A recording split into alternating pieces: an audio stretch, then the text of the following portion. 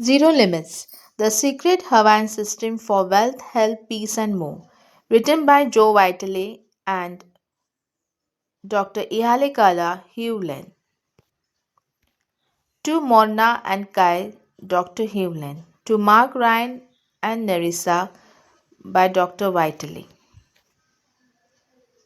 Ho'oponopono is a profound gift that allows one to develop a working relationship with the divinity within and learn to ask that in each moment our errors in thought, word, deed, or action be cleansed. The process is essentially about freedom, complete freedom from the past. Written by Mona Nalamakau Simeona. Ho'oponopono, Ho'oponopono Master Teacher, creator of self-identity, Ho'oponopono, named a living treasure of the state of Hawaii in 1983 by the Hongwanji Mission of Honolulu and the Hawaii State Legislature. Where peace begins. Dear Mona Nalamaku Simeona, the creator and first master teacher of self identity, Ho'oponopono, had on her desk a placard that read, "Peace begins within me."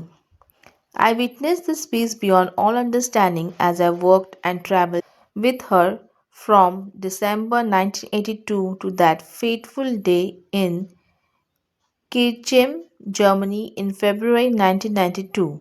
Even as she lay in death or her bed surrounded by chaos, she executed that stillness beyond all understanding. It was my great good fortune and honor to have received the training from Mona in November 1982 and to have been in her presence for a decade. I have been doing self identity Ho'oponopono ever since. I am pleased that with the help of my friend Dr. Joe Vitale, this message can now reach the world. But the truth it only has to reach you through me as we are all one and it all happens inside. Peace of I. Ihalekala Hewlen, Chairman Emeritus, the foundation of INC. Freedom of the Cosmos. Introduction. The Secret of the Universe. In 2006, I wrote an article titled "The World's Most Unusual Therapist." It was about a psychologist who helped heal an entire ward of mentally ill criminals. Without ever seeing any of them professionally, he used an unusual healing method from the Hawaii. Until 2004, I had never heard of him or his method. I searched for 2 years before I found him. I then learned this method and wrote that now famous article. The article swept the internet. It was posted on news groups and emailed to huge lists of people from all walks of life. My own list at www.mrfi.com loved it and passed it on to 10 of thousands of others. They in turn forwarded it to family and friends. I estimate about 5 million people saw that article. Everyone who read it found it hard to believe. Some were inspired, some were skeptical, all wanted more. This book is a result of their desire and my quest. Even if you are veteran of the 5 steps in my earlier book, The Attractive Factor, you may not understand the incredible insights I am about to reveal to you here, at least not at first glance. The simple process I am going to share in this book will help explain why I have been able to manifest some huge accomplishments without actually trying to make them happen. Here are a few of them. My Nightingale Conant audio program. The power of outrageous marketing happened after I quit pounding on their door for 10 years. How did I go from homeless to poverty to struggling writer to published author to best selling author to internet marketing guru with no plan at all? My desire to attract a BMW Z3 sports car led to me been inspired with an internet marketing idea no one had ever thought of before, which made me $22,500 in one day and $250,000 in a year or so. My desire to buy and move into a Texas hill country estate when I was broke and going through a divorce led to me creating a new business that brought in $50,000 in one day. My huge weight loss of 80 pounds occurred after I gave up and opened myself to a new way to achieve my desire to be the author of a first best-selling book led to my writing first best-selling book that I never planned to write at all and wasn't even my idea. My appearance in a hit movie, The Secret, happened without my begging, pleading, intending, or orchestrating anything at all. My appearance on Larry King Live in November 2006 and again in March 2007 happened without my ever intending it. As I write these words, Hollywood hotshots are talking about turning my book, The Attractor Factor, into a movie, and still others are negotiating to get my own television program. The list could go on, but you get the idea. I have many miracles happening in my life. But why are they happening? I was once homeless. Today I am a best selling author. I was once homeless. Today I am a best selling author, internet celebrity, and multimillionaire. What happened to me to create all this success? Yes, I followed my dreams. Yes, I took action. Yes, I was persistent. Haven't a lot of other people done those same things and yet not achieved success? What's different? If you look at the accomplishments I have listed with a critical you might see that none of them were directly created by me. In fact, what they all have in common is a spirit of divine planning with me, a sometimes unwilling participant. Let me explain this another way. Toward the end of 2006, I taught a seminar called Beyond Manifestation, which is heavily influenced by what I learned after I discovered the mysterious Hawaiian therapist and his method. In that event, I asked everyone to list all the way they knew to manifest or attract something in their life. They said things like affirmations, visualizations, intentions, body awareness methods, feeling the end result, scripting, emotion freedom technique, or tapping, and many, many more.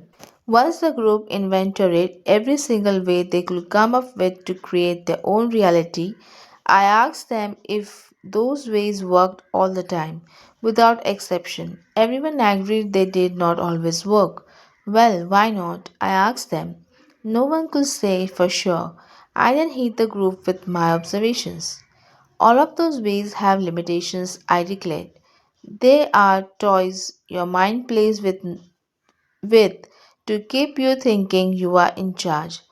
The truth is, you are not in charge, and the real miracles come when you let go of the toys and trust in a place inside yourself where there are zero limits. I then told them that where you want to be in life is behind all those toys, which is behind the chatter of the mind and right there with what we call the divine. I went on to explain that there are at least three stages of life, beginning with you as a victim, then moving on to you as the creator of your life, and ending, if you are lucky, with you becoming servant to a divine. In that last stage, which I'll discuss later in this book, astonishing miracles happen almost without you trying. Earlier today, I interviewed a goal expert for my Hypnotic Gold membership program. He has written a dozen of books and sold millions of copies of them. He knows how to teach people how to set goals. Most of his philosophy involves around having a burning desire to accomplish something, but that's an incomplete strategy. I asked him what he suggested when someone can't find the motivation to set a goal, let alone complete it. If I knew that he began, I'd be able to solve most of the problems in the world. He went on to say that you have to be hungry to achieve a goal. If you aren't, you won't keep the discipline there to focus on it and work towards it. But what if you are not hungry enough, I asked, then you won't reach your goal. How do you make yourself hungry or motivated? He couldn't answer. And that's the rub. At a certain point, all the self help and goal setting program fails. They come up against the troubling fact that if someone isn't ready to achieve something, they won't maintain the energy needed to manifest it. They'll quit. Everyone knows this experience from setting resolutions on January 1st and forgetting them by January 2nd. The good intentions were there, but something deeper wasn't in alignment with the conclusion desires. So, how do you take care of the deeper state that isn't hungry? That's where the Hawaiian method you will learn in this book comes in handy. It helps clean the unconscious, which is where the block resides. It helps resolve the hidden programs that keep you from attaining your desires, whether health, wealth, happiness, or anything else. It all happens inside you. I'll explain all of this in the book you are holding right now. For now, consider this. There's a quote from the Noritranda's book, The User Illusion, that sums up the essence of the mental roller coaster ride you are about to embark on. The universe began when nothing saw itself in the mirror. In short, zero limits is about returning to a zero state where nothing exists but anything is possible. In the zero state, there are no thoughts, words, deeds, memories, programs, beliefs, or anything else, just nothing. But one day, nothing saw itself in the mirror and you were born. From there, you created and unconsciously absorbed and accepted beliefs, programs, memories, thoughts, words, deeds, and more. Many of these programs go all the way back to the beginning of existence itself. The whole purpose of this book is to help you to experience wonder moment by moment. From that place, miracles like the ones I describe will happen to you.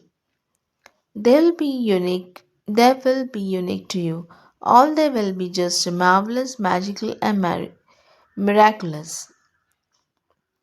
My experience of the spiritual rocket ship into power beyond comprehension has been almost indescribable. I have success beyond my wildest dreams. I have new skills and a new level of love for myself, and the world is on a level of understanding. Words often fail to describe. I live in a near constant state of awe. Let me put it in this way, everyone has a lens through which they view the world. Religions, philosophies, therapies, authors, speakers, gurus, and candlestick makers all perceive the world through a particular mindset. What you will learn in this book is how to use a new lens to dissolve all other lenses. And once you succeed, you'll be at the place I call zero limits. Please understand that this is the first book in history to reveal this arbitrary Hawaiian method for healing called self identity, Ho'oponopono. But also, please understand that this is just one man's experience with the method, mine. While this book is written with the blessings of the therapist who taught me the amazing method, everything to follow is written through my own lens of the world. To fully understand self identity, Ho'oponopono, you need to attend the weekend training and experience it for yourself. Finally, the entire essence of this book can be summed up in one phrase. A phrase you will learn to use, a phrase that reveals the ultimate secret of the universe. A phrase that I want you to say to you and divine right now. I love you. Take a ticket and have a seat. The train into your soul is about to take off. Hold on to your hat. I love you. Aloha no wow ia o. Dr. Joe Vitale. The universe began when nothing saw itself in the mirror. Written by Tall Norrie Tranders, The User Illusion.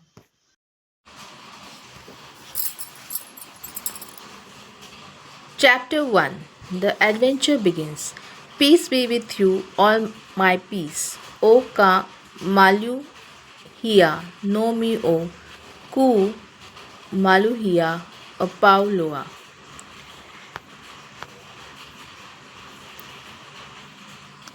In August 2004, I was speaking and working a booth at the National Guild of Hypnotists annual convention.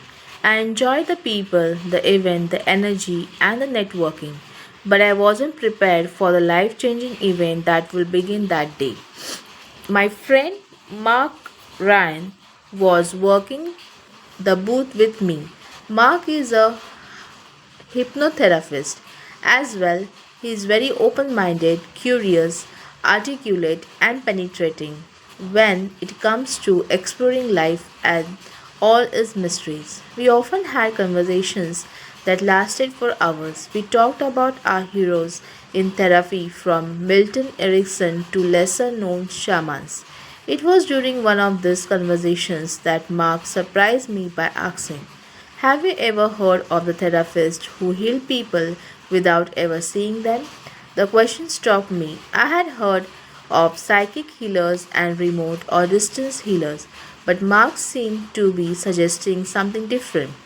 He is a psychologist who healed an entire mental hospital full of the criminally insane, but he never saw a single patient. What did he do? He used a Hawaiian healing system called Ho'oponopono. What? I asked Mark to repeat the term about a dozen times. I had never heard it before. Mark didn't know the story or the process well enough to tell me much more. I admit I was curious, but I also confess that I was skeptical as well. I figured this had to be an urban legend. Heal people without seeing them. Yeah, right. Mark went on to tell me the following story. I had been traveling to Mount Shasta in California for about 16 years in search of myself. Mark explained. One friend there gave me a little booklet that I never forgot. It was white paper with blue ink. It was an article about this Hawaiian therapist and his method. I read the article over and over again for years. I didn't describe what the therapist actually did, but it said he healed people with his method. Where is that article now? I asked. I wanted to read it. I can't find it, Mark said, but something told me to tell you about it. I know you don't believe me, but I'm fascinated as you are. I want to know more too. A year passed before the next convention. During the intervening months, I poked around online but couldn't find anything about any therapist who cure people without seeing them. Sure, there's information on distance healing, where someone heals another without the other person being present. But I understood that the Hawaiian therapist didn't do that. As I would come to learn, there is no distance at all in the type of healing he did. On top of all that, I didn't know how to spell Ho'oponopono to look it up online. So I let it go. Then in 2005, at the next annual hypnosis convention, Mark again mentioned therapist.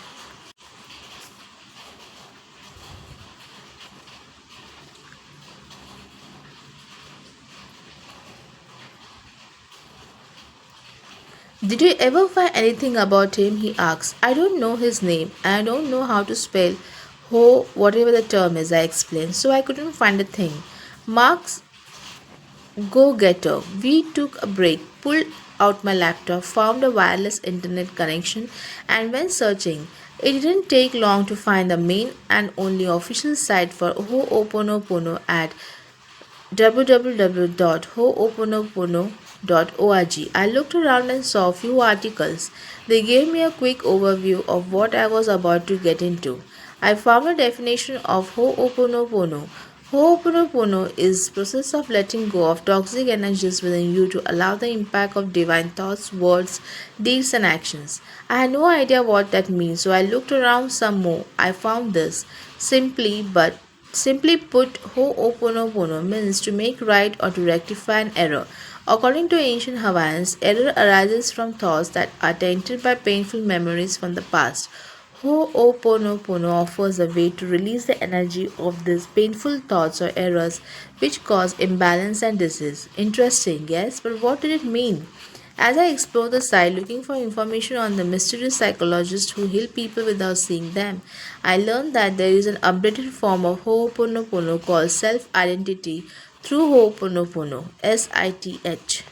I didn't pretend to know what all of this mean. Mark didn't pretend either. We were fellow explorers. Our laptop was the horse we rode into the wilderness of this new land. We were in search of answers. We eagerly typed forward. We found an article that helped explain a few things. Self identity through Ho'oponopono. Being 100% responsible for the problems of my clients by Ihali Kala and Charles Brown, LMT. In traditional approaches to problem solving and healing, the therapist begins with the belief that the source of the problem is within the client, not within him. He believes that his responsibility is to assist the client in working through his problem. Could this belief have resulted in systematic burnout throughout the healing profession? To be an effective problem solver, the therapist must be willing to be 100% responsible for having created the problem situation. That is, he must be willing to see that the source of the problem is erroneous thoughts within him, not within the client. Therapists never seem to notice that every time there is a problem, they are always present. Being 100% responsible for actualizing the problem allows the therapist to be 100% responsible for resolving it. Using the updated Ho'oponopono approach, a process of repentance, forgiveness, and transmutation developed by Kahuna Lapau Morna Nalamaku Simeona, a therapist is able to have erroneous thoughts within himself and within the client transmuted into perfect thoughts of love. Her eyes brim with tears. Deep trenches enclose the corners of her mouth. I'm worried about my son. Cynthia sighs softly. He's back on drugs again. As she tells her painful story, I begin the cleaning of the erroneous thoughts within me that have actualized as her problem. And erroneous thoughts are replaced by loving thoughts in therapist and in his family, relatives, and ancestors. They are replaced too in the client and in her family, relatives, and ancestors. The updated Ho'oponopono process allows the therapist to work directly with the original source who can transmit erroneous thoughts into love. Her eyes dry up. The trenches around her mouth soften. She smiles, relief dawning across her face. I don't know why, but I'm feeling better. I do not know why either, really. Life is a mystery except to love who knows all. I just let it go at that and just thank love from whom all blessings flow. In problem solving using the updated Ho'oponopono process, the therapist first takes his identity, his mind, and connects it up with the original source, what others call love or God. With the connection in the place, the therapist then appeals to love to correct the erroneous thoughts within him that are actualizing as a problem for himself first and for the client second. The appeal is a process of repentance and forgiveness on the part of the therapist. I'm sorry for the erroneous thoughts within me that have caused a problem for me and for the client. Please forgive me. In response to repentance and forgiveness appeal of the therapist, love begins the mystical process of transmuting the erroneous thoughts. In this spiritual correction process, love first neutralizes the erroneous emotions that have caused the problem, be they resentment, fear, anger, blame, or confusion. In the next step, love then releases the neutralized energies from the thoughts, leaving them in a state of void of emptiness or of true freedom. With the thoughts empty, free, love then fills them with itself. The result, the therapist is renewed, restored in love. As the therapist is renewed, so is the client and all involved in the problem. Where there was despair in the client, there is a love. Where there was darkness in her soul, there is now the healing light of love. The self identity through Ho'oponopono training teaches people who they are and how they can solve problems moments to moment, and in the process be renewed and restored in love. The training begins with a 2-hour free lecture. Attendees are given an overview of how thoughts within them are actualized as spiritual, mental, emotional, physical, relational, and financial problems in their lives and in the lives of their families, relatives, ancestors, friends, neighbors, and associates. In the weekend training, students are taught what a problem is, where the problems are located, how to solve different kind of problem using over 25 problem solving process, and how to really take good care of themselves. The underlying emphasis in the training is on being 100% responsible for themselves and for what happens in their lives and for solving problems effortlessly. The wonder of the updated Ho'oponopono process is that you get to meet yourself anew each moment and you get to appreciate more and more with each application of the process, the renewing miracle of love. I operate my life and my relationships according to the following insights. The physical universe is an actualization of my thoughts. If my thoughts are cancerous, they are creating a cancerous physical reality. If my thoughts are perfect, they create a physical reality brimming with love. I am 100% responsible for creating my physical universe the way it is. I am 100% responsible for correcting the cancerous thoughts that create a disease in reality. There is no such thing as out there. Everything exists as thoughts in my mind. Mark and I read the article and wonder which author was the therapist we sought. Charles Brown or this Dr. Hewlin. We didn't know, we couldn't tell. And who was this Morna the article mentioned and what was self-identity? Oh, please read on. We found a few more articles that shed light on what we sought.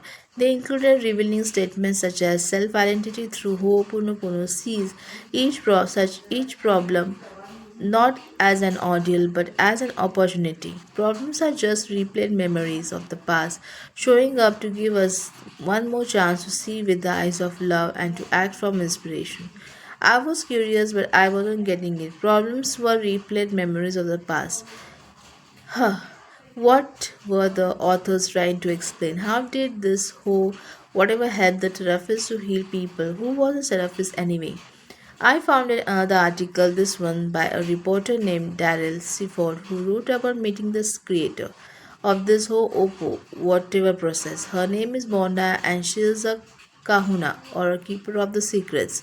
What this Mona does to help heal people is appeal to the divine creator of our choice through the divinity that is within each person who is really an extension of the divine creator. Maybe you understand that I didn't all the time, neither did Mark. Apparently, this Mona says some words like a prayer that help heal people. I made a mental note to look at the prayer, but right now I was going on a different mission to find the therapist and learn his method for healing. My eagerness to know more and to meet the shaman therapist was becoming more and more exciting. Even though Mark and I really needed to be back at our booth at the convention, and we let it slide so we could continue our quest.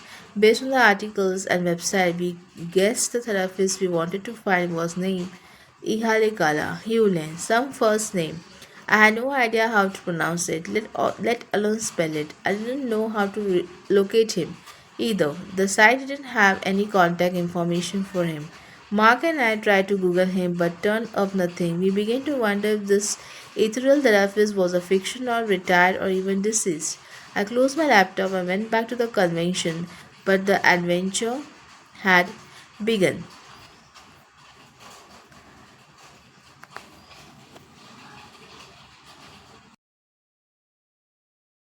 Chapter 2. Finding the world's most unusual therapist. Who looks outside dreams, who look inside awakes. Written by Carl Jung.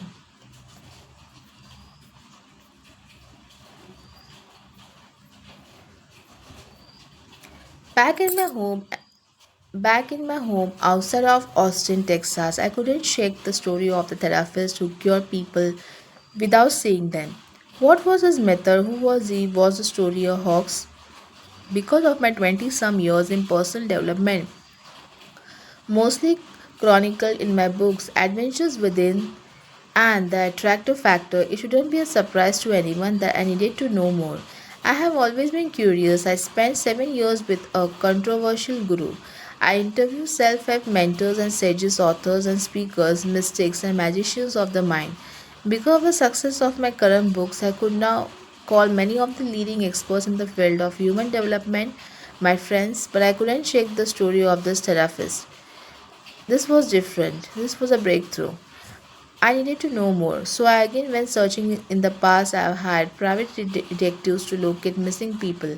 I did it when I wrote about advertising genius Bruce Batten for my book, The Seven Lost Secrets of Success. I was ready to hire a professional to find Dr. Hugh Len too, when an odd thing happened.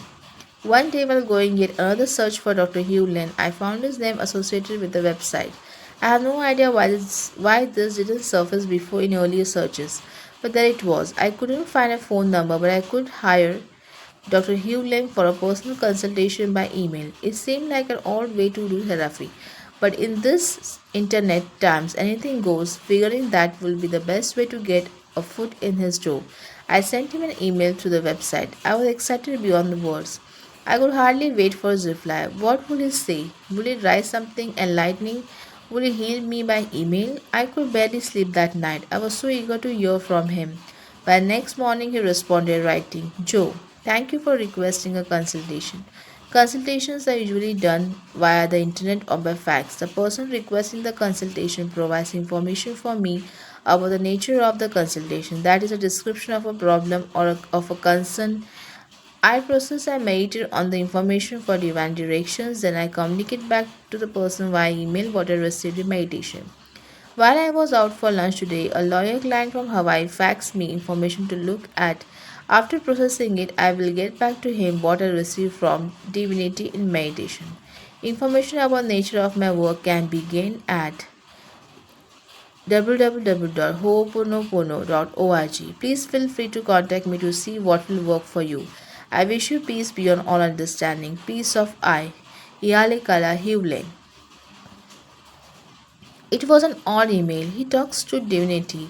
Lawyers hire him. I didn't know enough yet to pass judgment on him or his methods, but I sure wanted to know more. I instantly decided to hire him for a consultation by email. It will cost $150. To me, that was nothing. I was finally going to hear from the long sought after miracle working psychologist. I was excited. I gave some thought to what I should ask him about. I'm doing pretty well in my life. I have got the books, the success, the cars, home, life partner, health, happiness. Most people seek. I had lost 80 pounds and was feeling great, but I also had maybe 15 pounds left to release. Since I was still struggling with weight loss issues, I decided to ask Dr. Hugh Lane for a consultation about that. I did. He responded within 24 hours, writing this email to me. Thank you, Joe, for your reply. When I looked, I heard his fine. Talk to your body, say to it, I love you the way you are. Thank you for being with me. If you have felt abused by me in any way, please forgive me. Stop now and then during the course of a day. Visit with your body. Let the visit be one of love and thankfulness. Thank you for conveying me about. Thank you for breathing, for the beating of your heart. See your body as a partner in your life, not as a servant. Talk to your body as you will talk to a little child. Be friends with it. It likes lots and lots of water to work better with itself. You may feel that it is hungry, yet it may be telling you that it is thirsty. Drinking blue solar water transmutes memories, replaying problems in the subconscious mind, the child, and helps the body to let go and let God. Get a blue glass bottle, fill it up with tap water. Cork the top of the bottle or wrap the top in the cellophane. Place the bottle in the sun or under an incandescent lamp for at least 1 hour. Drink the water, rinse your body with water after bathing or showering. Use the blue solar water to cook with, wash your clothes with, and for whatever you use water for. You can make your coffee or hot chocolate with blue solar water. Your email has the feel of elegance, simpleness, a gift beyond compare. Perhaps we can visit again as a fellow traveler, clearing our way homeward. I wish you peace beyond all understanding, peace of eye. Iale Kala. While I enjoyed the peacefulness of his message, I was left wanting more. What was this how he gave consultations? Was it how he healed through people? Was this how he healed those people in the mental hospital?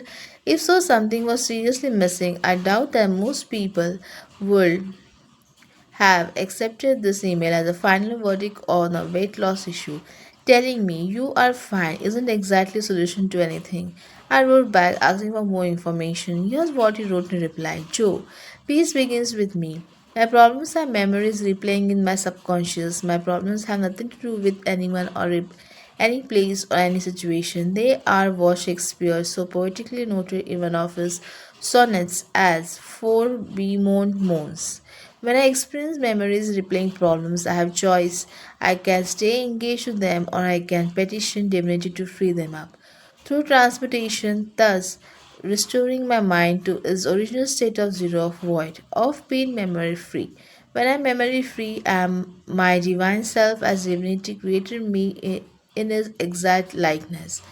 When my subconscious is in zero state, it is timeless, boundless, infinite, deathless, when memories dictate. It is stuck in time, place, problems, uncertainty, chaos, thinking, coping, and managing. In allowing memories to rule, I give up clarity of mind along with my alignment with divinity. No alignment, no inspiration, no purpose.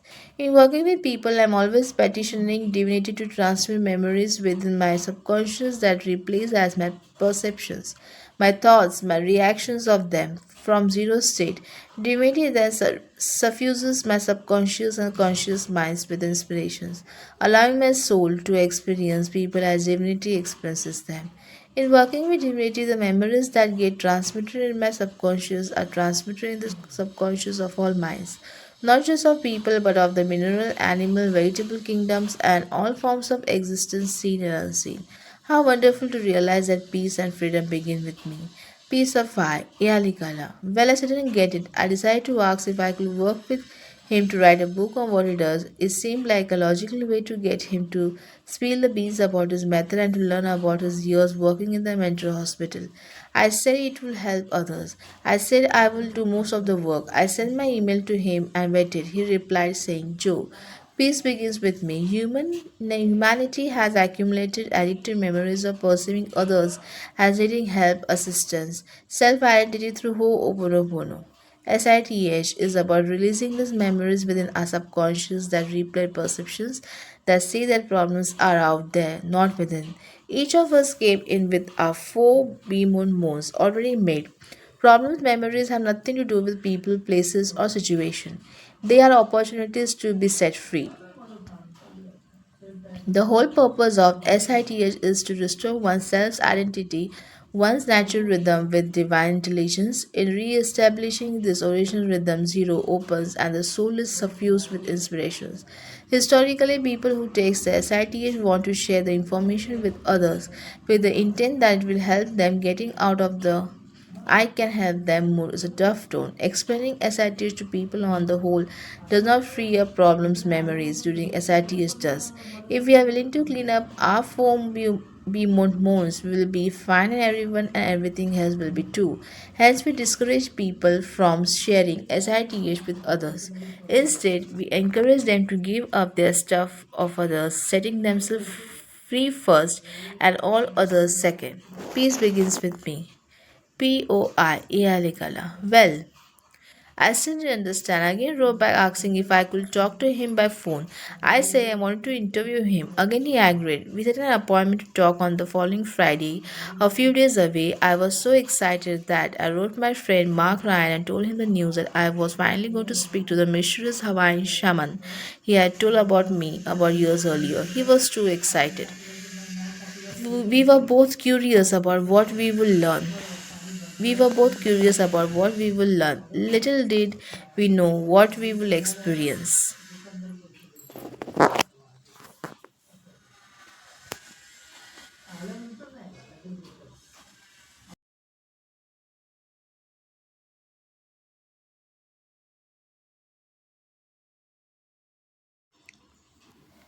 Chapter 3.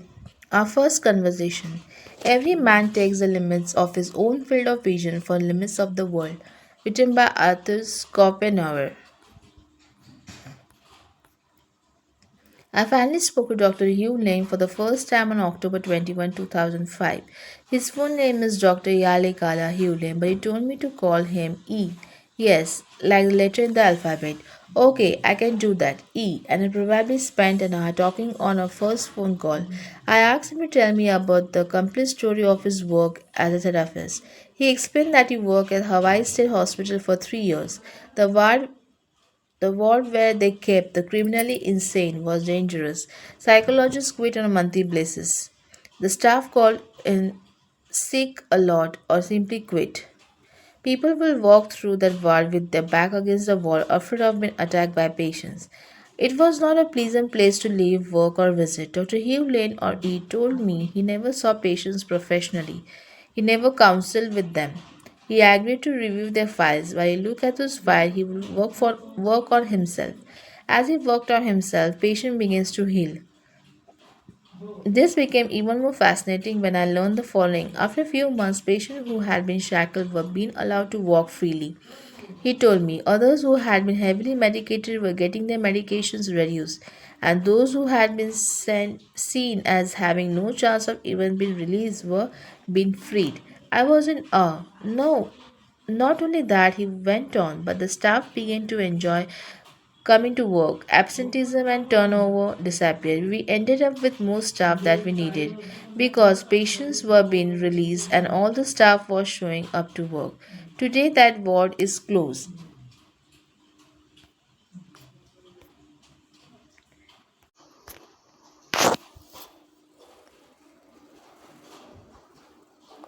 This is where I had to ask the $1 million question. What were you doing within yourself that caused those people to change? I was simply killing the part of me that I shared with them, he said. I didn't understand. Dr. Hewlin explained that the total responsibility for your life means that everything in your life, simply because it is in your life, is a responsibility. In a literal sense, the entire world is your creation.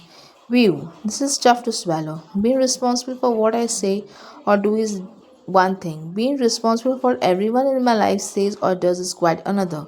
Yet the truth is this: if you take complete responsibility for your life, then everything you see, hear, taste, touch, or in any way experience is your responsibility because it is in your life. That means the terrorist, the president, the economy, anything you experience and don't like is up for you to heal. They don't exist in a manner of speaking except as projections from inside you. The problem isn't with them, it is with you. And to change them, you have to change yourself. I know that is this is tough to grasp, let alone accept or actually leave. Blame is far easier than total responsibility. But as I spoke with Dr. Hewlin, I began to realize that healing for him and in Ho'oponopono means loving yourself. If you want to improve your life, you have to heal your life. If you want to cure anyone, even mentally ill criminal, you do it by healing yourself. I asked Dr. Hewlin how did he went about healing himself? What was he doing exactly when he looked at those patients' files? I just kept saying, I'm sorry and I love you. Over and over again, he explained, that's it, that's it. It turns out loving yourself is the greatest way to improve yourself, and as you improve yourself, you improve your world.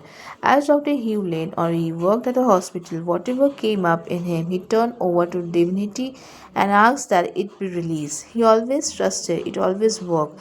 Dr. Hewlin will ask himself, what is going on in me that I have caused this problem, and how can I rectify this problem in me?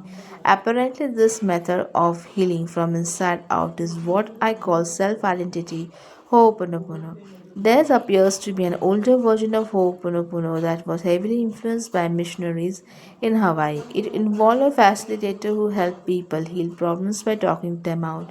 When they could cut the cord of problem, the problem vanished. But self-identity Ho'oponopono didn't need a facilitator. It's all done inside yourself. I was curious and knew I would understand this better in time. Dr. Hewlin has no materials on this process yet. I offered to help him write a book, but he didn't seem interested. There is an old video available which I ordered. He also said to read The User Illusion by Tor Nori Tranders. Since I'm a bookaholic, I instantly jumped on online and ordered it from Amazon. When it arrived, I devoured it. The book argues that our conscious mind don't have a clue what is happening. Noitanders writes, the fact is that every single second millions of bits of information flood through our senses, but our consciousness processes only perhaps for 40 bits a second. At most, millions and millions of bits are condensed to a conscious experience that contains practically no information at all.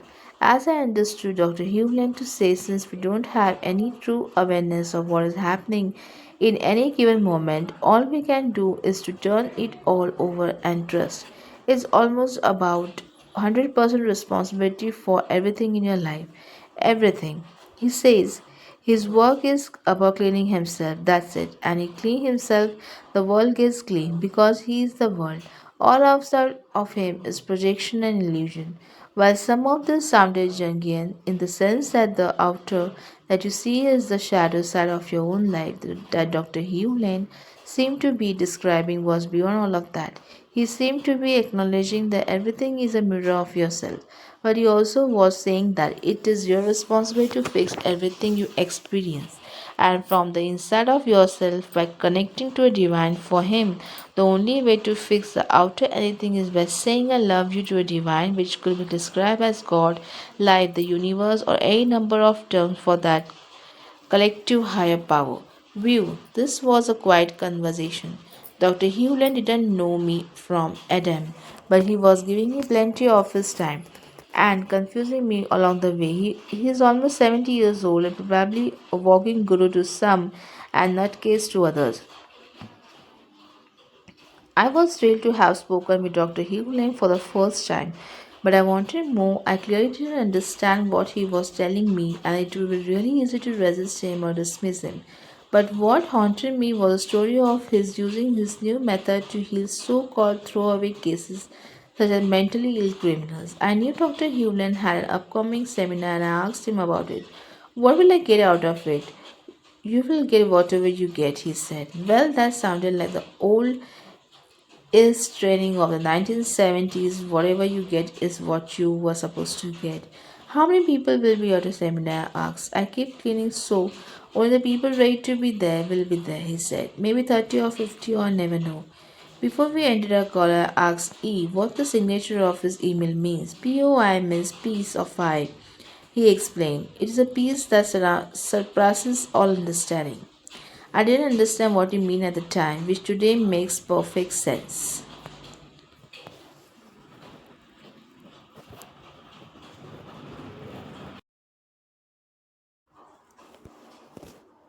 Chapter 4. The shocking truth about intentions. Our subjective inner life is what really matters to us as human beings. Yet we know and understand relatively little of how it arises and how it functions in our conscious will to act. Written by Benjamin Libet. Mind Time.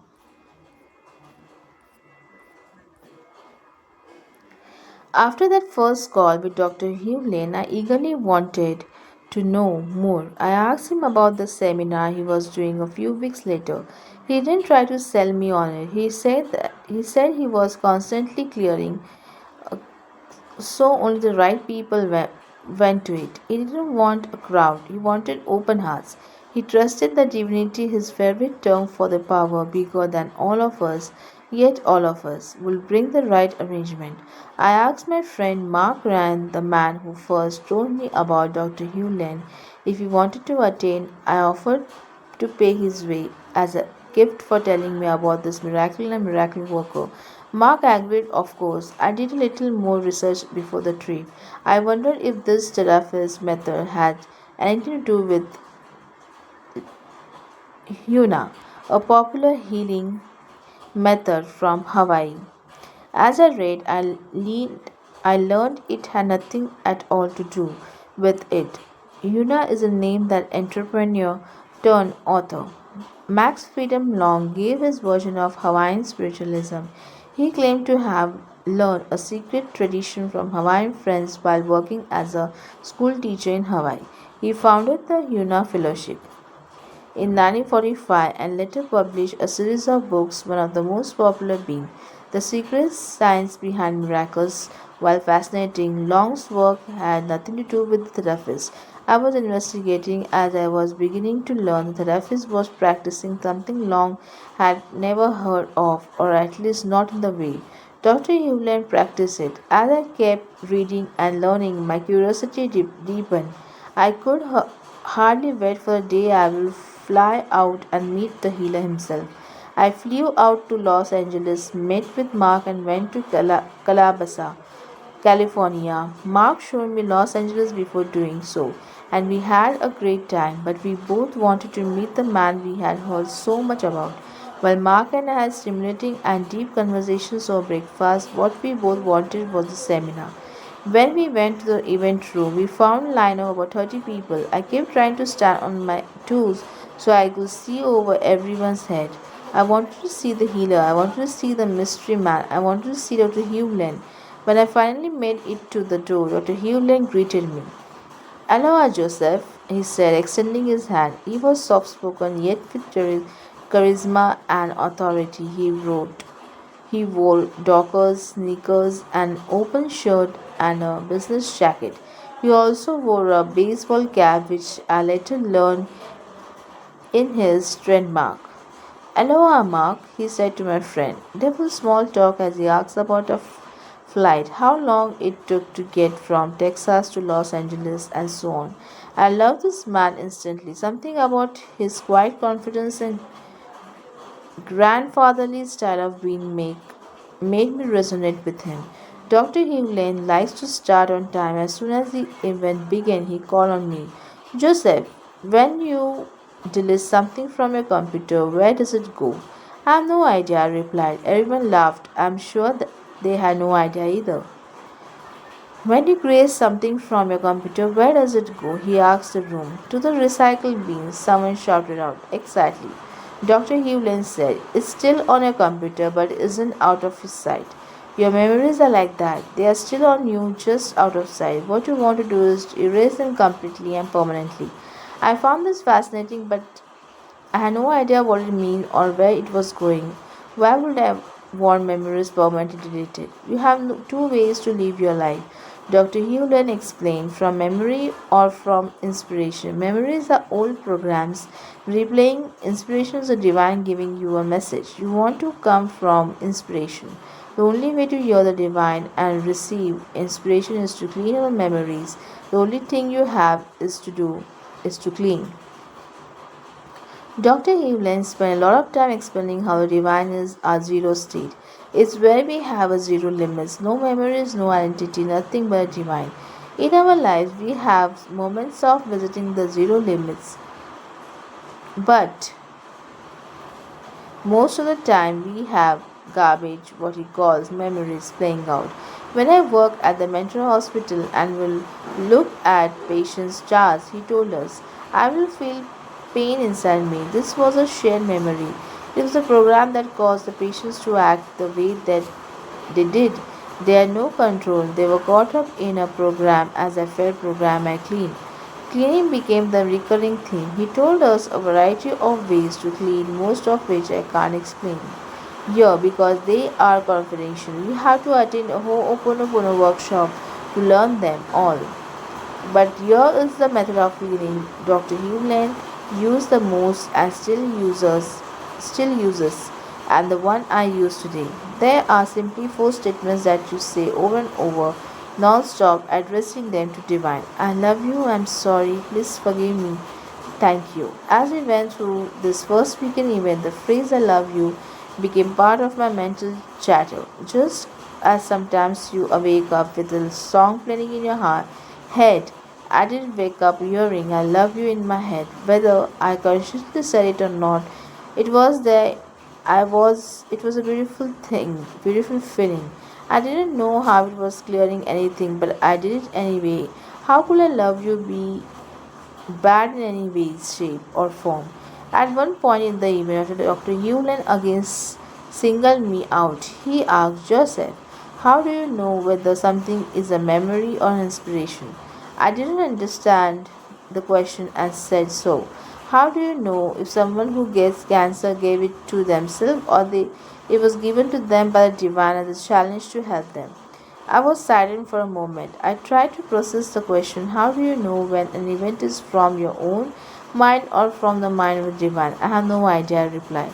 And whether do I, Dr. Hewlin said, and that's why you have to constantly clean, clean, clean.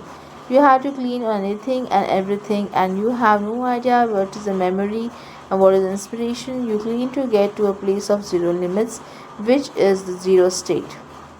Dr. Hewlin states that our minds have a tiny view of the world, and the view is not only incomplete but also inaccurate.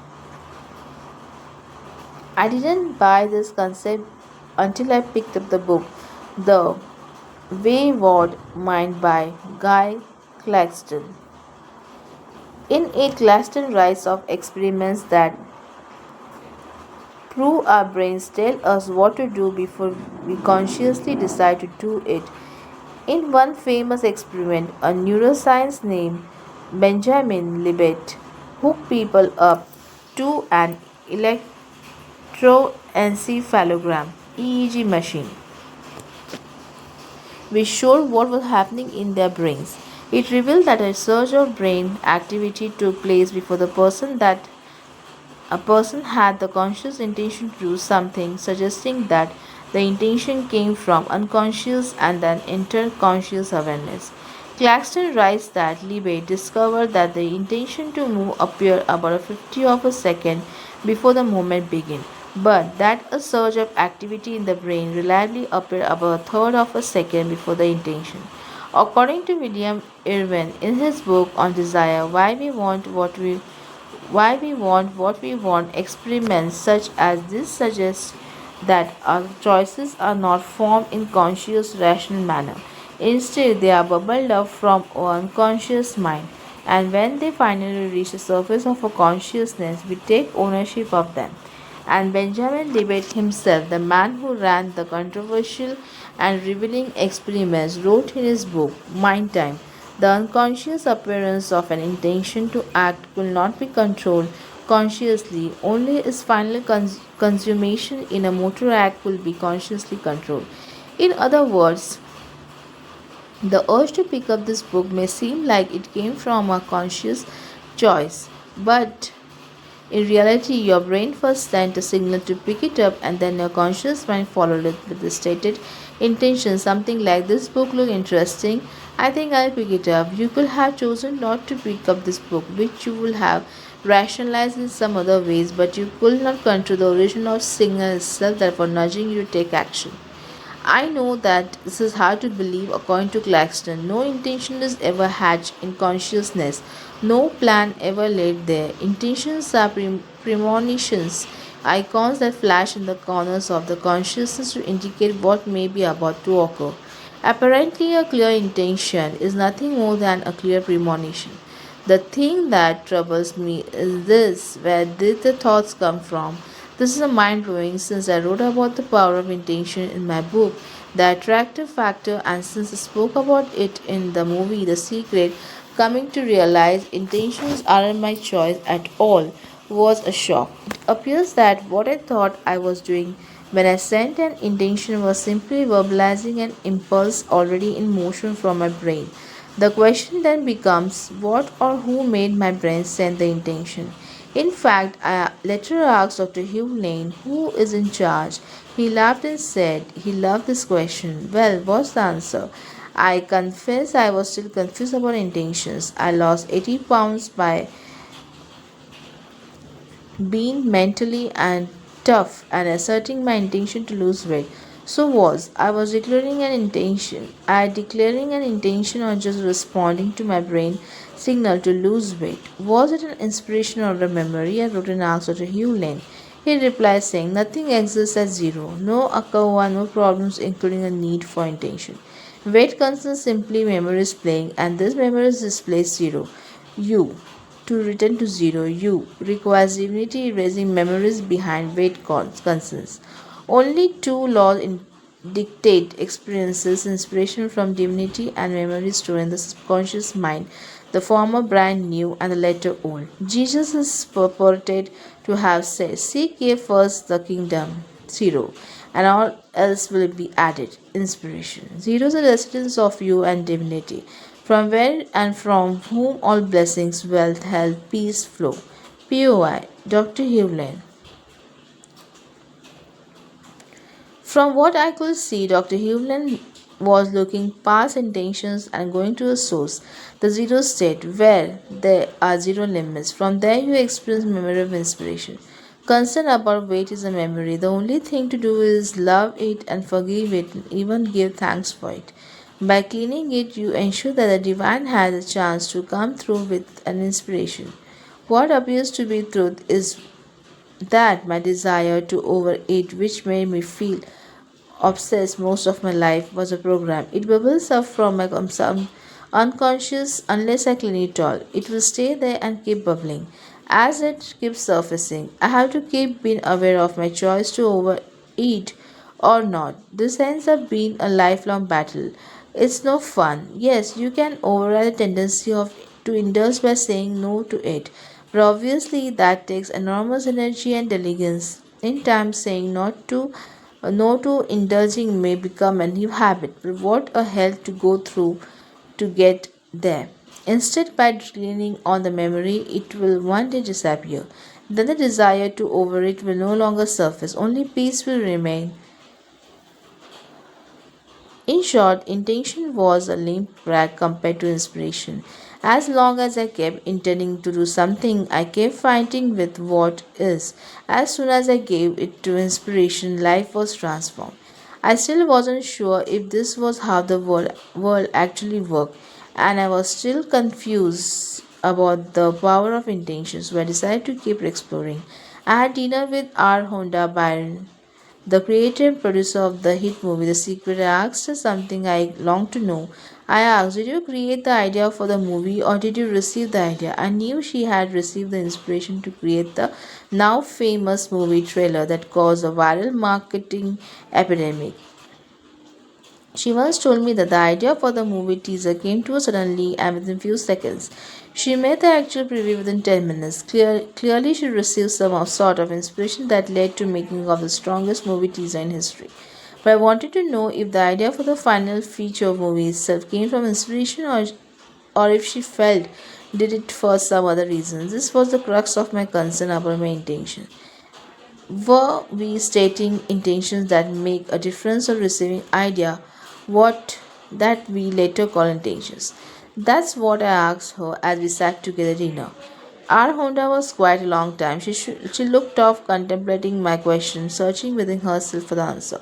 Finally, she spoke. I'm not sure, she said. The idea came to me for sure, but I did the work, I created it, so I did say I made it happen. Her answer was revealing. The idea came to her, which means it came to her as an inspiration.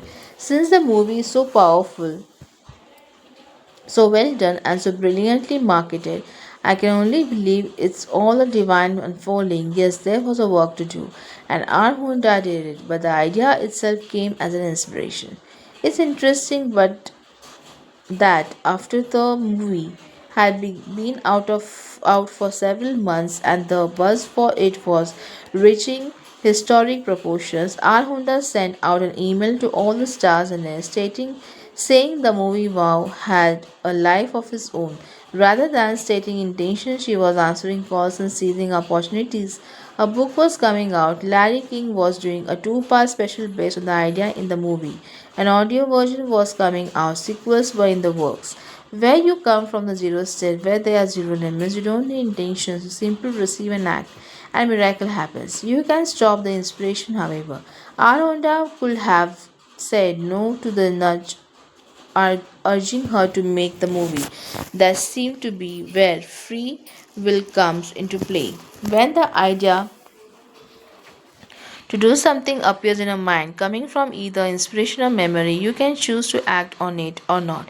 If you are aware of the impulse, according to Jeffrey Squaz in his powerful book The Mind and the Brain, your conscious will, your power to choose, can veto the impulse that started in your unconscious.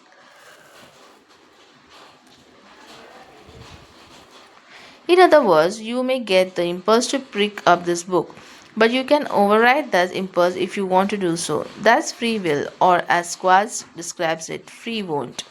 He writes that in later years he, Libet, embraced the notion that free will served as a gatekeeper for thoughts bubbling up from the brain and did not duck the moral implications of that. William James, a legendary psychologist, felt that free will took place after the impulse to do something and before you actually do it. Again, you can say yes or no to it. It takes mindfulness to see the choice.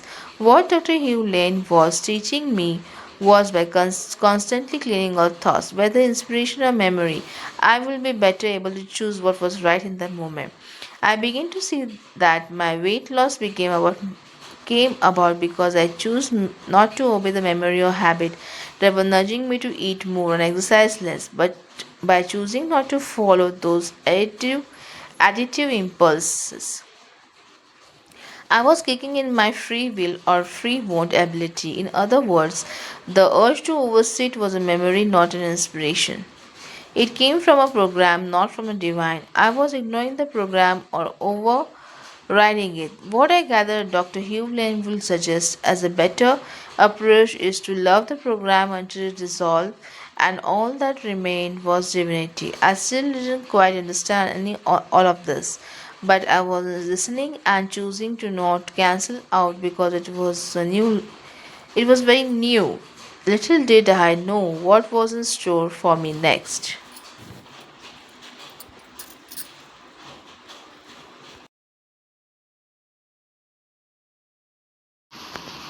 Chapter 5.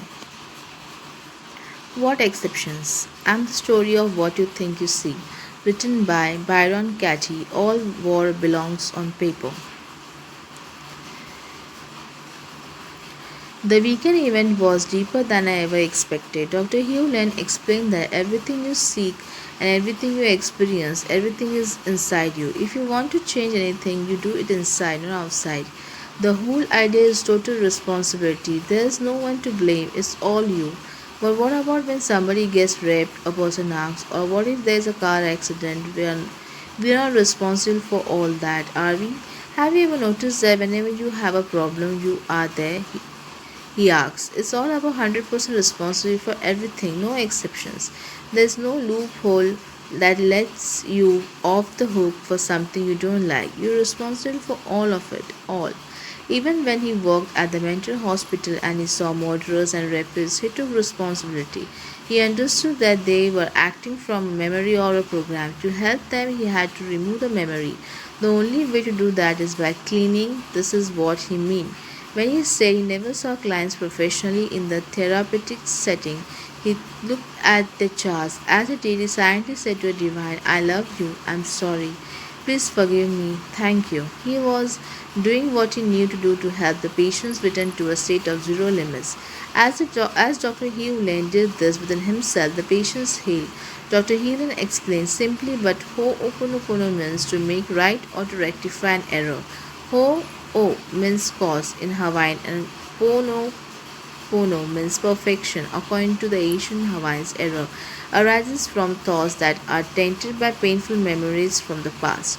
Ho'oponopono offers a way to release the energy of these painful thoughts or errors which cause imbalance and disease. In short, Ho'oponopono is simply a problem solving process, but it's done entirely within yourself. This new and improved process was created by Morna, the beloved kahuna who taught her method to Dr. Hewlin in November 1982. Dr. Hewlin had heard of a miracle worker lecturing in hospitals and colleges and even the United Nations. He met her, saw her, healed his daughter of shingles, and left everything to study with her and learn her simplified healing method. Since Dr. Hewlin was also experiencing difficulties in his marriage at the time, he left his family as well. That's not too unusual. There's a long history of people leaving their family to study with the spiritual teacher Dr. Hewlin wanted to learn Morna's method, but he didn't instantly accept her odd ways. He signed up for a workshop led by her and walked out after 3 hours. She was talking to spirits and sounded nuts, he said. So I left. He went back a week later, paid the tuition fee again, and tried to sit through another workshop with her. He still couldn't do it. Everything she thought seemed so crazy to his university trained mind that he again walked out of her seminar. I went back a third time, and this time I stayed for the entire weekend, he told me. I still thought she was crazy, but something about her spoke to my heart. I stayed with her and until her transition in 1992. Morna's self-directed inner method worked miracles according to Dr. Hugh Lane and others. Her prayers somehow erased memories and programs just by saying, I knew I wanted to learn that liturgy and will not rest until I knew it. Mona hinted at the method in an article she wrote for a book. I'm a winner. I have used the old system since age 2. I have revamped the process, yet it retains the essence of the ancient wisdom. Mabel Katz, in her little book, The Easiest Way, says Ho'oponopono process of forgiveness, repentance, and transformation. Every time we use any of his tools, we are taking 100% responsibility, asking for forgiveness for ourselves. We learn that everything that appears in our lives is only a projection of our programs. I wonder how Morna's updated self-identity Ho'oponopono process differed from traditional Ho'oponopono. Dr. Hewlin explained this way. Self identity identity through Ho'oponopono. Problem solving is intrapersonal. Traditional Ho'oponopono, problem solving is interpersonal. Self identity through Ho'oponopono, only you and I are involved. And in traditional, a senior member mediates the problem solving session with all participants. In self identity, only you are physically present, and in traditional, everyone involved in the problem must be physically present. In self identity, repentance to the I, and in traditional, each participant is required to repent to each other, with the senior member mediating to the participants don't get contentious. In self identity, forgiveness from the I, and in traditional, each participant is required to ask forgiveness of each of the other participants. In traditional Ho'oponopono, senior member trained in the dynamics of problem solving is responsible to see that everyone gets a chance to say what each sees as a problem. This is always an area of contention in the traditional Ho'oponopono because each participant sees the problem differently. I have to admit it, I like the new and improved process as it all happens within the room or within the person. As it all happens within the person, you don't need anyone else at all. This makes more sense to me. Since I'm a student of Jungian best teachers such as best-selling author Debbie Ford, The Dark Side of the Light Chasers, I already understood that the place for change is within you, not the environment or any other person. Along with updated Ho'oponopono process, Dr. Hewlin continued, Mona was guided to include three parts of the self, which are the key to self-identity. These three parts, which exist in every molecule of reality, are called the Unihipili, child subconscious, the universe, the Yuhain, mother conscious, and the Aumakua, father superconscious. When this inner family is in alignment, a person is in rhythm with the divinity. With this balance, life begins to flow. Ho'oponopono helps restore balance in the individual first and then in all of the creation. He went on to explain more about this amazing process. Ho'oponopono is very simple. For the ancient Hawaiians, all problems begin as thought, but have a thought is not the problem. So what's the problem? The problem is that all our thoughts are imbued with painful memories of person, places, or thing. The intellect working alone can't solve this problem because the intellect only managing things is no way to solve problems. You want to let them go. When you do Ho'oponopono, what happens is that divinity takes the painful thought and neutralizes or purifies. You don't purify the person, place, or thing. You neutralize the energy you associate with that person, place, or thing. So the first stage of Ho'oponopono, the part is the purification of the energy.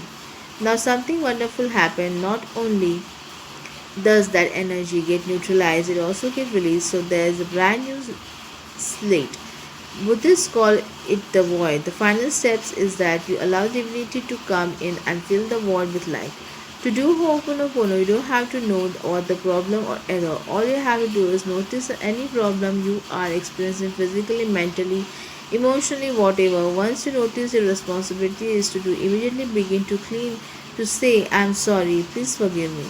As I researched Morna's even finding DVD of interviews with her, I finally found the prayer she would say to heal people, whether she saw them or not. The liturgy, she said, went like this: Divine Creator, Father, Mother, Son, as one. If I, my family, relatives, and sisters have offended you, your family, relatives, and sisters, in thoughts, words, deeds, and actions from the beginning of our creation to a present, we ask your forgiveness. Let this cleanse, purify, release, cut all the negative memories, block energies and vibrations, and transmute these unwanted energies to pure light. And it is done. I wasn't sure how this unlocked the healing within someone, but I could see that it was based on forgiveness. Apparently, Mona and now Dr. Hugh Lang felt that by asking for forgiveness, we cleared the path for healing to be manifest. What was blocking our well being was nothing more than lack of love Forgiveness opened the door to allow it back in.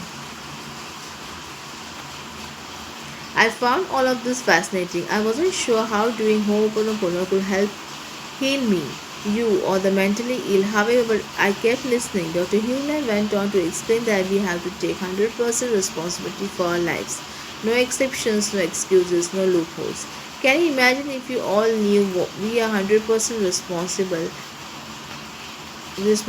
he asked. I made a deal with myself 10 years ago that I would treat myself to a hot fudge sundae so huge it will make me sick.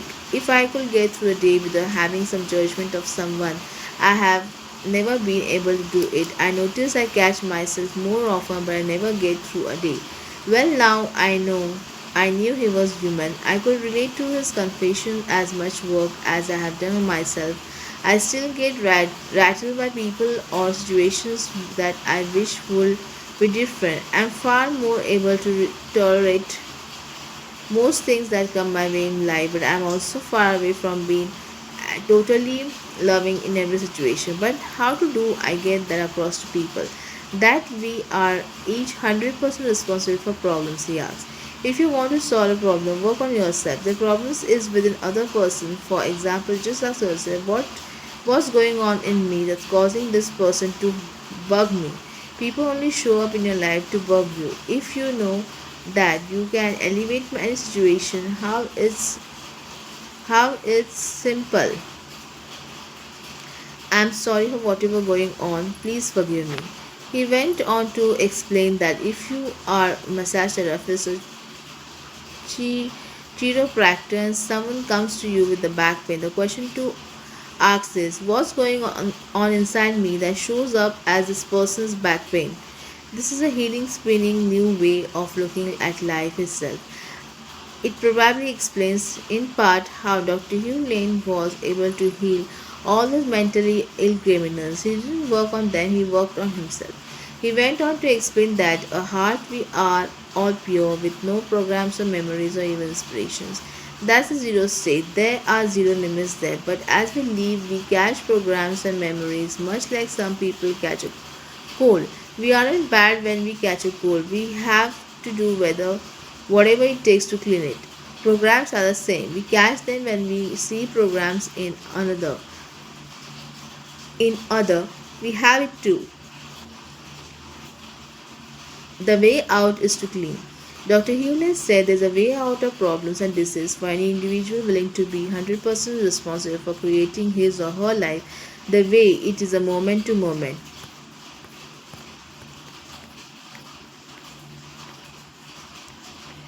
In the ancient Hawaiian healing process of Ho'oponopono, the individual petitions love to rectify error within him.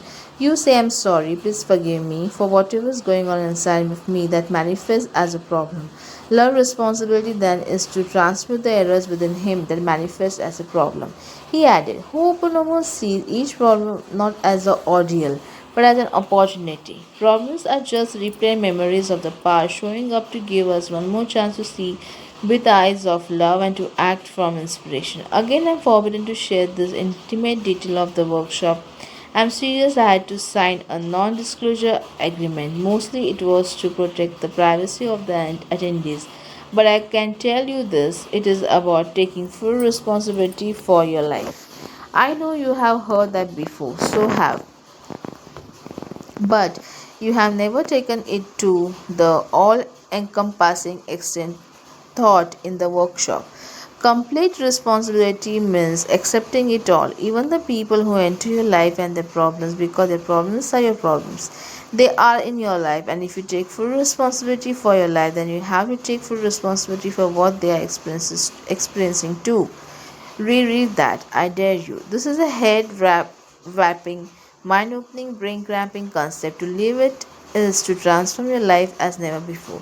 But to even grasp the idea of 100% responsibility is beyond what most of us are ready to do, let alone accept.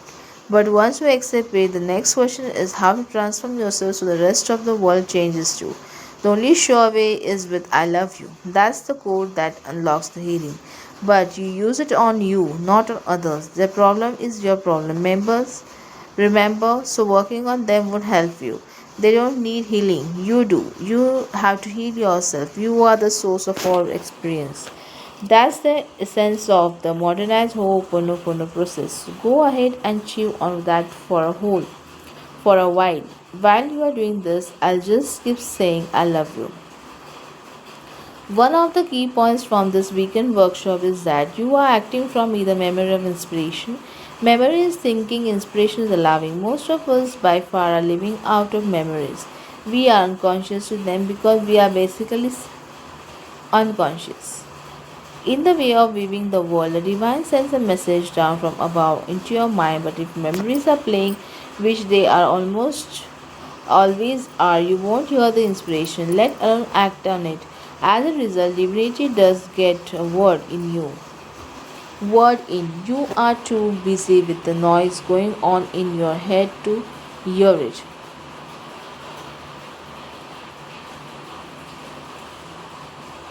Dr. Hewlin drew a few illustrations to clarify his points.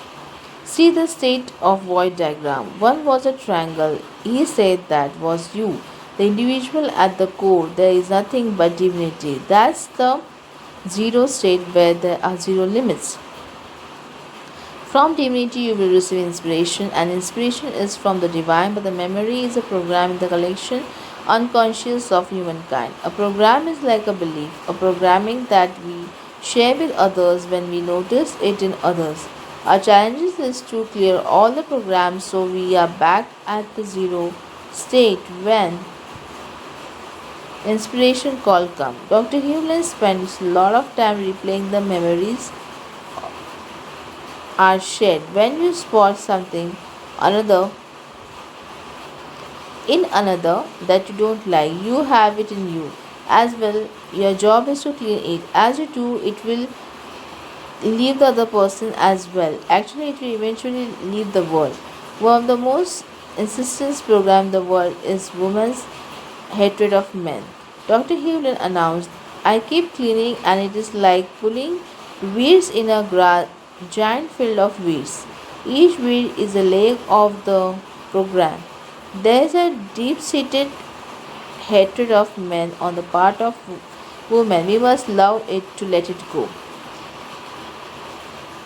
Infinite void. In infinite divine intelligence. Subconscious mind, conscious mind, subconscious mind, superconscious mind, conscious mind, subconscious mind. I didn't quite understand all of this. It seemed like yet another model or map of the world. Every psychologist, philosopher, and religion has one. I'm interested in this one because the spear it appears it can help heal the entire planet. After all, Dr. Hugh Lane can heal an entire world of mentally ill criminals. What else is possible? But Dr. Hewlin pointed out that Ho'oponopono is not easy. It takes commitment. There is not a McDonald approach to life, he said. This is not a fast food drive up window where you instantly get your order. God is not an order taker. It takes constant focus on cleaning, cleaning, cleaning. He told stories of people who used the cleaning method to do what others might think impossible. One story was about NASA engineer who came to him because of a problem with one of their rockets. Since she came to me, I assumed I was a part of the problem. Dr. Hewlin explained. So I cleaned. I said I'm sorry to the rocket. Later, when the engineer returned, she explained the rocket somehow corrected itself in flight.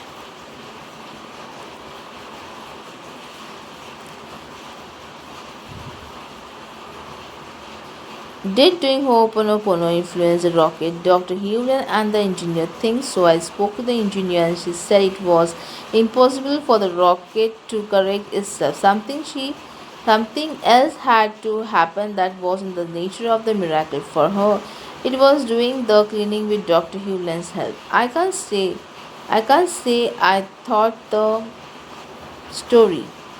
I bought this story. But I also have to admit I don't have another explanation for it. One man came up to me during a break at the event and said, "There's a famous internet marketer who has the same name as you." I didn't know whether he was kidding, so I asked, "Really?" "Yes, he has written a lot of books and writes on spiritual marketing and hypnotic writing. He's a cool guy." "That's me," I said. The gentleman seemed very embarrassed.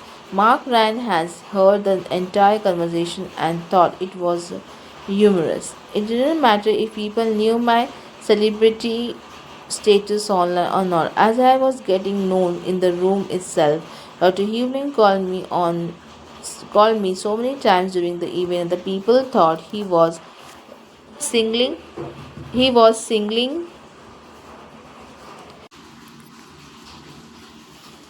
I can't say I bought this story, but also I have to admit I don't have another explanation for it. One man came up to me during a break at the event and said, "There's a famous internet marketer who has the same name as you."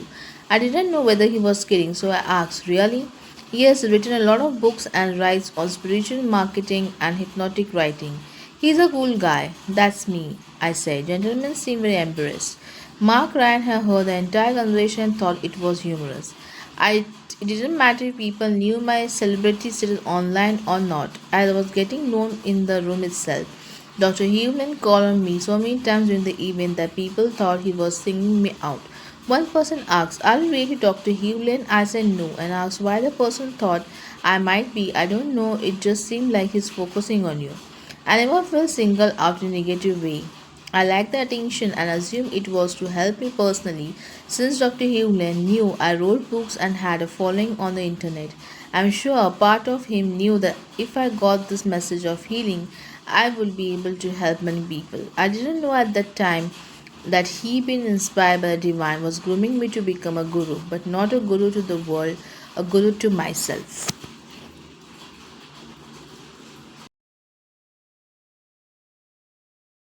Chapter 6. I love you. You cannot be denied anything that is perfect, whole, complete, and right for you when you are yourself first. Being yourself first, you automatically experience perfection in the way of divine thoughts, words, deeds, and actions. Allowing your toxic thoughts to be first, you automatically experience imperfection in the way of disease, confusion, resentment, depression, judgment, and poverty. Written by Dr. Ihalikala Hivlen. I absorbed Dr. Hewland's message as best I could, but there was so much more I wanted and needed to learn. I have always been good at being a sponge and getting the ideas by just allowing myself to be open to them. As I sat in this first event, I began to feel that my sole job in life is to say "I love you" to anything that came my way, whether I saw it as good or bad. The more I could dissolve the limiting programs I saw or failed, the more I could achieve the state of zero limits and bring peace to the planet through me. Mark had a little more trouble grasping the message of the seminar. He kept wanting to put it into a logical framework. It was becoming clear to me that the mind doesn't have any idea what is going on, so trying to find a logical explanation was in itself a recipe for failure. Dr. Hewland repeatedly stressed that there are 15 bits available to the conscious mind, but 50 million bits happening in any one moment. We don't have a chance of understanding all the elements at the play in our lives. We must let go, we must trust. I admit that much of this was sounding insane. At one point in the event, a gentleman said he saw a portal open in a wall and dead people float through it. "Do you know why are you saying that?" Dr. Hewland asked. "Because we had talked about spirits earlier," someone said. "Exactly," Dr. Hewland acknowledged. "You attracted them by talking about them. You don't want to look into other worlds. You have enough to do to stay in this moment in this world." I didn't see any spooks. I didn't know what to make of those who did. I liked the movie The Sixth Sense, but as a movie, I didn't want spirits showing up and talking to me. Apparently, this is a normal for Dr. Hewlin. However, he told the story of working at the mental hospital and hearing toilet flush at midnight all by themselves. The place was filled with spirits, he said. Many patients died in the ward in previous years but didn't know they were dead. They were still there using the bathroom. Apparently so. But if that weren't odd enough, Dr. Hewlin went on to explained that if you ever talk to someone and notice their eyes are almost all white with a cloudy film around the edges, then they are possessed. Don't even try to talk to them, he advised. Instead, just clean yourself and hope your clearing will remove the darkness taking them over. I'm pretty open-minded guy, but this talk of spirits and possessed souls and ghosts who use the toilet at night was a bit much for even me. Still, I hung in there. I wanted to know the ultimate secrets to healing so I could help myself and others to wealth, health, and happiness. I just never expected I did have to walk through the invisible world and enter the twilight zone to get there. At another point in the event, we were lying on the floor doing exercises to open the energy in our bodies. Dr. Hewland called me to him. When I look at this person, I see all the starvation in Sri Lanka, he told me. I looked at her but only saw a woman stretching on a carpet. We have so much to clean, Dr. Hewland said. Despite my confusion, I did my best to practice what I understood. The easiest thing to do was simply say I love you all the time. So I did. When I went to the bathroom one evening, I felt the beginning of a urinary tract infection. I said I love you to a divine while sensing the infection. I soon forgot about it and by morning it was gone. I continued to say I love you mentally repeatedly no matter what was happening, good, bad, or different. I was trying to do my best to clean anything in the moment, whether I was aware of it or not. Let me give you a quick example of how it works. One day, someone sent me an email that upset me. In the past, I will handle it by working on my emotional hot buttons or by trying to reason with the person who sent the nasty message. This time, I decided to try Dr. Hugh Len's method. I kept silently saying I'm sorry and I love you. I didn't say it to anyone in particular. I was simply evoking the spirit of love to heal within me what was creating or attracting the outer circumstance. Within an hour, I got another email from the same person. He apologized for this his previous message. Keep in mind, I didn't take any outward action to get that apology. I didn't even write him back. Yet, by saying I love you, I somehow healed within me the limiting hidden program that we were both participating in. Doing this process doesn't always mean instant results. The idea isn't to achieve results but to achieve peace. When you do that, you often get the results you wanted in the first place. For example, one day one of my employees disappeared on me. He was supposed to get some work done on an important project with an urgent deadline. Not only did he not finish, but he seemed to vanish from the planet. I didn't take this very well, though by then I knew about Dr. Hugh Len's method. I found it hard to say I love you when all I wanted to say was I want to kill you. Whenever I thought of my employee, I felt rage. Still, I kept saying I love you and please forgive me and I'm sorry. I wasn't saying to anyone, I was saying to say it. I was saying it to say it. I certainly didn't feel love. In truth, it took me 3 days of doing this process before I got anywhere near a point of peace within myself. And that's when my employee surfaced. He was in prison. He called to ask for help. I gave it, and I continued to practice I love you as I dealt with him. When I didn't see instant results, my finding inner peace was enough of a result to make me happy.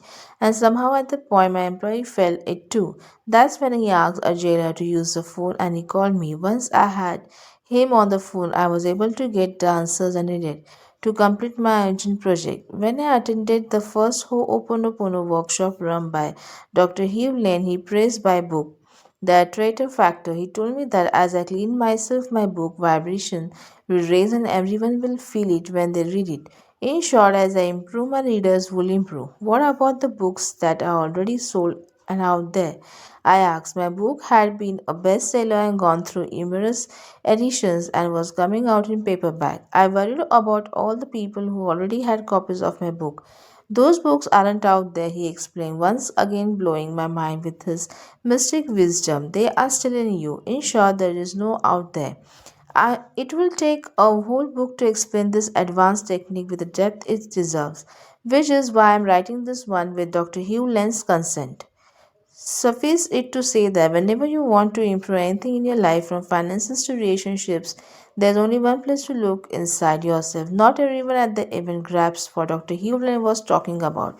Near the end of the final day, they started bombarding him with questions, all from the global side, logical side of the mind, such as how can my cleaning affect another person? Where is free will in all of this? Why are so many terrorists attacking us? Dr. Hewlin was quiet. He seemed to look right at me, and I sat in the back of the room. He looked frustrated, considering that his entire message was about there being no out there. That it's all inside you. He probably felt that everyone's lack of understanding reflected his own lack of understanding. He looked like he was going to sigh. I can only imagine that he was saying within himself, I'm sorry, I love you. I noticed that many people at the event had Hawaiian names yet didn't look Hawaiian. Mark and I asked them about it. We were told that if you felt the urge, Dr. Hugh could give you a new name. The idea was to identify with a new self on the way to having no self and merging with divinity at zero. I knew the power of a new name. Back in 1979, I became Swami Ananda Manjushri. It was a name given to me by a teacher at the time, Bhagavan Sri Rajneesh. At that time in my life, when I was still struggling with my past, contenting poverty, and searching for meaning, the name helped me start fresh.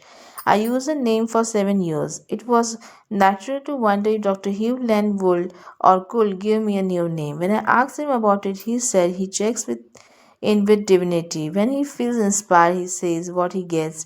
A month or so after that first seminar, he wrote me, Joe, I saw a cloud come up in my mind the other day. It began a transformation of itself, turning slowly into soft yellow. It then stretched itself out like a child upon walking into invisibility. From the invisibility, the name Au Akua, godly, surfaced. I received this quotation as a part of an email message today. Oh Lord, that lends me life. Lend me a heart replete with thankfulness. I wish you peace beyond all understanding, peace of fire. Ialikela. I love the name so Akua, but I had no idea how to pronounce it. So I wrote and asked for help. Here's what he wrote back. A is a sound for the letter in the father. O is a sound for letter in O. K is a sound as in kitchen. And U is a sound as in blue. Peace of I. Ialegala. I was able to figure it out. I enjoyed my new name. I never used it in public, but I did when writing to Dr. Hewlin letter when I begin my blog online at joevitale.com. I will sign off using AKUA. Very few people question it. I loved it through though because it felt like I was asking divinity to clean my blog by using a phrase that meant to me. The parting of the clouds to see God. While the weekend training installed, I love you in my head, at least temporarily I wanted more. I wrote and asked Dr. Hugh Lane if he will come to Texas and talk about Ho'oponopono to a small group of friends. This was my plan to have more of him to myself. He will fly to Texas for a small talk, and stay with me while he was with me. I did pick up his brains about what he knows, including how he healed that entire war of mentally ill criminals. Dr. Hewlin agreed and wrote the following to me. Thank you for taking the time to call me. You didn't have to, and you did. I'm grateful.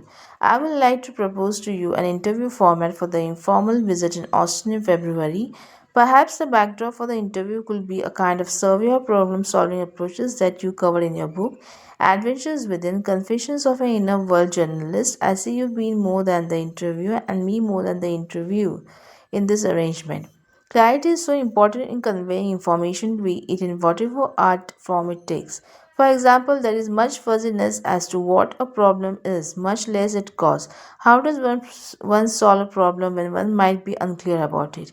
Where is the problem to be found in the process, in the mind, what's that, or in the body, where most people put their bets? Or both. Perhaps it's not in an of these venues.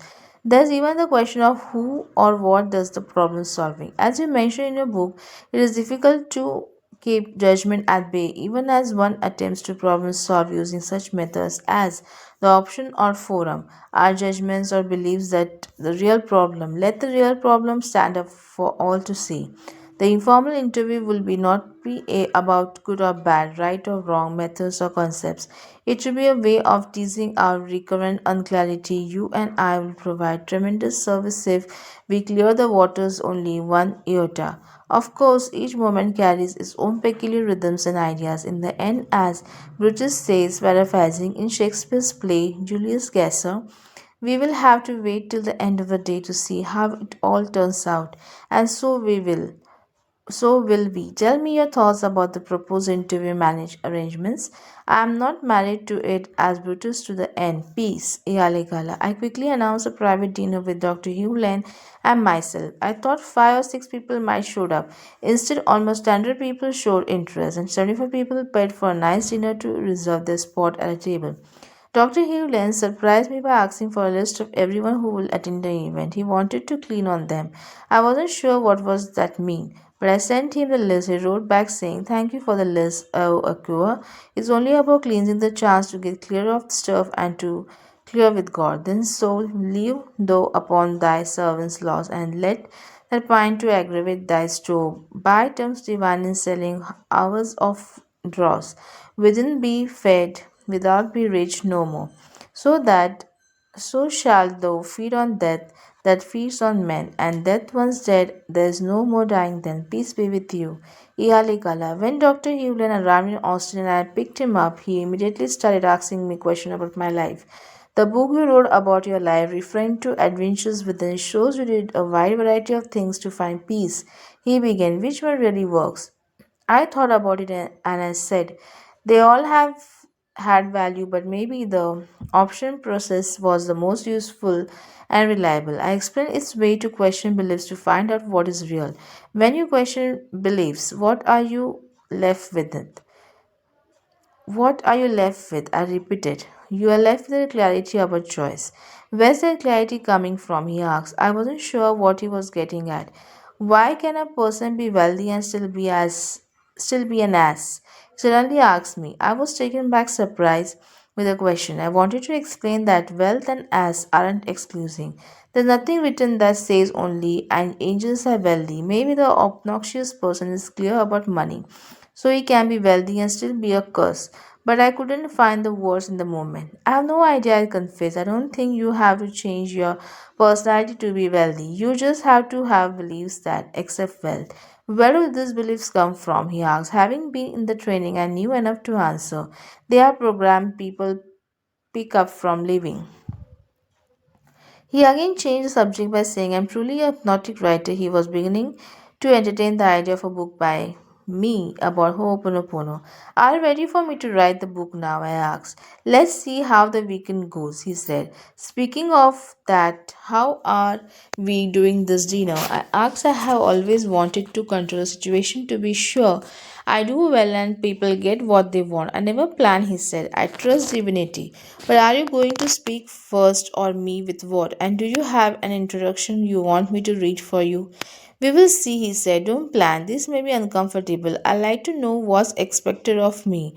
Dr. Hewlin was pushing me into darkness or maybe to the light. I wasn't sure at that time. He went on to say something more wise than I knew at the time.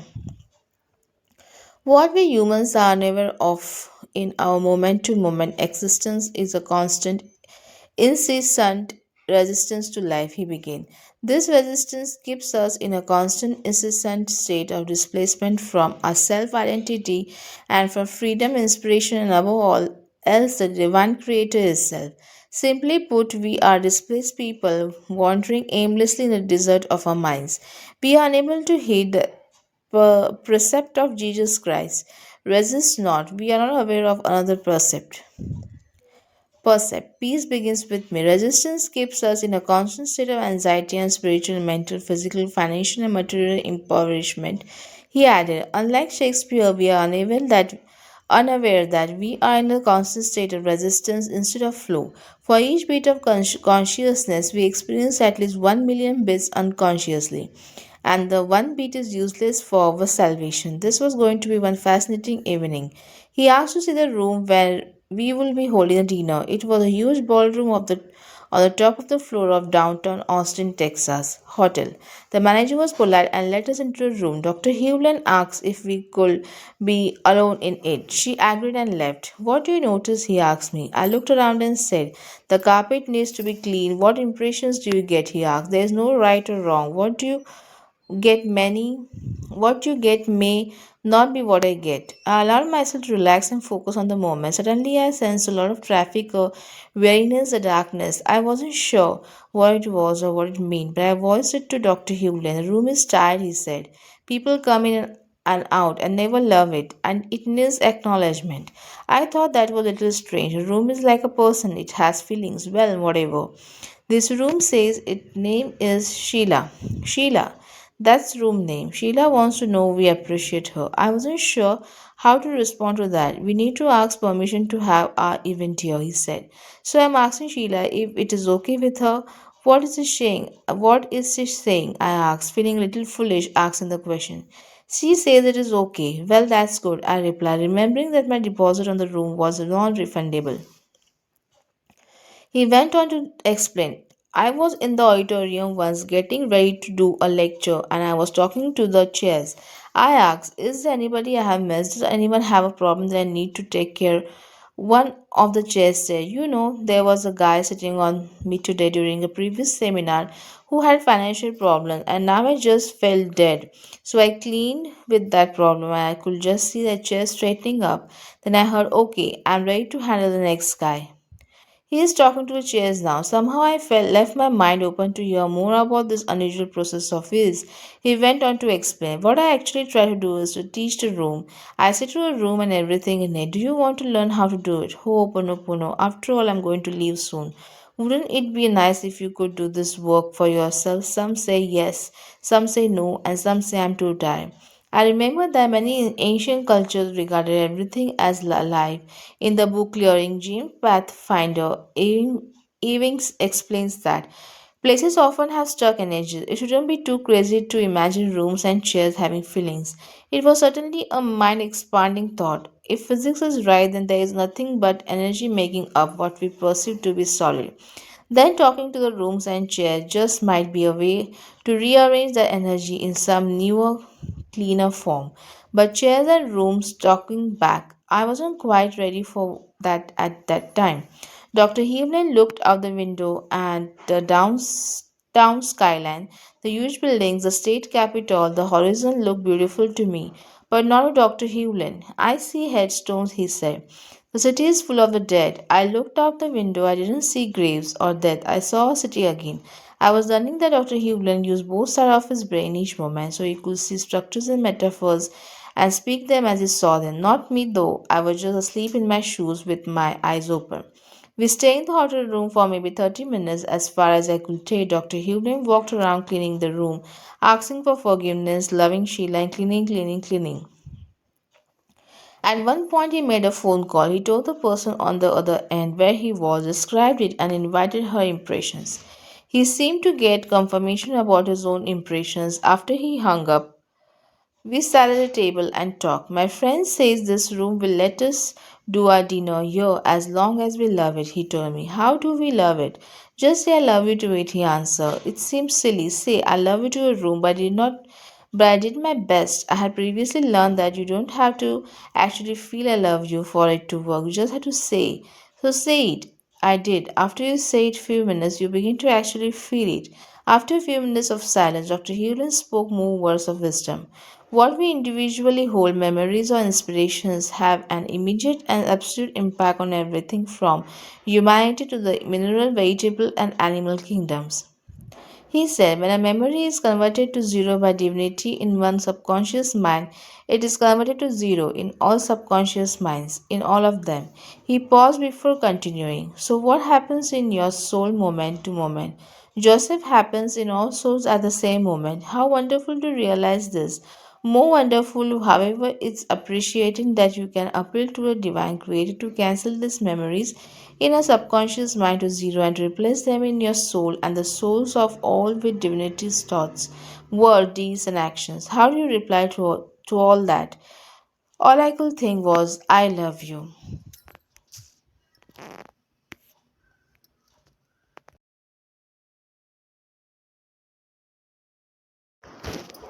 Chapter 7, Eating with the Divine. The updated Ho'oponopono process of repentance, forgiveness, and transmutations is a petition to love to void and replace toxic energies with itself. Love accomplishes this by flowing through the mind, beginning with the spiritual mind, the superconscious. It then continues its flow through the intellectual mind, the conscious mind, freeing it of thinking energies. Finally, it moves into the emotional mind, the subconscious, voiding thoughts of toxic emotions and filling them with itself. By Dr. Iyalekala Hewlin. Over 70 people came to the private dinner with Dr. Hewlin and me. I had no idea there would be so much interest in this unusual teacher. They flew to Austin from Alaska, New York, and other spots. Some drove from Oklahoma. I never could figure out why they all came. Some were curious, some were fans of my books, such as The Attractor Factor, and wanted to take the next steps with me. I still didn't know what to say. I still didn't know where to begin. Dr. Hewlin seemed comfortable going with the flow. He ate dinner at one table and everyone hung on his every word. The following experience is from my friend Cindy Cashman, who, by the way, plans to be the first person married in outer space. It was Saturday, February 25th, 2006. I went to downtown Austin to listen to Dr. Hewlin speak. I sat next to him at dinner. His message is to be 100% responsible. I got to witness some powerful energy shifts. A lady at her table kept blaming a man for not calling the hospital when she had an asthma attack. Dr. Hewlin paused and said, I'm only interested in you, and I heard that you need to drink more water and that will help your asthma. Her energy shifted right away from that of the blame to gratitude. I was so excited to witness this because I noticed how I was silently judging her by saying to myself, she is into blame. And I find myself wanting to walk away from people who are into blame. What Dr. Hewlin did was take the negative energy and totally transform it into a loving, positive energy. Next, I pulled out my bottled water. Pointing to the bottled water, I said to Dr. Hewlin, their water is not very good. And Dr. Hewlin said to me, do you realize what you just did? When he said this, I realized right away what I had just sent negative vibes to the water. Wow! Again, I was thankful for becoming aware of what I was doing. He was telling me how he clears himself all the time, meaning that when this lady was blaming the man, Dr. Hewlin asked himself, what's going on in me that is came up in her? How can I be 100% responsible? He sends the energy up to a divine and says, thank you, I love you, I'm sorry. He heard the divine say, tell her to drink more water. He also told me I know how to clear so she gets what she needs and I get what I need. He talks to the God and God talks to them. When I'm clear, I will see everyone as God sees them. I asked Dr. Hewlin if I could make an appointment to see him, and he said no because the divine told him that I already had an inner knowing.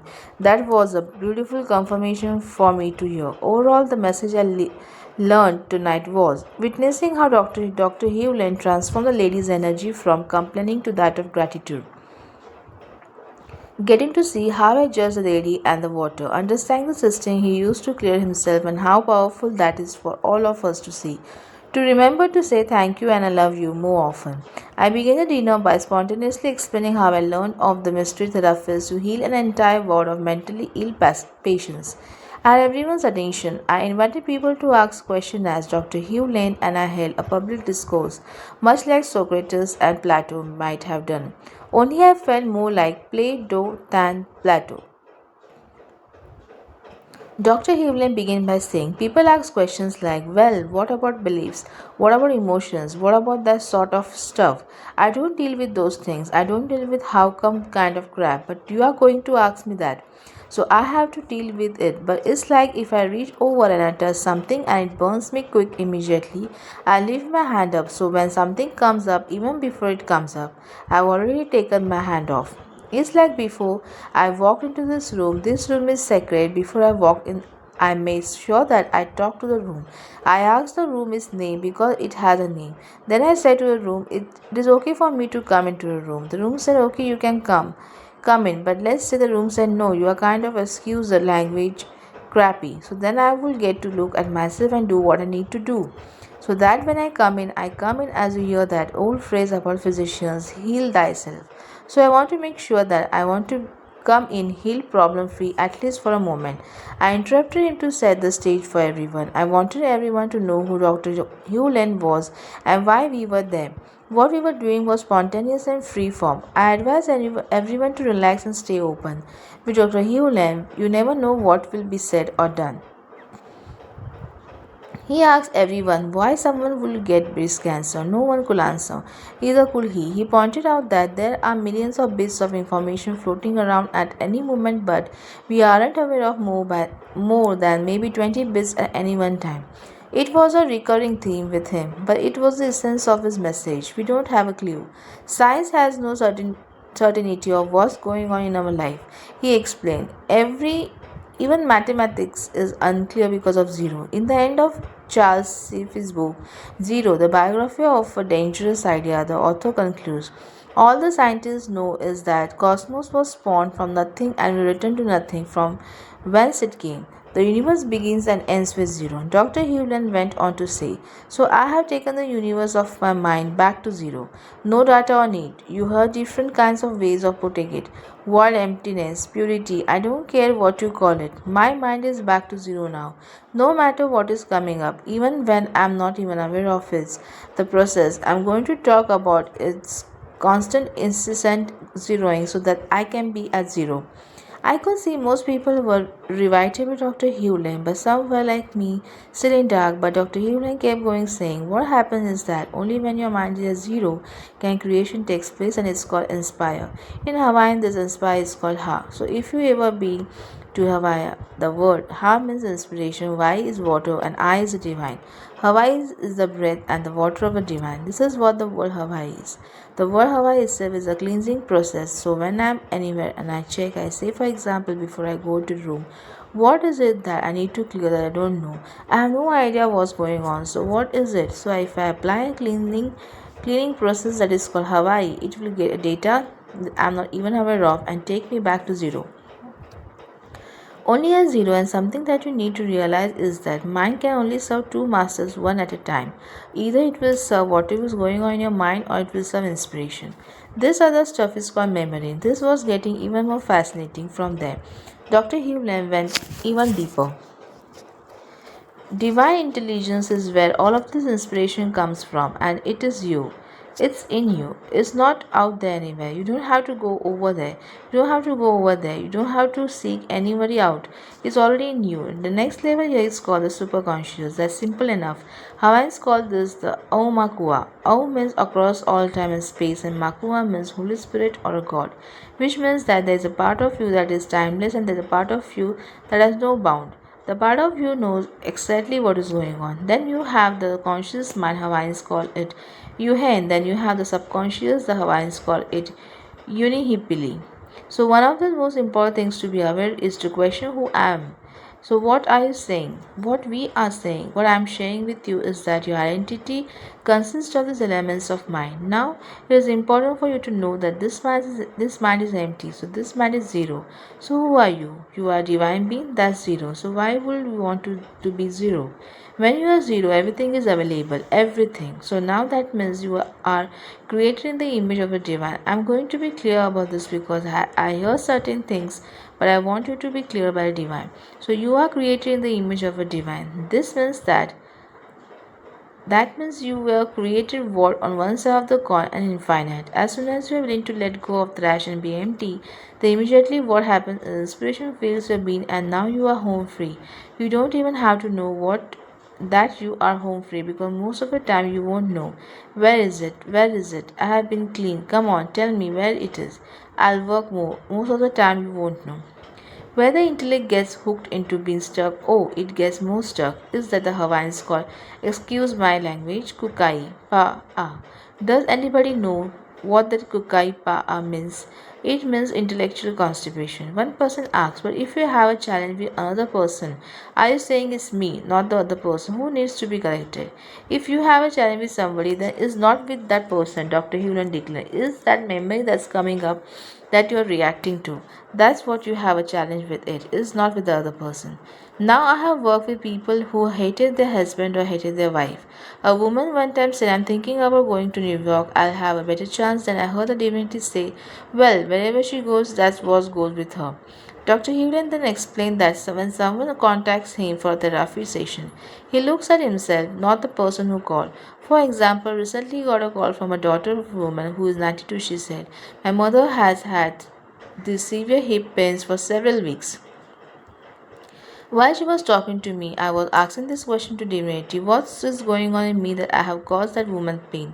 And then I asked, how can I rectify that problem within me? The answer to the questions came and I did whatever I was told. Maybe a week later, a woman called me and said, my mother is feeling better now. This doesn't mean the problem won't recur, because there are often multiple causes for what appears to be in the same problem. But I keep working on me, not her. Another person asked, what about the war overseas? He wanted to know if he was responsible for it. More exactly, he wanted to know what Dr. Hewland was doing about it. Oh, I consider myself responsible, Dr. Hewland declared in no uncertain terms. I do the cleaning every day, but I can't stay. I'm going to do the cleaning and I want that taken care of. Only God knows what can happen, but I'm doing my part, which is to do the cleaning, like clear our clear out hospitals. We don't have a psychiatric hospital unit for people who kill people in Hawaii anymore. It's not there. I have done my part the best I could. Maybe if I had cleaned even more, there will be even better results. I'm human and I do the best that I can.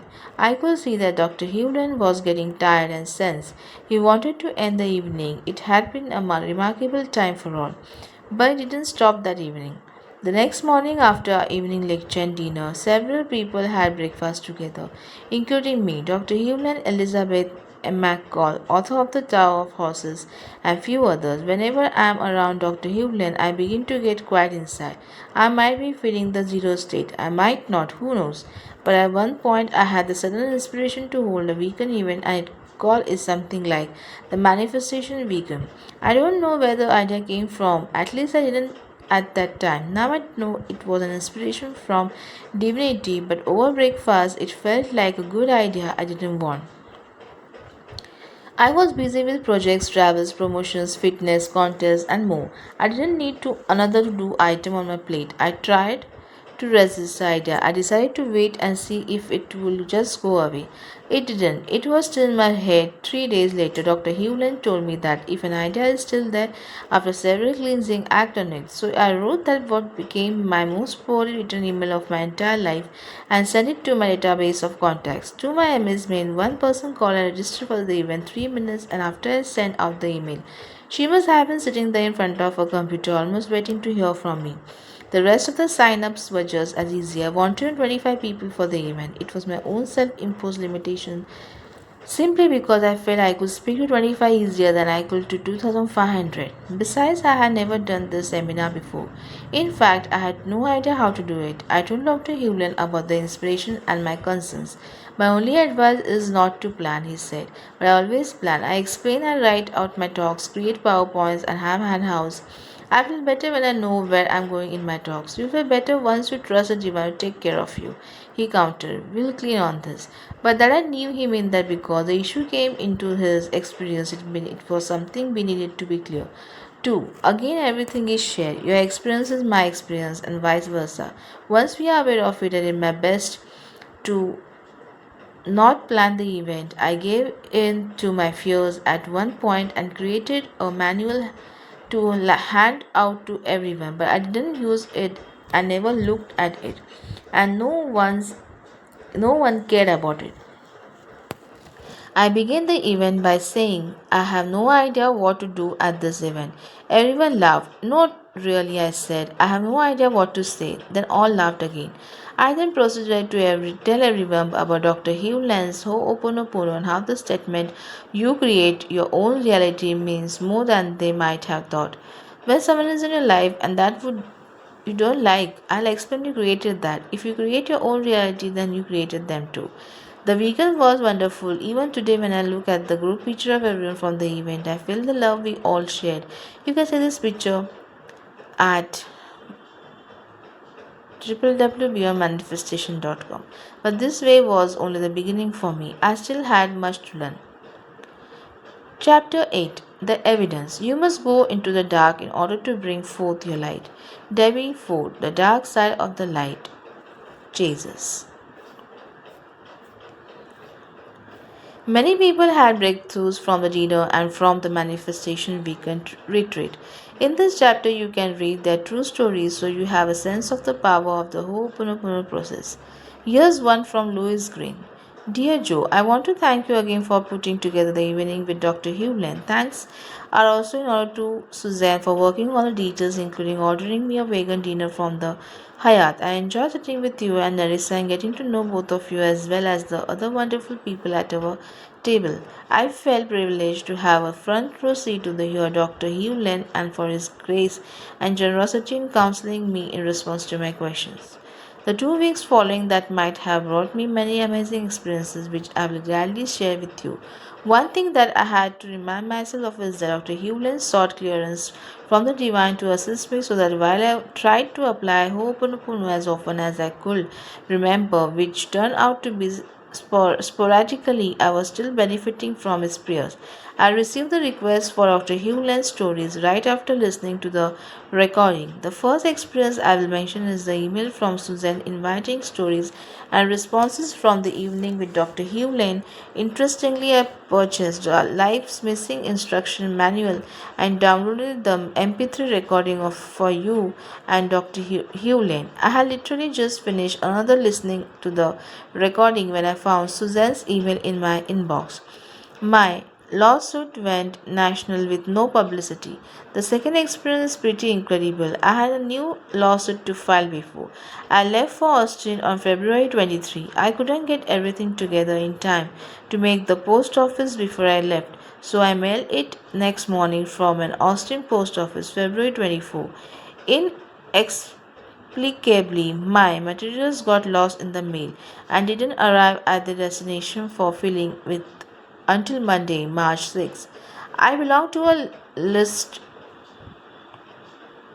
stove for consumer advocate attorneys from around the country. Last Friday afternoon, an attorney from Connection posted a capsule summary of case that had been filed in the Canadian country, Oklahoma, and asked if my colleagues in the Tulsa had filled it. I almost fell over. It was my case. I emailed her back and called her office to find out how she found out about it. Then I spent the next hour trying to find something on Google. No luck. She emailed me back and said that she subscribes to an online service called Courthouse News Services, which has strangers strangers and probably moves who monitor legal filings and opinions from around the country and report important, significant, or simply intriguing developments. The one paragraph synopsis appeared on the front page, right column of the website, and has sent out no publicity on the case. Ironically, the client's father, had visited my office earlier in the day, and I had to reassure him that I believe in my heart that we have a strong case to take to trial. It blows my mind to think that out of the thousands of cases that are filed every day, mine made the news. A dinner I arranged at the last minute attracted record attendance. I am on the board of our local vegetarian group, and our monthly meetings are usually on the second Saturday of the month. When I checked the precedent about a place for the March meeting, I found that no arrangements had been made. I volunteered to pick up the ball. On Tuesday, February 28, I went to the top restaurant on my list, only to find out that the owner was out of the town until Friday. March 3, but they did leave a message for her to call me when she got back in town. That wouldn't work. The next day, Wednesday, March 1st, I went to the Thai restaurant and that had been open for only a few months. I spoke to the manager and asked if they could do a vegetarian dinner buffet. I told him that based on my experience, 20 people will be a lock and really good turnout will be a little over 30. He said they could do it but would want a $100 deposit to make sure that wouldn't take a hit if they bought a lot of extra food and no one showed up. I picked the menu and it was an incredible deal. Vegetarian sushi soup for entries, desserts, and tea for $8. He said he will check with the owner, and I did have to arrange for the deposit check. On March 2, we were able to confirm. I wrote a short announcement that the president could take and put into our e-newsletter and email it to her. The dinner will be Saturday, March 11. I request RSVPs by Thursday, March 9 at 5 p.m. Normally, our president gets the monthly newsletter out by a couple of days, either before or after the first of the month. Most people get their newsletter by email and some get it by snail mail. We also post it at local health food stores and libraries. This time around, the president didn't have time to put out a newsletter and basically sent our email to her as an announcement on Sunday night, March 5. The snail mail notices went out by postcard on Monday, and that were no public postings. I was beginning to think that we did be lucky to get our 24 dinner. On Monday, RSVPs started to trickle in. I heard from a couple of people. A few more came in on Tuesday, so I thought we did get 13 minimum we guaranteed with the deposit. However, starting on Wednesday, the RSVPs came pouring in like never before. By the end of the day, we were up to 37. It occurred to me that we might experience a different kind of problem. So I called the manager and asked him what the capacity of the restaurant was. He said 65. The responses kept rolling on Thursday, and by the time we hit a deadline, we were up to 55. I was not very productive at work that day because I was so excited and focused on checking my email every few minutes. Attractive factor. I called the manager and asked if they could handle that many and he said sure. I take a Kabbalah class on Thursday evening and didn't get home that night until after 9. I checked the phone and email, received even more reservation. The count got up to 67. I began to seriously think about what to do with the overflow. My brilliant idea was to see if I could get the late responders who were beginning to able to attend to come a little later. More responses came in on Friday and Saturday. We got up to a stunning number of 75. The event was a raging success. Not everyone who reserved attended, and few showed up who didn't reserve at all. Typical. The energy in the restaurant was awesome, as before long we had filled every seat in the place. This made a great impression. Several people who had made the Thai buffet their first event. Some of the old timers who were founding members over 100 years ago said that this was the record attendance of our vegetarians of Oklahoma event, staggering the sitting work perfectly. There were some who came from dinner and had to move on to other Saturday evening activities. There were always seats available for those who came later. The people at the restaurant were understandably pleased because they had never had a group that large in before. Rental car miracles. I rented a car to go to Austin because I didn't want to put the extra wear and tear on mine. I compared rates and figured out that I did do just as well as to rent a car for a week as just renting from Wednesday to Monday. I got a good price online to rent a mid-sized car which I thought would be more comfortable than a compact. When I got to the rental agency, I found that there were very few vehicles on the lot. I did happen to notice that they had two orange Chevy HHRs which have a cool street rod. Look, when I went to the counter, I was told that they didn't have any mid-size car to rent me. I asked if I could have an HHR, and they said that I could, even though they were classified as full size for some reason. I thought it would be cool to rent an orange hot rod to drive to Austin since orange is one of the school colors for the University of Texas, my alma mater. However, when I drove it off the lot and to my office, I realized that while the vehicle was neat looking on the outside, it was cramped inside with bad sight lines. I wanted to return it. However, I need the car to get to my office and to run some errands. I couldn't get it returned during the day. I contacted the agency about swapping the car for a more conventional sedan, but they say that they still didn't have what I wanted on the lot, and that I did have better luck in the morning. I packed overnight, and in the morning, when I went out to a chitchat to throw in my suitcase, I discovered to my horror that the car had a noticeable door ding on the rear passenger's door. Of course, I always declined the extra insurance and didn't remember seeing the dent the day before, so I thought I was screwed. I thought that I'd go ahead and hang on to the car for a week and see if we could figure something out. I left much later that I wanted to around 12:30 p.m. on Thursday and I got to Austin around 6:30. Fast forward to Saturday evening at 5 p.m., an hour before I wanted to get to the Hyatt for the event with Joe and Dr. Hewlin. I had spent too much time while worrying about the dent and what I was going to do. I was at the shopping center in North Austin trying to find a disposable digital camera with no luck. When I got back into my car to drive back to my hotel, it was getting dark and there was steady rain. I stopped at a place preparing to merge onto a busy street when I felt a sudden smack. I had been rear-ended. Immediately I was thinking, oh shit, first a door ding and then this. I have a dinner in an hour that I have already paid for and I needed time to shower and change. On top of everything, this was a high traffic area even on Saturday evening. I got out of the HR after first grabbing the rental registration information. A young black man met me in the street. My tires, he said. Got to get new tires for my car. I couldn't get it stopped. Not a good thing to tell a lawyer, I thought. I said, grab this. It's a rental car. We walked to the back of the HR to survey the damage. We both looked and were stunned. There's no damage, the fellow said. There's no damage, praise Jesus. Being Jewish, I thought that was amusing, but I looked myself and couldn't believe. Incredibly, he was right. There was no damage. This car was apparently made with collapsible plastic. I knew that I was going to be sore, but I didn't want to stick around and make a big deal of this. I wanted to get back to my hotel. We shook hands and went our separate ways. I was able to make dinner and sit at Dr. Joe and Marissa's table.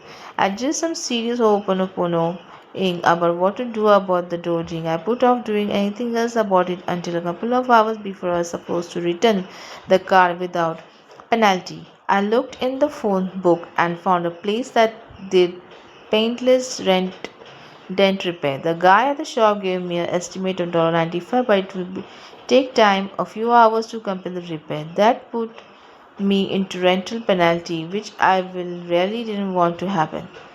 I asked what to do, and the answer came clearly. Be honest. Call the local office to the of the rental agency and fess up. If they vested to jam me on the repair, I at least had an estimate. I did call, and the guy on the phone told me not to have the car worked on, but to bring it to buy so they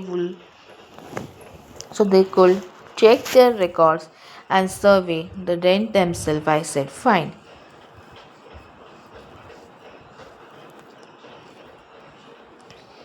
I took the car back and left it parked in the return lane. The customer service lady started scanning the barcode and taking readings on the HHR. I told her what was going on and she sent me to the office trailer. I found the guy whom I talked to on the phone and he punched the car's identification and number in on his computer. Miracle 2. Damage was already noted on their records. I was only responsible. I was not responsible. Hallelujah. I was home free. My sister was offered her dream job. My sister called 1 week after the evening with Joe and Dr. Hewlin. She is the vice president for a division of a very large, well known company. She was contacted by a headhunter to find out if she would be interested in what she described as her dream job. She didn't want to tell me the details of the phone. Instead, she emailed me on the job descriptions she received from the recruiting agency. I was knocked over. Let's just say the company is a luxury brand, and all I did have to do is tell you one word, the company name, and that will say it all. A few months later, she was hired. Here's another. While I was attending a landmark forum 3-day seminar in October 2006, Joe shortcut to healing literally stopped the gushing waters. Non-stop gushing happened during the exercise called Being with People or something like that. In order to be with people, the seminar leader divided 70 people into 4 rows and then we turns one row at a time, just being with people by looking them in the eyes without talking. I was in row 3. The seminar leader called row 1 to step up on stage and face us. The audience they looked at us sitting in our seats. We looked back. Then row 2 was ordered up to the stage and row 2 stood foot away from but facing row 1. They were left looking into each other's eyes for 3 minutes. The row 2 was asked to leave the stage and return to their seats. Again, row 1 was left outstage to look out at us in our seats and us to look at them on stage. The closer it goes got to my time out on stage, the more I realized I was stressing. But I had no idea why my hands started to sweat, and I noticed I also fidgeted in my seat. The task at hand seemed simple enough. I had always given great eye contact during conversations with strangers and friends. My whole life I will be just fine. Then I remembered that at my first landmark seminar, the leader shared his story of when he first experienced the same exercise. He said that when he participated in the exercise as a attender every 20 years before, his knees shook so hard that an assistant from the seminar placed his jacket between his knees to stop the noise. Thinking back to what he said, I felt like leaving the room. I told myself that I didn't need to continue the exercise and that I was great looking people in the eye already, but I knew that leaving the room wouldn't be tolerated, so I stayed in my seat, sweating and fidgeting. The first time my row was invited on stage was to stand 1 foot away from another row and look into their eyes. View, I don't have to look at 50 people, I just have to look at one. I thought we got position and the seminar leader started guiding us through our 3 minute process of self discovery. Within the first 10 seconds, I was crying uncontrollably, gushing water, and had no idea why I couldn't stop crying. Every time I looked at my partner across from me, I just stopped. Row 3, please, exit to your left. I heard. I said thank you to my partner and left. What the hell happened to me? I was supposed to listen to what my inner voice told me, but I never heard a thing. I was just overwhelmed, no words. I didn't learn anything. What kind of exercise is this? I was confused, embarrassed, and left to ponder my experience.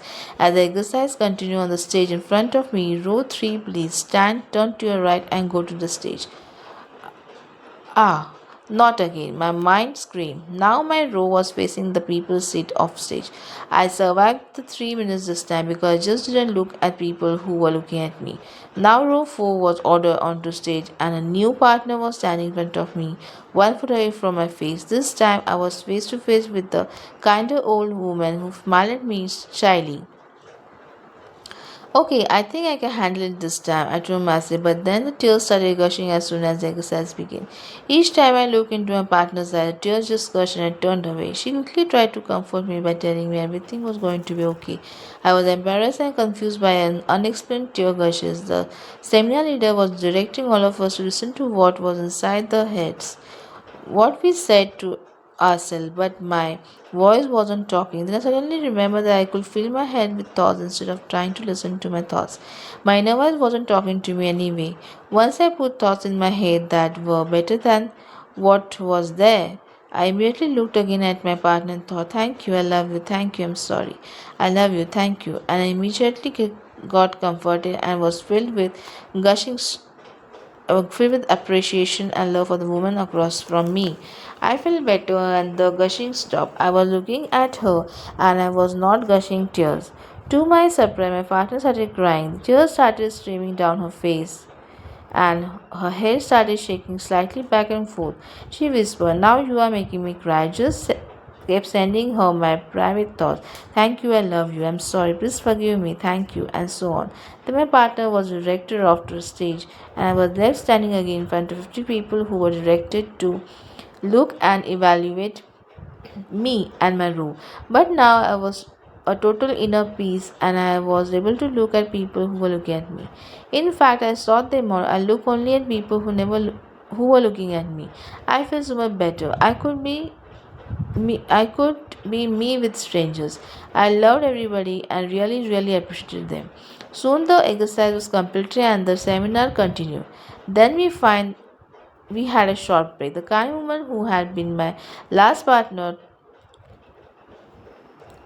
sought me out and we talked about the experience. I told her I was busy scare people and never knew it. She told me she felt like really connected and went on to say that the seminar was helping her too because she realized she had a difficult time accepting love from others. Well then it was obvious. I had to share with her the healing technique. I used to make me stop crying when we were on stage together. She started crying. We hugged and then parted to continue our short break.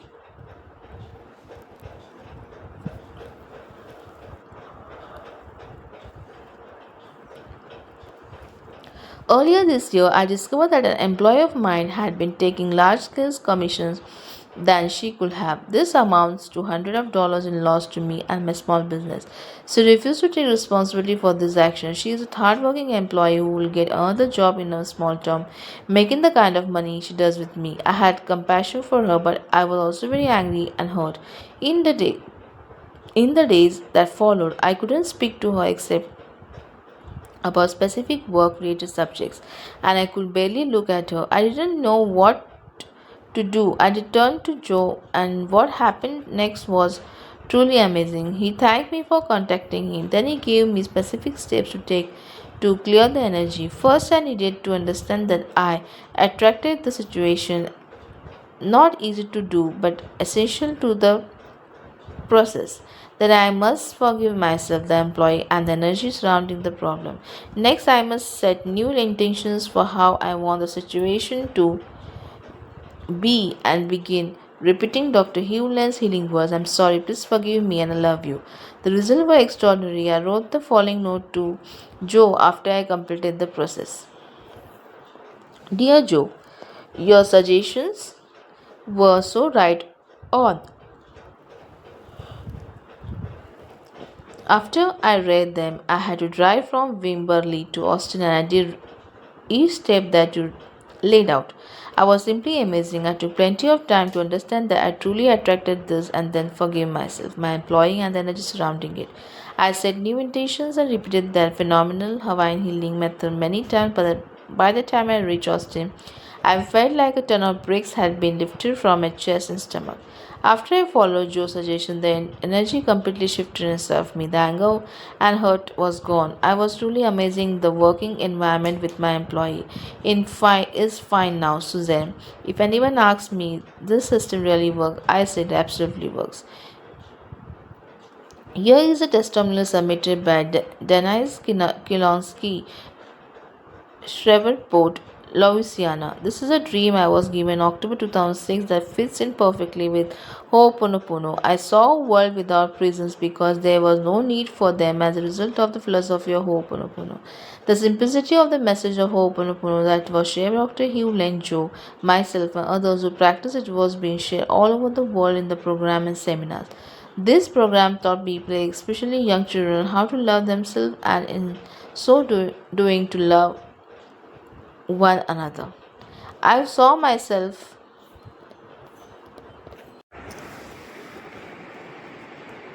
in my dream teaching seminar after seminar attended by thousands and thousands of people.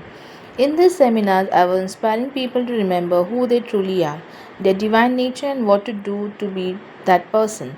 To remember that their true nature is to love. In this dream, I saw a teenage youth gang member pointing a gun at another gang member's head, threatening to shoot him. The youth under threat had just attended my seminar at his school.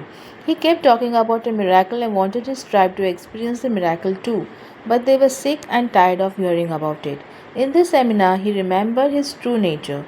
He was sharing his revelation with his fellow gang members, and they felt threatened by his message because it was all too simple and it just seemed too easy and hoaxy.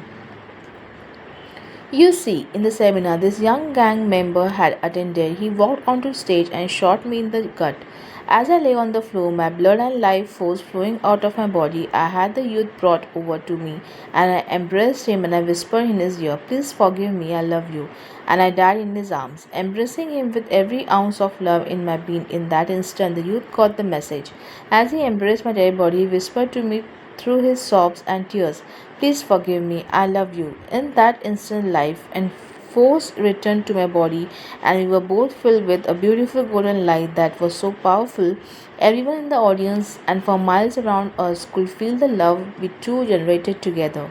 As this love energy was noticed by those it touched, it grew larger and larger and spread out farther and farther, but not everyone was willing to notice yet.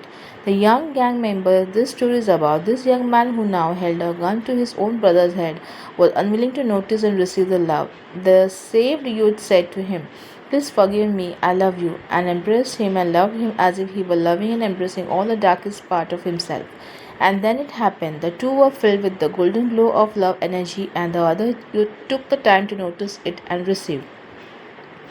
This love he was being given, when he received it, he said to the other, "Please forgive me, I love you, brother. Please forgive me." Guess what happened next? The two were filled with a beautiful golden globe of love energy, which grew larger and larger. As it filled the room and touched each gang member, and they too noticed the love and received it, this golden love energy poured out into the streets and for miles and miles around. As others noticed, they passed it on, and this golden love energy grew and traveled farther and wider until the entire globe was filled with love.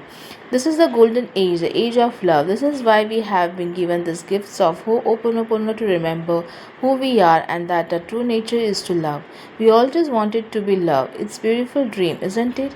The story of Ho'oponopono will make a beautiful movie. I think of the movie Pay It Forward and what an impact that is making in the world. The world is ready for Ho'oponopono. Within the first 7 days after returning home from Joe Vitale's very first manifestation weekend, I could hardly count the number of miracles that happened. Like a sponge, I soaked up all the energy, the lessons, and the message, and my results continued to manifest at lightning speed. To name a few of my tangible results, new clients flocked to me, new contracts seemed to appear out of thin air. I have been approached for countless joint ventures. My opt in list had increased by more than 300% at the time of this writing. I have been asked to make a number of celebrity appearances as I can hardly keep up with all the amazingly inspired ideas that come to me out of the clear blue sky. To think just 3 months earlier I was an unknown in my industry, all of this happened without force, without trying, and without any real effort on my part. It has all quite literally flowed to me easily, effortlessly, abundantly. When I get an inspired idea, I now take action immediately and I am positively blown away by the results. I have frequently used the Ho'oponopono erase method to grow my business exponentially, and I can't wait to see what I create next as I continue to return to the whiteboard and clean and clean and clean. Thank you, Joe and Dr. Hewlin. Joyce Mackey wrote, "During the past year, I took a new role. I was a caretaker. My mother left her home of many years to relocate nearer her daughter, partly because of some challenges in our lives. Shortly thereafter, my sturdy, lifelong rock, matriarch, was diagnosed with congestive heart failure and small cell lung cancer. Wonderfully and gracefully, she chose to live out her remaining time with her daughters. She decided not to pursue cancer treatment at her age 88 years old, so the medical professionals told us she will soon be out of time in this life.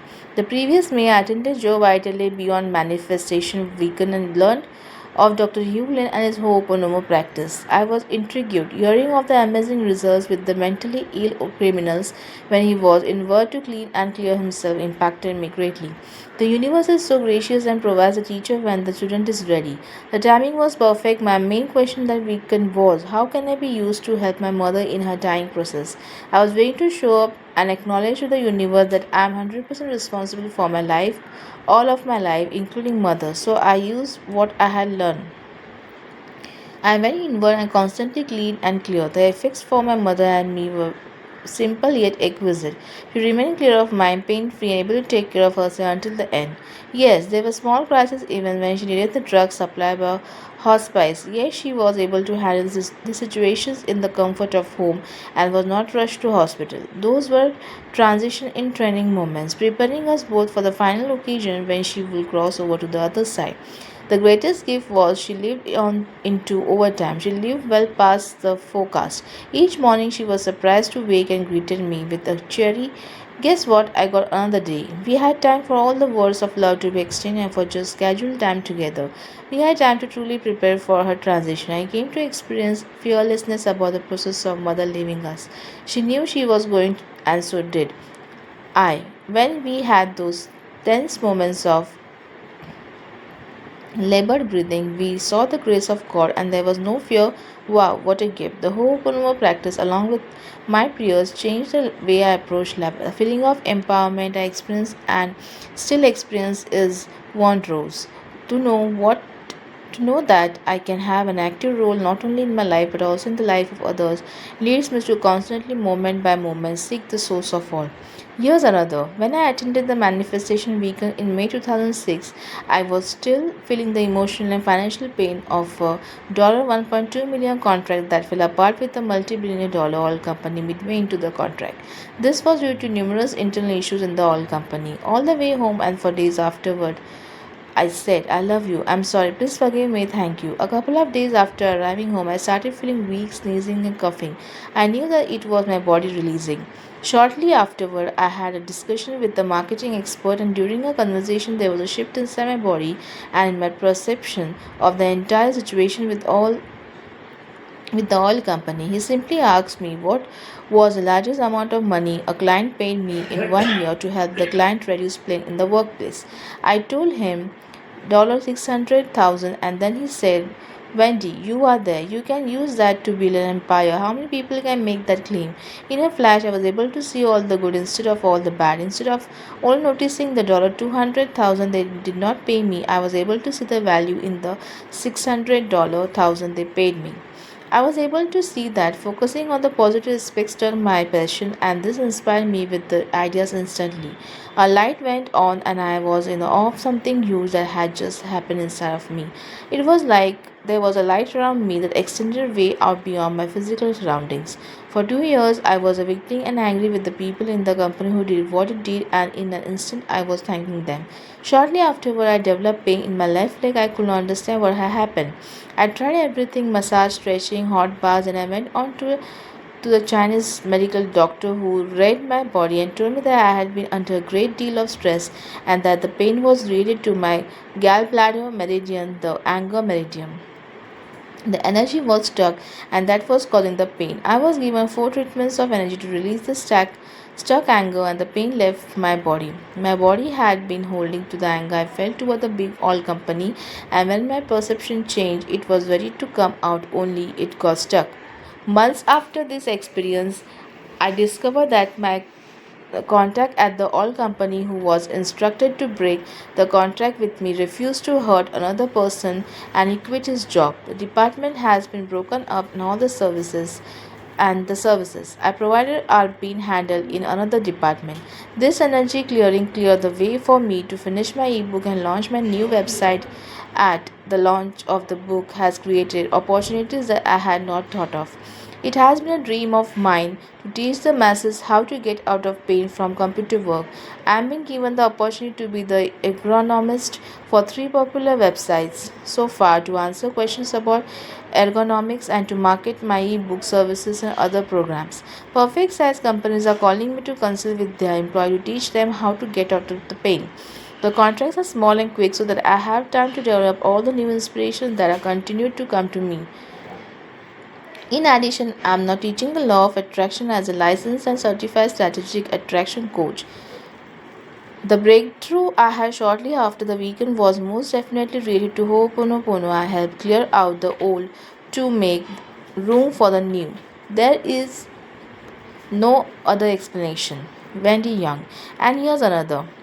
As an interventionist, one of the largest obstacles that I can help clients eliminate and navigate through is drama in the system.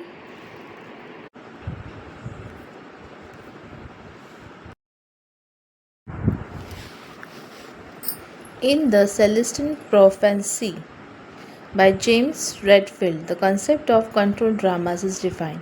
We must face up to our particular way of controlling others. Remember, the fourth insight reveals that humans have always felt short of energy and have sought to control each other to acquire the energy that flows between people. Incorporating this concept into a more interventionistic model has my own technique allowed my own techniques some intuition in case where clients were distracted from their purpose or outcomes.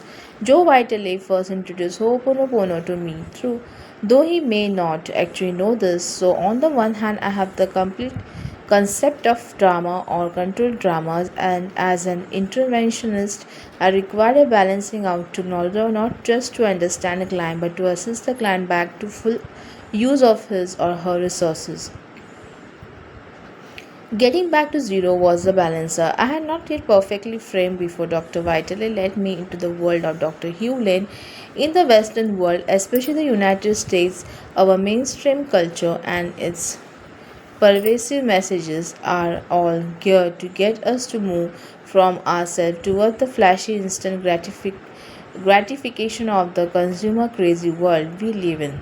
From 0 to 60 couldn't be any more perfect as a catchphrase to define the emotional moment of a world addicted to consumption. What Ho'oponopono has helped me understand is that healing and true fulfillment come from moving from 60 to 0. So many metaphysical constructs include the idea of detachment, but it never seemed like a complete or perfect concept to me. In some instances, trying to achieve perfect detachment just seems silly. Now, however, with getting back to zero, I really grasp the dynamic of detachment and how to get there. It's been 10 months since I had the good fortune to meet Dr. Hewlin at Joe's interview with him high atop the Hyatt overlooking the Colorado River. Much has been transformed in me and my family's life. All my parents and in laws suddenly making huge shifts in their patterns and discovering they have manifested their dreams on a grand scale. My in laws have purchased a $500,000 home to retire in that is one of the most peaceful places. I have been just down the road from Joe's house. My mother has worked through physical and emotional obstacles only to find herself marrying again and being very excited about a senior romance. I have suddenly had a stream of income shift myself in a field that did not allow me to cultivate and demonstrate my greatest strength. My father, 72 years young, has finally broke an income chain that had him commuting from Houston to Prudhoe Bay, Alaska, fifth most northern town in the world, every 6 weeks. One of my oldest friends has completely uprooted every set in his way life and come to Austin where he is currently developing his own company and living a totally different paradigm. My brother-in-law is finally moving into his own home. My sister-in-law and her husband are moving from the suburbs onto a dream property themselves. My godniece, who just started high school this year, has already been in a prime TV series and was nominated as Homecoming Queen. And her mother has just offered the most lucrative business opportunity of her life. All this has started has been brought to fruition since February 2006, when I first heard about Ho'oponopono. Suddenly, my day to day living is filled with experiences that are colorful and fun again after having spent the past 17 years being serious and dreary. Life is a habit, so I have been acquiring the habit of a good life. I'm not in any way an expert on Ho'oponopono. It is still very new to me, and I will not predict where it leads my life experience. I'm grateful for Dr. Vitale revealing the world of Ho'oponopono through the presentation that Dr. Hewlin made those short months ago. Whether it be in my personal life with my beautiful wife or in my business life reaching the zero state, 100% responsibility, apology, and forgiveness are powerful choices that have made a powerful impact in my life. Thank you, Joe, and thank you, Dr. Hewlin. Bruce Burns. Dear Joe, I wanted to give you a great big thank you for bringing Dr. Hewlin to Austin. The program was wonderful, leaving me filled with new understanding about life and how universal laws governs the health and happiness. Please allow me to expand. First off, I want to say that I am certainly not an expert on the practice of Ho'oponopono, so please forgive me if I am reading too much into what was shared. But here's what I walked away with after just one evening's experience. Dr. Hewland talked a lot about something very dear to my heart, the art of going to zero. In fact, this seems to be a centerpiece of Ho'oponopono. Being a martial artist and Gigong teacher for many years now, I have come to regard this ability of cleaning and emptying the mind, going to zero, as one of the greatest gifts known to mankind. Dr. Hewlett reminded us of the importance of living in a state of openness, cleansing our internal reactions, and going to zero. I was in complete agreement with this outlook on life and thrilled to meet another human being on this planet who shares about truths I have come to love. In the art and practice of Gigong, internal martial art energy exercise. There is a very specific way to breathe and circulate our body's internal energy. The ancient martial arts masters have discovered that there are universal laws working with our bodies, and when we learn how to move our internal energy in a circular fashion, we can create high levels of vibrant health and profoundly raise our consciousness. This process is often referred to as the microscopic orbit.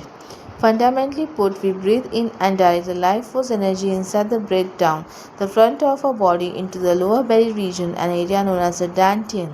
Next, we direct the energy up our spine and finally back around to the front. This ongoing process creates a microscopic orbit within the energy body, affecting our health and our consciousness. When Dr. Hewlin used a diagram to explain Ho'oponopono and show how communication and consciousness between people best flow in a circular direction, I was immediately struck by its similarity to the microscopic orbit. In fact, it was off the charts exciting to see how the universe works with circles in a way I did never realize before. Through the diagram he drew, I finally understood how most of the time we try to relate to people in a bi-directional linear fashion. We talk at each other, we argue, negotiate, point the finger, and so on, and this all takes place in a horizontal direction. However, I saw that by moving in an entirely different direction, we could effect the greatest change and deepest connection with another human being, and that direction was a circle for me. Dr. Hewlett's diagram showed that by first going to zero, down beneath the conscious layer of mind, we can let go of our reactions and attachments to what we are perceiving. We can then begin to rise up towards the subconscious, superconscious state and eventually tap into a divine awareness. A divine can carry out clear and loving intention down toward the other person, basically sneaking in the back door of their conscious mind, allowing for a pure and unfiltered connection and relating. All I can say is it works like nothing else ever has. For example, just last week I was in a business meeting and the person on the other side of the table was asking for things that I initially felt were unfair and selfish. I caught myself tightening up within, and I remember the diagram and the benefit of the circular direction. So I decided to stop fighting and just let go. First, I connected to my breath and went to zero. Internally, I felt my awareness lifting up, just like the Gigong exercise that I described earlier, and my disposition changed immediately. If I had spoken what I was feeling inside, it would have been, I love and support you. Please forgive me for being hard with you. How can I help you to feel safe and help both of us get what we are wanting? Next, something amazing happened. My friend, I was no longer seeing the person as an enemy or a threat, began to change, becoming much more open and receptive as if having stopped struggling with some internal conflict. Within 15 minutes, we even came up with a solution to our previous dilemma, a solution that was perfect for us both and one that I never could have conceived of in my previous state of mind. As the mysteries of life unfold, you begin to see how everything is connected. Everything comes from universal laws, and one of those laws is circles. In the movie The Secret, remember you said that the universe likes speed. I would like to add that the universe likes circles too, and life certainly flows all the more smoothly when you know in which direction the circle wants to go. So thank you again, Joe. The diagram Dr. Hewlett used to explain Ho'oponopono has been so helpful. Seeing this process in a diagram has given me a great insight and a wonderful tool to catch when I am forcing things versus letting go and responding to situations from a state of zero. Warmly, Nick Tristan Truscott Sensi.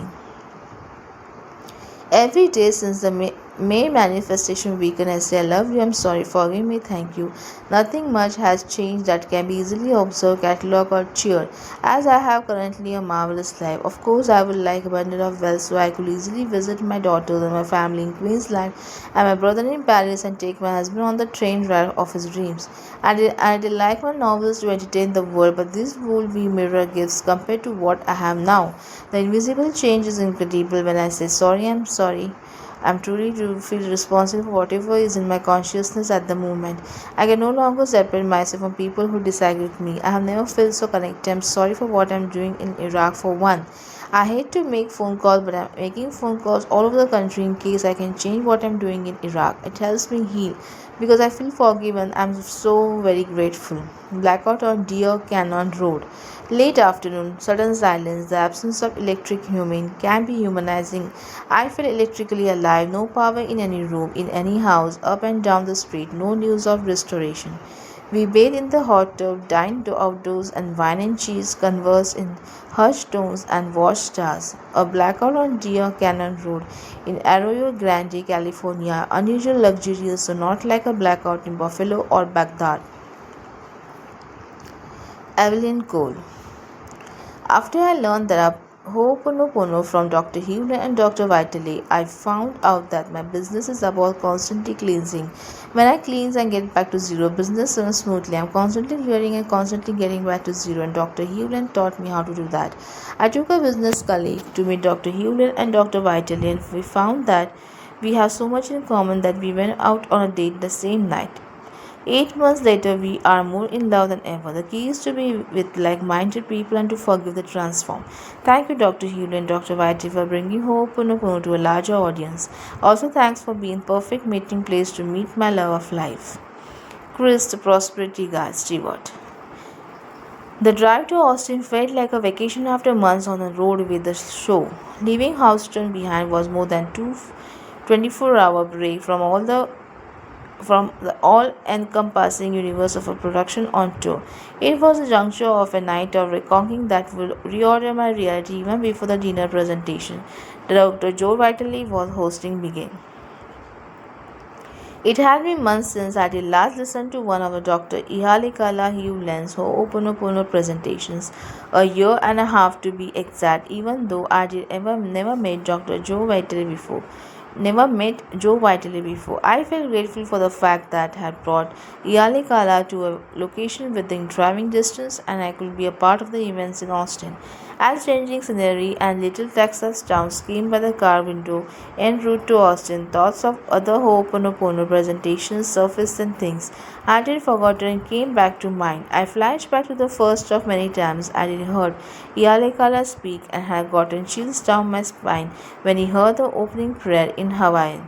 I remember how I did landed a book contract 2 weeks after taking my first Ho'oponopono training virtually by just showing up at a publisher's convention, talking and leaving my car. 2 days later, publisher called and asked me to submit ideas for a book they were doing. I had the contract by the end of the month. As a distance of to Austin grew shorter, I also reflected on a time just 6 months earlier when a veterinarian in Montreal conveyed the sad news that my dear cat Maya had intestinal lymphoma. It was questionable whether she would live long enough for me to take her from the clinic. When Maya was released, the vet thought that with luck I didn't had a few weeks to her goodbye. I contacted Harika for help with the special cleaning something to clean whatever this previous little creature had taken on of mine. It is now a year and 3 months since my diagnosis. Little could I have imagined at the moment I was prepared for her imminent departure that months and miles later she would still be with me on tour. Seeing Ihale Kala again in Austin was like breaking through the surface after being underwater, one of those back in the world kind of experiences. Yet it was also immediate immersion into the most profound life altering practice I have experienced in 25 years of delving into everything from Buddhism, Celtic spiritual traditional psychotherapy, dream analysis, and I was good at that, energy work, and even Vika. And there I was in Austin face to face with Ho'oponopono again, a philosophy tradition that virtually wipes the slate clean of the practices, procedures, and endless analytical activities. I did so diligently, studied for so long before it, all in an effort to understand, fix myself, and live the life I came here to live. I have to admit, and there was a part of me that was ready to jump right in among those who had never encountered Ho'oponopono before and let them know I already do that. But I started cleaning and the nonsense memories dispersed. Before Dr. Vitale and had even introduced Ihale Kala that evening, a revelation hit me like a bolt of lightning, causing me to jump up from the table where I was sitting and run to the ladies' room choking back tears. In that moment in Austin, a room that looked out on the downtown skyline. Ho'oponopono enveloped my being, and I had a moment of clarity when I knew I no longer wanted to be on a tour, no matter what. 6 weeks later, Maya the cat and I were heading western route to Los Angeles bound for a new home in Topanga Canyon that surfaced just in time for our arrival when the person who was going to take it suddenly decided not to rent it. Another 7 months have passed, and just last week, as I wavered on the edge of yet another significant change, I read a phrase that Ihalekela wrote: "Zero is a home base. I clean and step off the edge of another existence as I didn't know it, and now can say that I didn't fall." Thank you for this opportunity to share the changes, revelations, and reflections of Ho'oponopono that surfaced from my trip to Austin in February. POI Elizabeth Guy McCall. Before learning about and applying the method, I was experiencing struggle in many areas of my life. A husband who didn't believe in me and my ability to build a thriving practice, a practice that was far from successful, and a feeling that I was all alone in pursuit of bigger dreams and goals. During the weekend with Joe, when I learned the method, I met a young woman who had similar interests and goals, and we agreed to do a business venture together. That venture was extremely successful, and I took my practice from limping in to thriving in just 2 months. We are working on our next project. I feel as if we have been close friends for years and not months.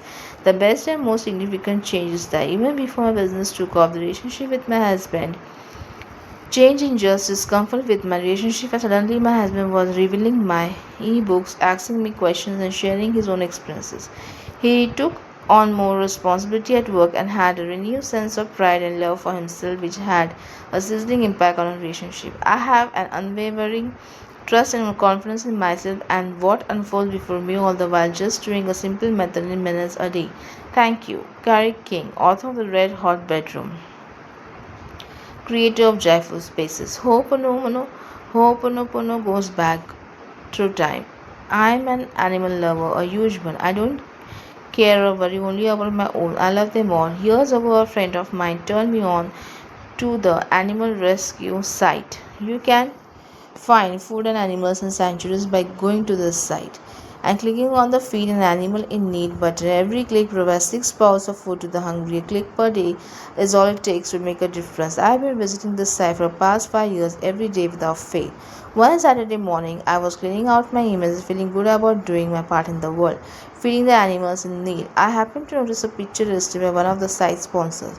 What I saw was an animal in a cage trying to eat his way through the bars. It looked so sickly and gone that not even all the beautiful fluffy fur could mask his pain. In fact, it looked so terribly tortured that I couldn't even make out what kind of animal it was. Was it a bear or a raccoon? I honestly couldn't tell. Truthfully, I didn't want to look closer. My fear told me that I would only be reminding myself how much pain exists in the world, and there was very little I could do about it. Still, I know better than to look the other way just so that I can feel better. I felt this overwhelming need to tune it. I could hear the animal calling to me, asking me to wake up and pay attention. As I looked closer to my order, I discovered that what I was seeing were captured bears held in their cages for tens of years on end. The bears live in cages little bigger than themselves for ease of milking. Bile is extracted through a cut made in the bear's abdomen and into the gallbladder, where bile is stored after being secreted by liver via the hepatic duct.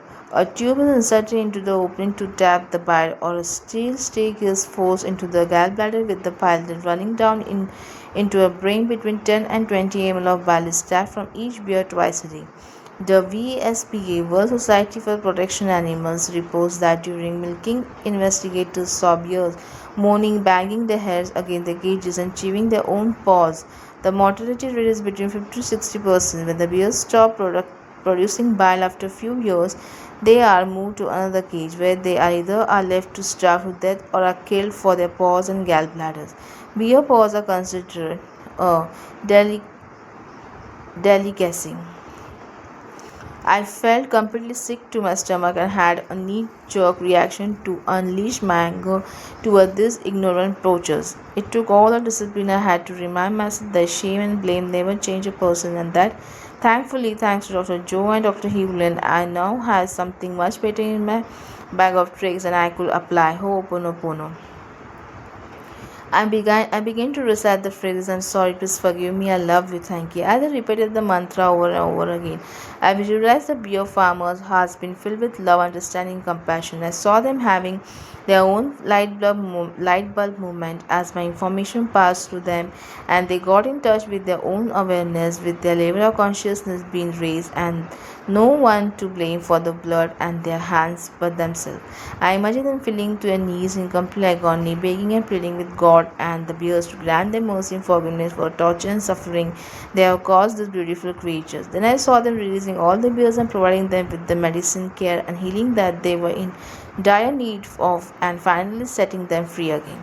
Many of you don't know, as I didn't know, that beer pile has been used for centuries. Today, it is used in wine, shampoo, and medicine. The enormous weight behind this tragedy didn't solely involve healing the person's movement. My clearing work occupied going back through time. Through the ages, there were hundreds of years of worth of pain here to heal. This experience consumed me for hours that day. I couldn't focus on anything else and kept repeating, I'm sorry, please forgive me, thank you, I love you. The heaviness of this global pain was inescapable and undeniable. I was consumed with anguish and I was grieving. It was as if I was the one who captured those bears and held the key to their prison myself. Once a week, my husband and I made it a point to have a date day. On this day, he invited me to go to see a movie with him. I was in agony. I didn't feel much like going out, but I knew it wouldn't make any sense to say no thanks and ran up to it. I'm worried about the views. Keeping my own clearing work to myself, I agreed to go out with him. We went to see the movie 16 Blocks with Bruce Willis. Little did I know then that the theme of this movie will be in a complete alignment with what I was already experiencing. The highlighted message in the movie was people can change. All throughout the movie, I practiced Ho'oponopono. In one scene, I noticed a bird in the background and the banner ad on the side of the bus showered a picture of a teddy bear, and the words beneath the bear read, Send love. My previous training would reveal me that this was a waking dream. My current teaching will say, keep doing what you are doing. You are on the right track. In this, how the universe speaks to us, I did like to think so. It was yet another reminder to me that the beer farmers didn't need my anger to change. They just need my love. The beers needed my love. The world needs our love. Love changes people, and there are no exceptions to this rule. Sending love to a dangerous, ugly, or abuse situation is the only thing we can do if we are looking for drama free healing and everlasting change. It's not always an easy thing to do, but herein forever lies the answer love. As my hypervigilance started to quiet down and the day faded into convening, nausea, anxiety, guilt, pain, and grief that I was feeling earlier finally started to subside. Still, I continued to ho'oponopono my way throughout the remainder of the day until I fell asleep that night. Not too long thereafter, I was walking past the television one day and heard the newscaster announce a recent bear rescue. In my heart of hearts, I knew that this message was meant for me, that I was given confirmation of how we truly can make a difference in any part of the world, no matter where we live, and yes, even when we are out eating popcorn and watching the movie. Thank you, Dr. Joe and Dr. Hewland, and all of those before who have brought the message of Ho'oponopono into our lives so that we can awaken and carry the knowledge that we have the power to heal the world and make a difference. Our work here has only just begun. Please let us always remember, harm none, lose everything, love everyone. Ho'oponopono travels across time. Suzanne Burns. My lifelong search for an asthma cure was over. One mysterious evening, after over 50 years of asthma and allergies, this condition abruptly magically halted. Dateline February 25, 2006. Earlier that day, while relaxing over an Austin Tex-Mex lunch, I felt a quickening in my bean. Ooh, it felt very mysterious, like something was happening and I was somehow being worked on. A wave of love overwhelmed me, and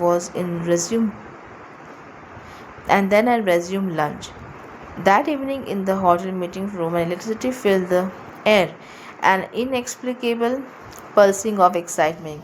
Dr. Hugh Lane, the speakers, ended up sitting at my table midway through the meal. I told an asthma experience I had, and he used that later to springboard into his talk. Well, I was familiar with the Hawaiian Huna spiritual healing model, but not the healing and forgiveness methodology and philosophy at the heart of the healing which he explained at length. Dr. Hugh Lane told us he was working on clearing each of us in attendance at the dinner by reading our names and getting clarity and oneness with us. How he does it is by expressing love for each person, asking for forgiveness for any wrongdoing consciously or unconsciously from the past or present of himself and his ancestor to us and our predecessors predecessors all the way back to the beginning of time and microbic life forms. Wow, that's lot to clear. So that he and we can get back to true relationship in and of divinity. Next day unveiled the miracle at hand. I met my mentor from Joe Vitale's executive monitoring program and his wife for lunch. Being that I was from out of town and we never met in person, I had to walk quite a few blocks to the restaurant and realized that I didn't need an inhaler at all during the trek. That was most unusual and the first clue. They remarked how far it was from where my car was parked, and I told them that perhaps I no longer had asthma and that I felt like it was so. Later that evening, I had the pleasure of dining with Dr. Hughlin, and we spoke of the healing of Ho'oponopono that now, having experienced its power in my life with asthma, I could go and help others with this problem. He also spoke of the importance of drinking water before each meal to flush out toxins and also to rid the home environment of clutter ahem. Well, the best got better and better. It's been nearly 6 months since, and even though I got bronchitis, I bounced back without medicines. I never wheezed or needed an inhaler or asthma drug of any sort. Since then, I have been in home with cats, dogs, and birds for hours at a time and had no wheezing or need of for inhalers. My lungs are clear as a bell, and I can breathe deeply and fully. And all this for the first time ever. Wow. Dr. Hewland, though you don't call it an healing on yourself, a healer, and will say that the universe and my soul did it. Thank you, and thanks for Joe Vitale for sharing Dr. Hewland and Night of Healing Magic. I'm forever grateful. Martha Sning. And here's one more. An Irishman finds aloha. 10 years ago, I began the study of myself through the use of Ho'oponopono. I came into the understanding of this divine problem solving process after years of study in ancient systems of healing, martial arts, and energy work. I had been through what could be called the bringer in terms of my search for what could be understood, enlightenment, and been Irish. I'm always looking for a proof of a pudding, meaning seeing results versus smoke screens of words. Being raised in South Boston, Massachusetts, a touch as Nell's Irish working class neighborhood where the sounds of gunfire and police sirens were like inner city bird calls. Chances of discovering metaphysical understanding of the universe didn't often come up. So, upon finding an opportunity to attend a free lecture, I jumped at the chance to check out this Hawaiian understanding of life. What I found was very different. Many systems utilize and move energy like moving pieces on a clear chessboard. Ho'oponopono awakened me to how to erase the negative elements that manifest as problematic situations inside myself, thus removing the chess pieces together. Altogether, I was intrigued to say the least. Many of the concepts at the time flew over my head as all of the ideas were new to me, but at the end of the lecture, I figured I would give the free tools that were given out as a gift a chance and began to use them as much as I could during the day and throughout my message practice to see if the proof of the pudding was in the eating. In the past, I practiced Qigong, a form of Chinese medical massage, and over time, my viewpoint began to shift in terms of my understanding of treatments. Before doing the tools, I had a set of understanding of what was wrong within a person based on the ancient traditions of energy and meridians. But as I used the tools, I noticed that my understanding of how or why changed and that I did not correspond with my prior training, and I will be treating areas that had no correlation to the reported issues of the clients coming in. As I did so, the clients will report almost instant results of varied issue. Needless to say, I began to wrestle with my understanding and started to see a picture of this Hawaiian art from being to unfold. The next spring, I attended a full training and began to truly apply the methods and practices. One day, I received a call from a former client whom I will call um, Jay, a practicing psychologist. She asked me to see a patient of hers was very concerned about. I will call her F, who had a clinical diagnosis of bipolar disorder, attempted suicide numerous times, and I was committed on a few occasions for her own safety. I said to Jay, "What did I ever do to you?" She laughed and said, "I know you can help me. Help her. You have to. If you don't, she won't make it." So I agreed. At the end of the call, Jay also said that F was once attacked by a massage therapist. I asked myself, what am I going to do to help this woman? When I went home in the evening, I sat for a while and wondered what could I do? How could I affect change on his life? After some time, introspection, Ho'oponopono kept playing in my mind like a broken record, so I began to use the tools as I never had before. I put marathon efforts into each session before, during, and well after, never telling F anything about my secret. During our meetings, the treatment rooms was full of humor, and the air had a sense of thick peace to it as I cleaned. To make a long story short, F had a complete turnaround, and it is now a productive woman, able to handle life as it comes. She is walking proof that if we take 100% responsibility, situations can indeed shift. My massage practice also has shifted and has moved ahead, and I rarely touch anyone anymore. Currently, I find myself driving through life, hitting speed bumps now and then, amazed at where the cleaning will bring me next. Has it been simple? No, but I truly value all the situations that have come up and made me realize who I am. After many years of volunteering for the foundation of INC Freedom of the Cosmos, my viewpoint is simple. There will always be stuff coming up in one form or other, be it family issues, stress, opinions, or war. In the beginning, it was hard to accept that fact. Now, instead of saying why me, including a guilt response, I say I'm responsible without guilt and simply let go through the usage of the tools and let God take over. It is tough job to do. But I say tough, but I have faith that the smoothness is occurring and that we just can't grasp the totality of it because there are so many realities that coexist in the same time frame as ours. We should not waste time with the how, why, or when, rather just the do. By doing so, we get out of the way of ourselves. As soon as we step outside of ourselves at all, in any manner to blame, react, moan, groan, and so on, though we lose sight of the issue of hand, namely a chance to let go of the problem that is inside of us. If we blame, we become disconnected like not playing a cable bill. Zap, no HBO. The choice for us is to not get all self righteous, not depressed, but simply to continue. Chapter 9, How to Create Faster Results. You don't say, "Please forgive me" to a divine because divine needs to hear it. You say it because you need to hear it. Written by Dr. Hewlin. Despite all the evidence we read in the preceding chapter, I still had my doubts. I told Dr. Hewlin that I couldn't always see immediate results from cleaning. He said if you could see the area of results from a cleansing and the cleansing of others, you will be out and you will do more cleansing. You hold the errors of the world in your soul as well as I do in mine, he added.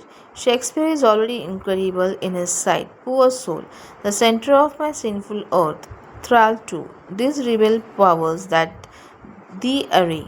Sonnet 146. Shakespeare knows that reason, intellect causes madness, confusion, and clarity. Past reason hunted and no sooner had. Past reason hated and as a swallow's bait. On purpose laid to make the takers mad. Sonnet 129. Shakespeare notes the problem of memories went to the sessions of sweet silent thought. I summon up remembrance of things past. I sigh the lack of many a thing I sought, and with old woes knew well my dear times wasted. Then can I grieve and grievances be forgone, and heavily from woe to woe tell, oh, or they said, the sad account of foe bemoaned moon, which I knew pay as if not paid before. Sonnet 30. Mornas notes the purpose of the gift of life from the divinity. Clean, erase, and find your own Shangri-La, where within yourself. Shakespeare and Morna are messengers giving insights into the mystery of existence. I was an open-minded as a person could get, at least a person named Joe Vitale Aqua, but I still wasn't understanding the essence of what Dr. Hewlin was trying to tell me. But I hung in then. I remember that I wrote in my earlier book, Confusion in Thy Wonderful State of Before Clarity. Well, I was in that wonderful state. A lot of therapists came to Dr. Hewlin complaining that they feel sick or feel like they can't help the people they see.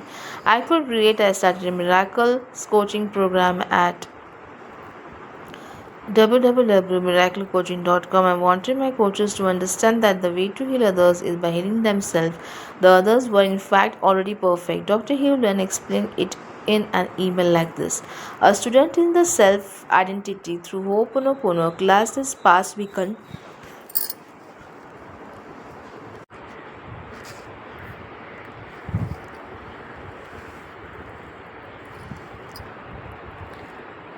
A student in the self identity through Ho'oponopono class this past weekend in Calabasas, California, suddenly cried out loudly in the afternoon session as I was talking. My God, I now know why I feel sick in my stomach when I do healing with my clients.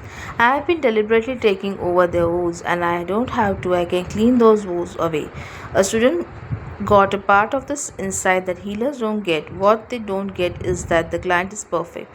The client is not the problem. The healer is not the problem. The problem is what Shakespeare calls old woes knew well my dear times best. The problem is error memories replaying in the subconscious. The Pili that the healer shares in common with the client. Self identity through Ho'oponopono is a problem solving process of repentance, forgiveness, and transmutation that anyone can apply to themselves. It is a process of petitioning divinity to convert error memories in the Pili to zero, to nothing. So it is with you. Error memories in your Pili are replaying problems, be it weight or your son or whatever, and the conscious mind, the intellect is clueless. I had no idea what is going on. This being so, Ho'oponopono appeals to divinity within, who knows to convert whatever memories are replaying in the unihipili to zero. A point needs to be blamed. Expectations and intention do not have any impact on divinity. Divinity will do whatever and whenever it in its own way and time. While I was still wasn't understanding all of this yet, I didn't grasp the power of saying I love you. It seemed innocent enough. What harm could come from saying I love you all the time? None, in fact, zero. As Dr. Hewlin once explained, to open the way for the inflow of divine wealth requires first cancelling memories. As long as memories block limitations are present in the subconscious, the block divinity from giving us a daily break. I began to feel that this whole I love you cleaning and clearing and erasing tool needed to be shared with the world, since I'm enough of an entrepreneur to see a product here. I talked to one of my business partners, Pat O'Brien, about making a special audio of the method. He quickly agreed. While he wrote the music and I recorded the 4 phrases, I also wrote the website copy. The website and audio became a bestseller for Pat and me.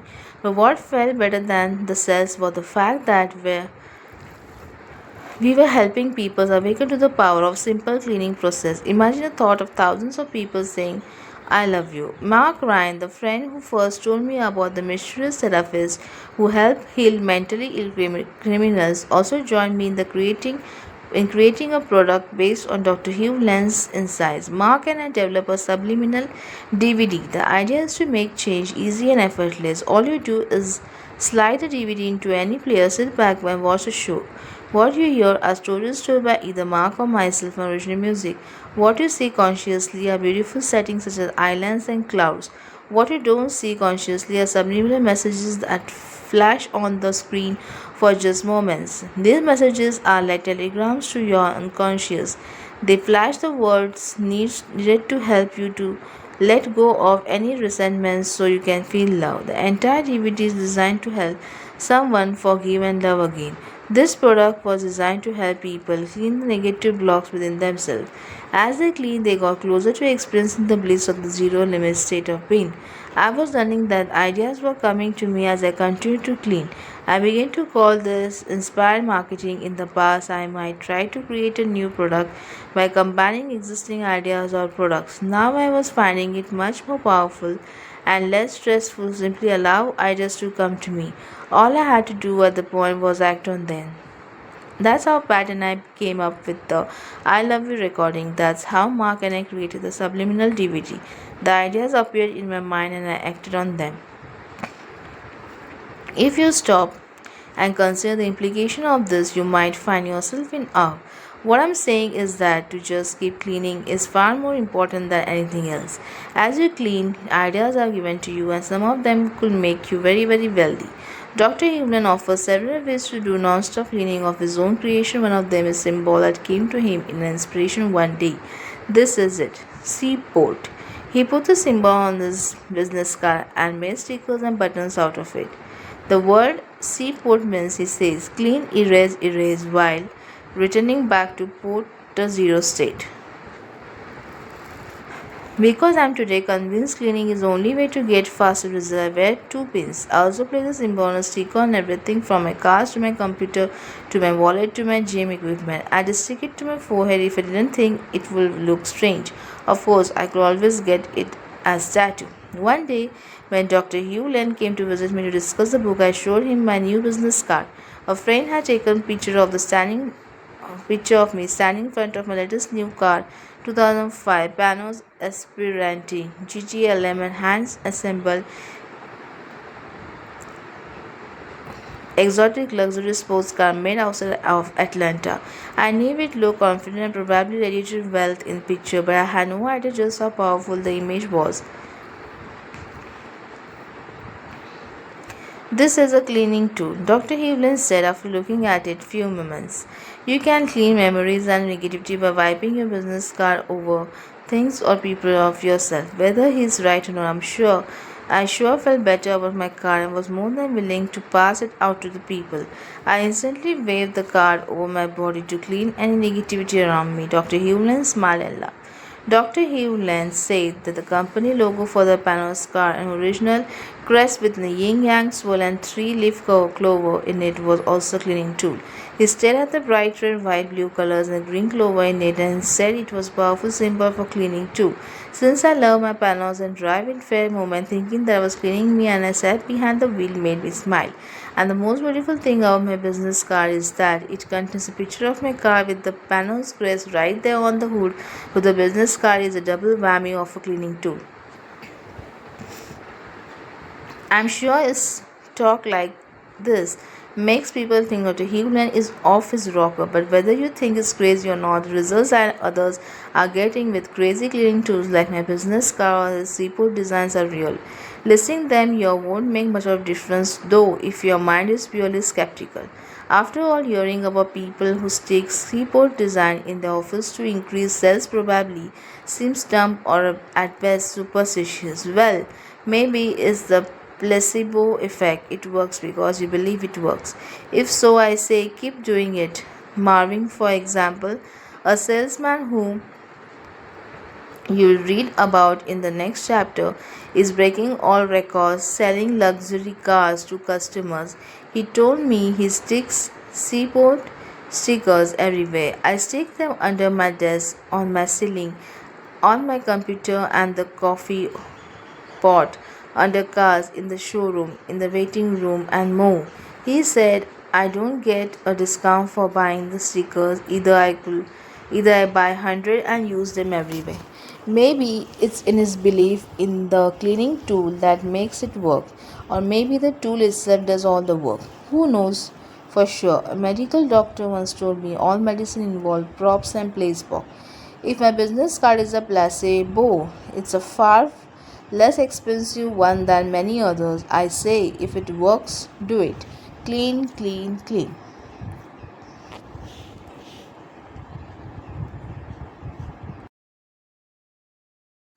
How to Chapter 10, How to Receive Greater Wealth. I am the L. Oaunoka I. My next seminar with Dr. Hugh Len was different from the first While the message was still about cleaning and erasing programs or memories, his approach was even more relaxed and off the cuff. He began by holding up a baseball and asking what the point of the game was. To hit a home run, someone said. To win, said another. To keep your eye on the ball, I said. Exactly, Dr. Hewlett responded in his thick Hawaiian accent. To win or hit a home run, you must keep your eye on the ball at all times. But what is the baseball in your life? Everyone was silent. You're breathing? Someone said. This woman, someone else said. Dr. Hewlett could see weren't getting the point, so he offered an answer. The baseball is divinity, he said. You must stay focused on going back to zero. No memories, no programs, zero. Cleaning, cleaning, cleaning.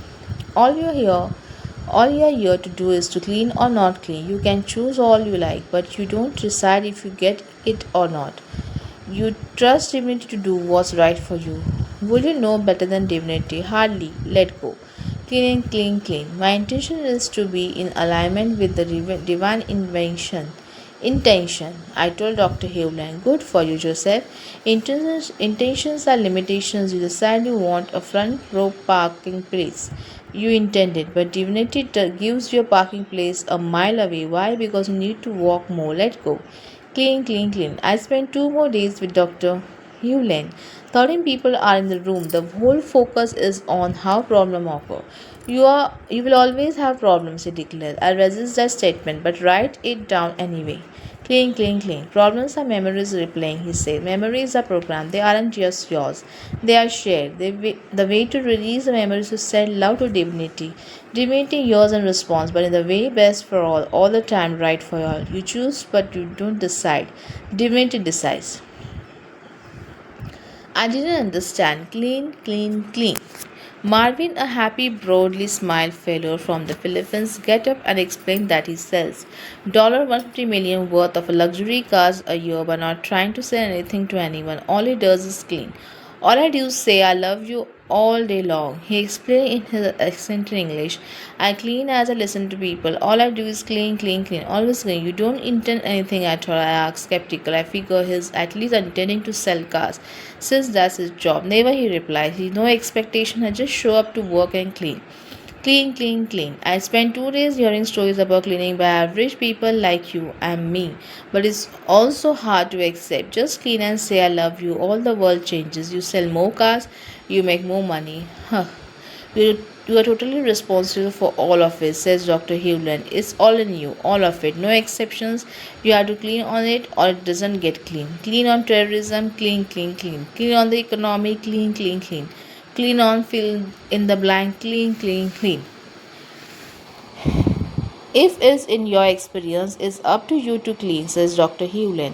When I take a break and call home to see how Narissa and her pets are doing, Narissa stuns me by saying she spent a day making a surprise for me. She had a long to-do list. Making anything for me didn't seem likely. What is it? I asked her. Major surprise, tell me. You'll never guess in a million years, she said. Don't make me guess. I don't have million years. Before I tell you what she said, let me back up a second. Narissa has been stressed because of so many projects on her plate. She can't keep up. She's working on a video for me and another for client.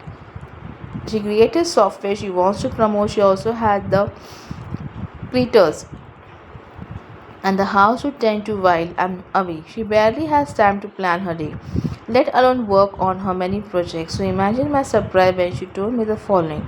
I took apart for your closet and rebuilt it. Clean, clean, clean.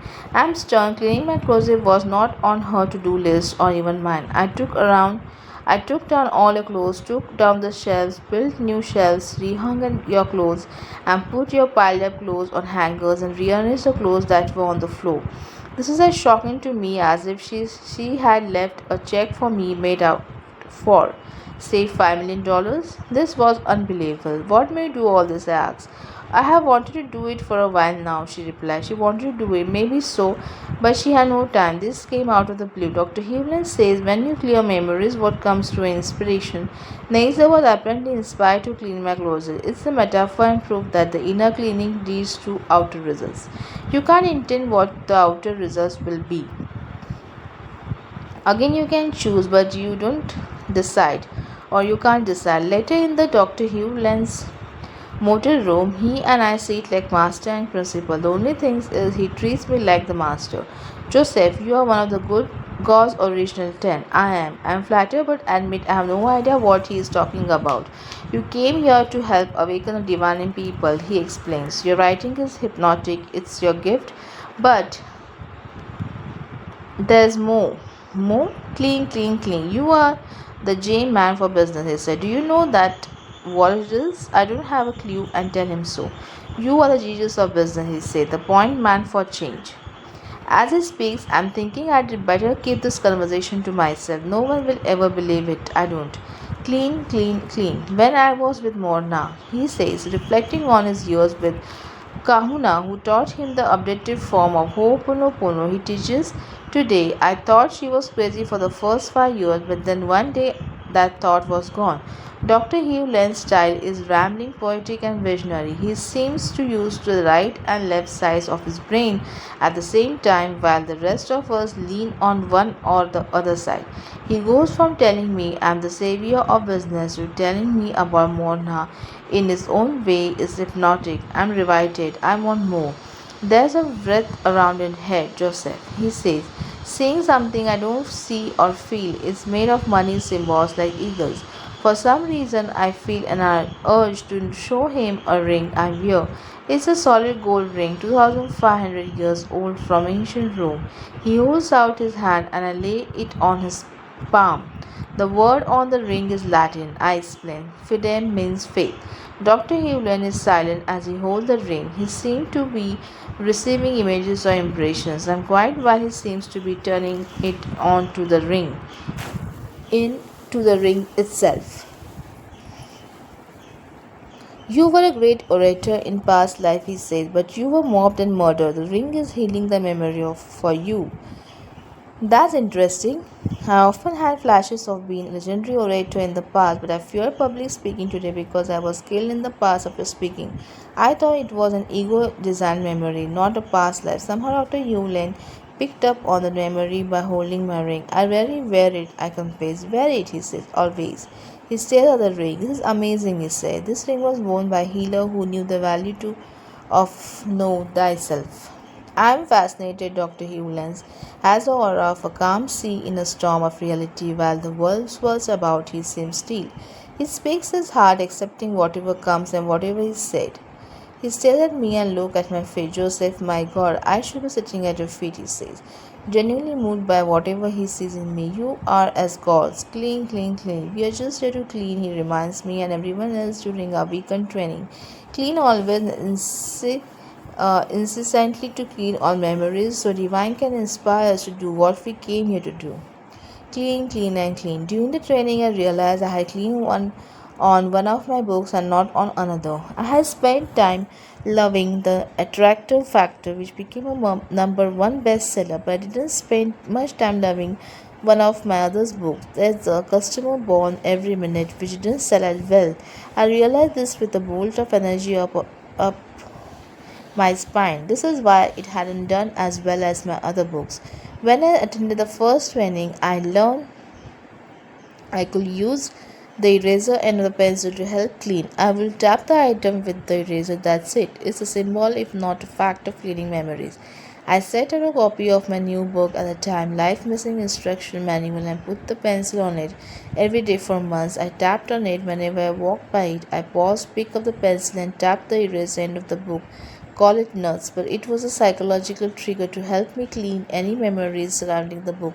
Well, the book became an instant bestseller and stayed number one for 4 days. Major companies bought thousands of copies. Walmart stocked it. Women's Day magazine featured it. But I hadn't done any cleaning on theirs. A customer born every minute. The book came out. It went close to the bestseller list but didn't hit the top 10. I also orchestrated a major publicity stunt to help bring attention to the book. It caused some attention but no immediate sales. I told Dr. Hewlin about this. Dunk the book in your mind in a glass of water with fruit in it, he advised. I know it's crazy, but Mark, today's date, dunk book in water and see what happens. He also surprised me by asking about opera.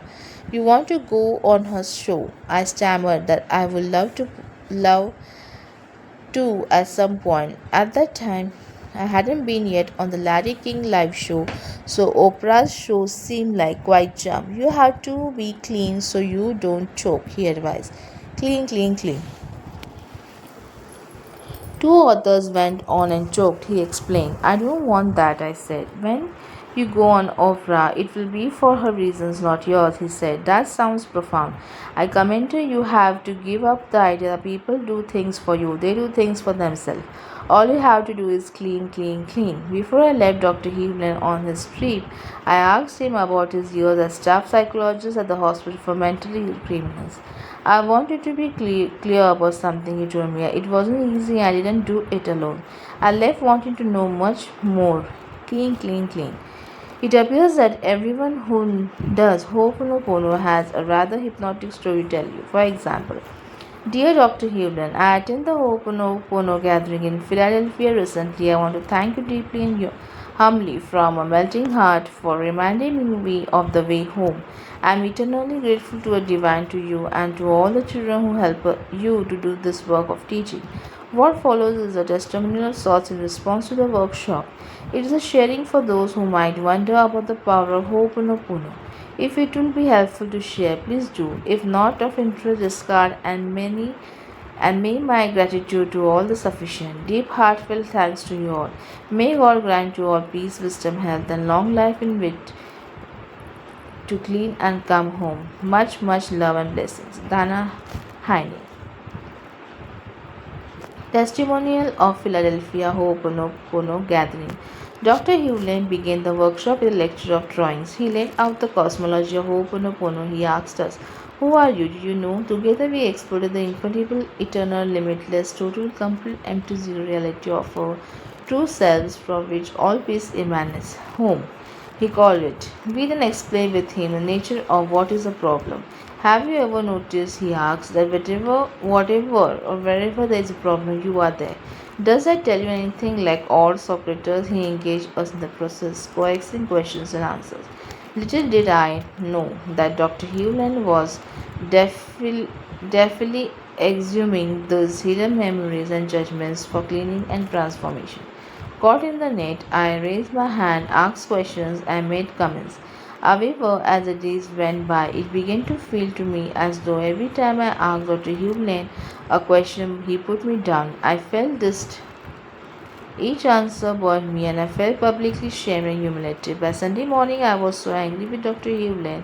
I wanted to leave. I judged him as arrogant, controlling, and dominating. I sat there Steving, angry, ready to cry. I was so angry I wanted to leave, unsure whether I was going to bail or not. I did get up and go to the bathroom, afraid I will start crying right there in meeting room. I sat in one of those ammonia filled stalls and felt the rage with my anger and had become. Oh, I felt such murderous rage. Some part of me didn't want to let go of that rage. But something else kept prompting me to keep saying, forgive me, and I love you. I kept saying it over and over to a rage. And then realized that this was not a few feeling that I had felt the same rage percolate and disguise itself as a slow burn in the background of my consciousness before. Whenever my husband will put me down or whenever and always my lawyer mother had insisted on being right, and oh, she was one whose words would make black look white, confusing the innocent heart of this child. And then I understood, I got it. Aha, this is it. This is some ancient memory, the beam in my eye, the beam I trust into others' heart. This is the sword of memory that I carry in my heart and drag into my now and slay others with Dr. Hugh Len, my mother, my husband Bush, Saddam Hussein, whomever I can accuse and slay out there. This is what Dr. Hewlin is talking about, the continual loop of tape that keeps playing over and over again. I did not leave. I went back into the conference room. I experienced a deep calm the rest of the day. I kept silently saying in my head, I'm sorry, please forgive me, thank you, I love you. When Dr. Hewlin answered a question after that, I felt love for him, none of the previous emotions. He hadn't changed at all. Something in me had. Sometime after I returned to the room, Dr. Hewlin shared a personal experience about his own introduction to Ho'oponopono. He had bailed the course not once but three times, each time thinking the instructor was crazy, each time forfeiting the cost of the workshop. Did he know what I was thinking? Did he know that I had almost just left because I thought he was crazy? During the next break, cautiously approached Hewlin very lovingly. He explained that the ancient oft repeated memory of male dominance had raised his head. He explained that this was a memory common to many and needed great persistence and diligence to heal. I will not be until I return home that I will begin to understand the depth of healing and had occurred for me at the workshop. Throughout the weekend, Dr. Hewling gave us tools for transformation, tools that totally defy intellectualism. Not expecting results, I dutifully but skeptically held my pencil, said, Dewdrop, and tapped the three words that I had written on a sheet of paper, words that for me represented problems, computer, son, and husband. Again, I wouldn't know the power of these words until I got home. When I got home, my husband and son greeted me, both grinning. They said, Guess what we got while you were out? A new computer, I guess. We had been having computer problems which defied hours upon hours, no lie, of technical support from in home technicians to the point that I was seriously wondering if we had a computer nasty, be it genie or ghost. More importantly, we had been having many family meltdowns in the past few weeks over our fickle computers. I didn't care about computers, just wanted harmony. I was little surprised when both spouse and son said yes. They had bought a new computer. They had agreed just the previous night to await another 6 months to get one with the new 64-bit processor. Then they said, Guess what kind? I went down the list: Dell, Hewlett Packard, Sony, Gateway, Compaq, and so on. I named every kind of computer you could think of. No, no, no, they said, each guess. I gave up. I cried. Now my husband of 30 years is a man of very strong idea. He has an iron will which when focused and conscious is nothing less than fantastic determination. When he is not so conscious, this determination, however, can feel more like stubbornness. Nothing can move him. He has been a staunch PC advocate. Nothing would have changed his mind. So when they both shouted at me, Apple, you could have scrapped me off the floor. You see, originally I have wanted an apple, but apples were not allowed in our home any more than park is allowed in a casual home. This might seem travel to some, but I have been married for 30 years. For 30 years, my marriage has traveled hills and valleys, the two of us struggling toward a mutual goal of unity and equality. This apparently inconsequential choice of computer represented a laying down the sword that only those engaged in the battle would recognize. I mean, if you had told me that the China Free Tibet, I would not have been more surprised. I remember mentally lifting my pencil, saying, Dewdrop, and tapping husband, computer, and son. Could 30 years of conflict be so quickly, effortlessly resolved? Cool saying I'm sorry, forgive me, thank you, I love you, transform a lifetime of external conflicts with my authority figures, mother, phone, company, and husband. All I know is that it's been 2 weeks since the workshop I practiced delivery. Dr. Hewland taught me as religiously as I can. My son over a long protracted illness, and my husband and I was dialoguing about things I used to keep bottled up and withheld. Oh, and at last that he said, honey, if you like, you can get one of those little laptop for yourself.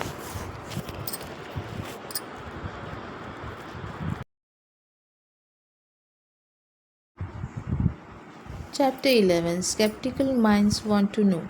The purpose of life is to be restored back to love, moment to moment. To fulfill this purpose, the individual must acknowledge that he is 100% responsible for creating his life the way it is. He must come to see that it is his thoughts that create his life the way it is moment to moment. The problems are not people, places, situations, but rather the thoughts of them. He must come to appreciate that there is no such thing as out there. By Dr. Iyale Hewlin. As I mentioned earlier in this book, I wrote an article called The World's Most Unusual Therapist and posted it on my blog. I added it to my website at www.mrfire.com as well. It was also published in a book by David Ricklin. 101 Great Ways to Improve Your Life. This article became the most widely distributed and talked about miracle article I had ever written. People posted it on newsgroup, forwarded it to friends, sent it to their personal and public email lists, and more apparently, the message in it was inspiring everyone. It was that very article that got the attention of my publisher, John Wiley and Sons, and led to my writing this book for you.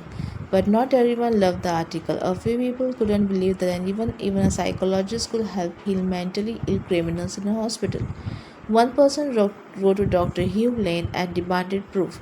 The person wanted to know the facts about Dr. Hugh Lane's experiences in the mental hospital. So did I. Truth be known, here's what Dr. Hugh Lane wrote as a detailed reply. The story, as most stories goes, needs clarification. It is true that I spent several years as a fee-paid service staff psychologist at Hawaii State Hospital, a psychiatric facility operated by Hawaii State Health Department. I spent 3 years from 1984 to 1987 as a staff psychologist, 20 hours a week in a high security unit housing male patients who had committed criminal acts of murder, rape, drug use, and assault and battery against people and property. When I entered the high security unit in 1984 as a staff psychologist, all seclusion rooms were occupied with violent patients. On any given day on the unit, there were several patients in metal restraints around the ankles and wrists to prevent violence against others. Violence is a unit by patients against patients and patients against staff was a common occurrence. Patients were not intimately involved in their care and rehabilitation. There were no unit rehabilitative work activities. There were no off unit activities, recreation or work. Visible families on the unit were extremely rare. No patients were allowed of the high security unit without written permission by the psychiatrist and only with ankle and wrist restraints. The stay in the unit by a typical patient ran into years, the cost being, I believe, around $30,000 a year. Then staff sick leave ran extremely high on the ward. The physical environment of the unit was drab and somewhat run down. The unit staff was composed of basically wonderful and caring people. What I have described is probably typical of most psychiatric units elsewhere in the country. When I left unit and facility in July 1987, seclusion rooms were no longer in use. Wrist and ankle restraints were no longer in use.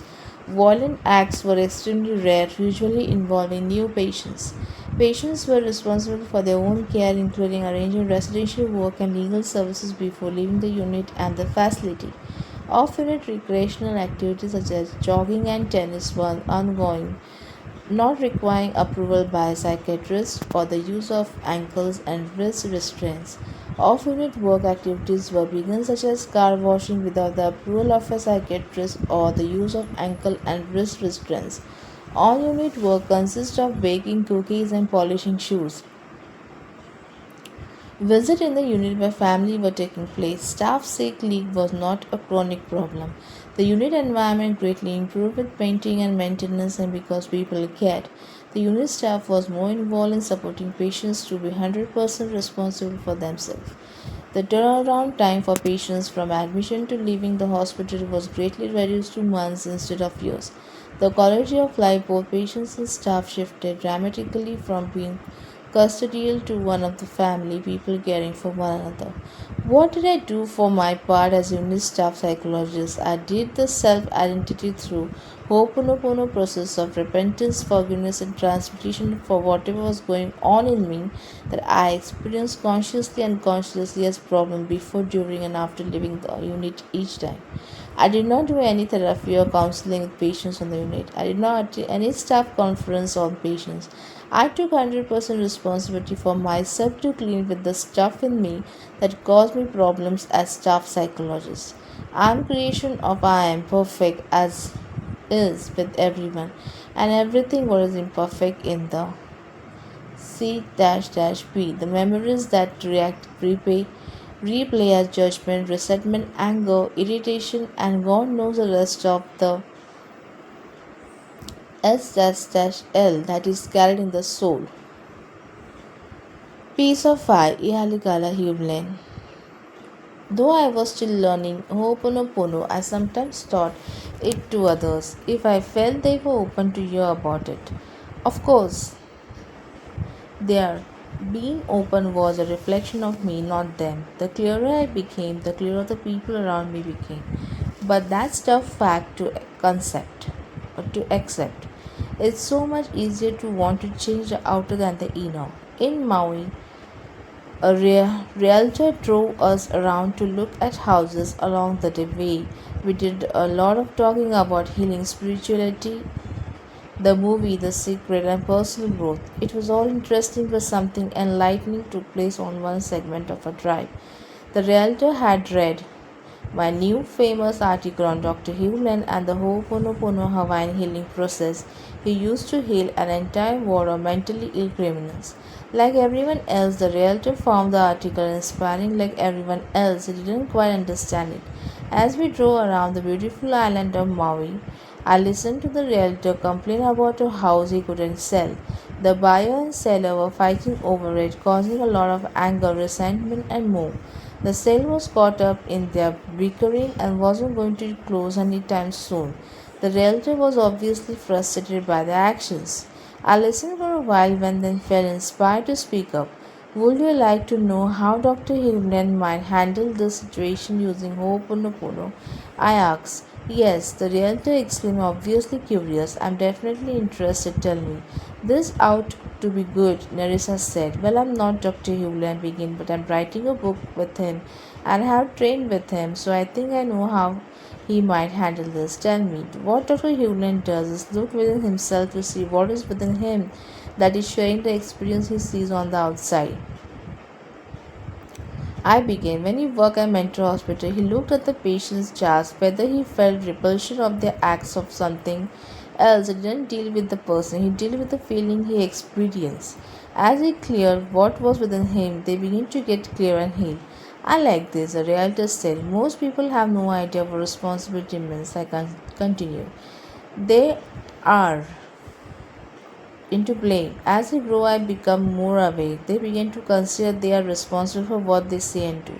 Beyond that, as you become even more aware, you can begin to realize that you are responsible for what everyone says or does, simply because they are in your experience. If you create your own reality, then you created all you see, even the parts you don't like. The realtor was smiling, nodding his head. I kept talking. It doesn't matter what the buyer or seller does in a situation, I said. It matters what you do. What Dr. Hewland does is simply repeat, I love you. I'm sorry, please forgive me and thank you. He doesn't say it to people, say it to divine. The idea is to clear the shared energy. I'll do this, the realtor said, but you don't do it to get something, I went on. You do it because it's how we clear the shared energy so no one has to experience it again, ever. It's cleansing, and you never stop doing it. I paused. The realtor seemed to get it. His eyes were wide and his smile was big.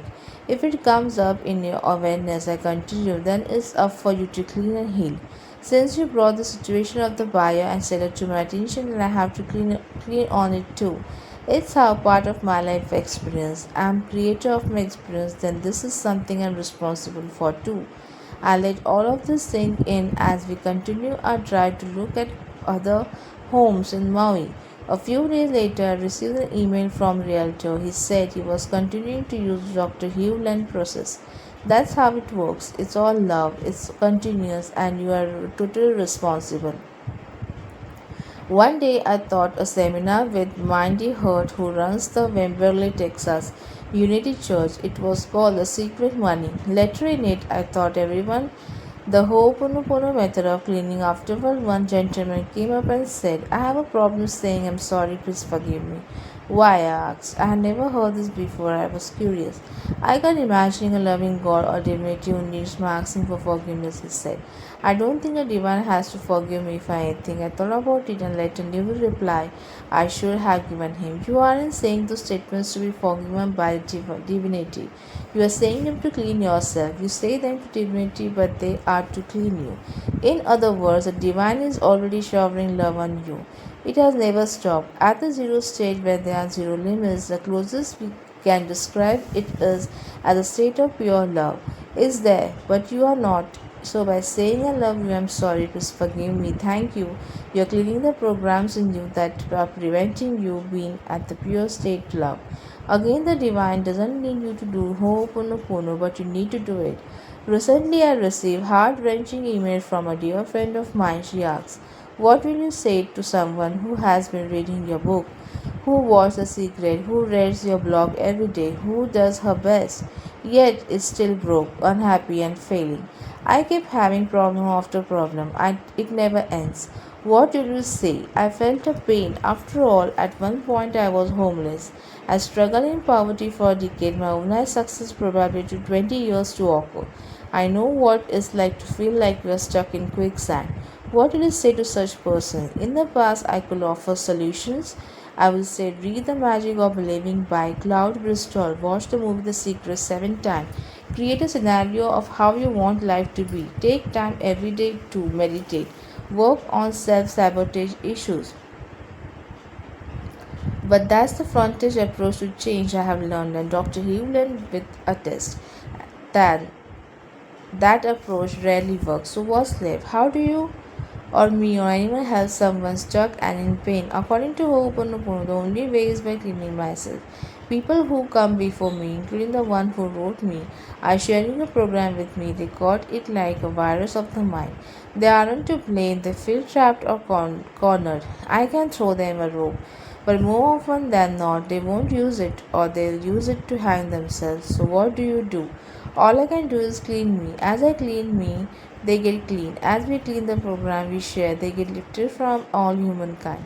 This is all I do these days, is what Dr. Hewlin first told me he did on that first phone call we had so long ago. All I do is clean, clean, clean. All I do is I say I love you, I'm sorry, please forgive me, and thank you. The rest is up to divinity. I don't think this is heartless, but it's the most heartfelt thing I can do, and it's what I'm doing right now, even I write this verse. Finally, consider the spiritual punchline. Since the story of this person who wrote me is now part of your experience, that means it is up to you for you to heal as well. After all, if you create your own reality, then you had to create the situation too, as is now part of your reality. I suggest you use the word I love you, your statement, to heal this. As you heal yourself, the person who wrote me and everyone else who shares their programs will get better.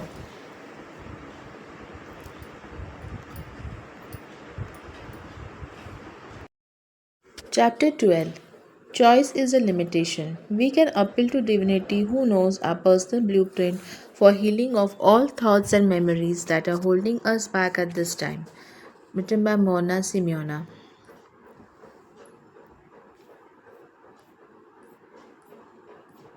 Dr. Hewlin flew to Austin, Texas to spend a few days with me in October 2006.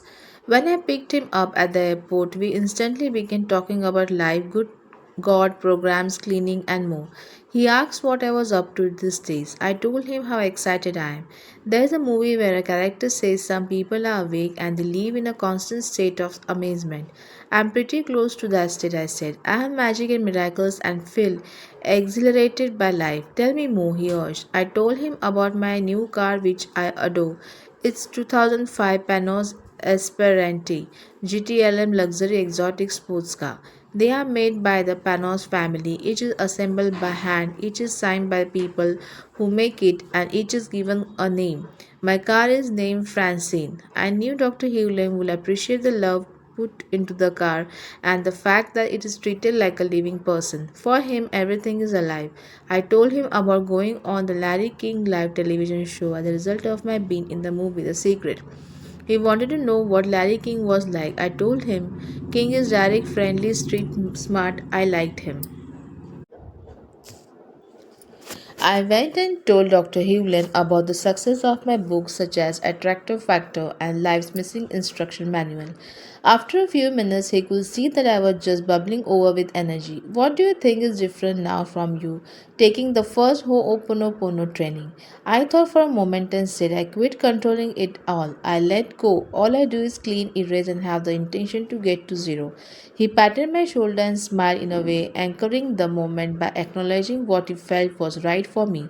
We started walking to my car, and after a few feet, he stopped and stared at me. You have a bounce in your step, he said, almost in awe.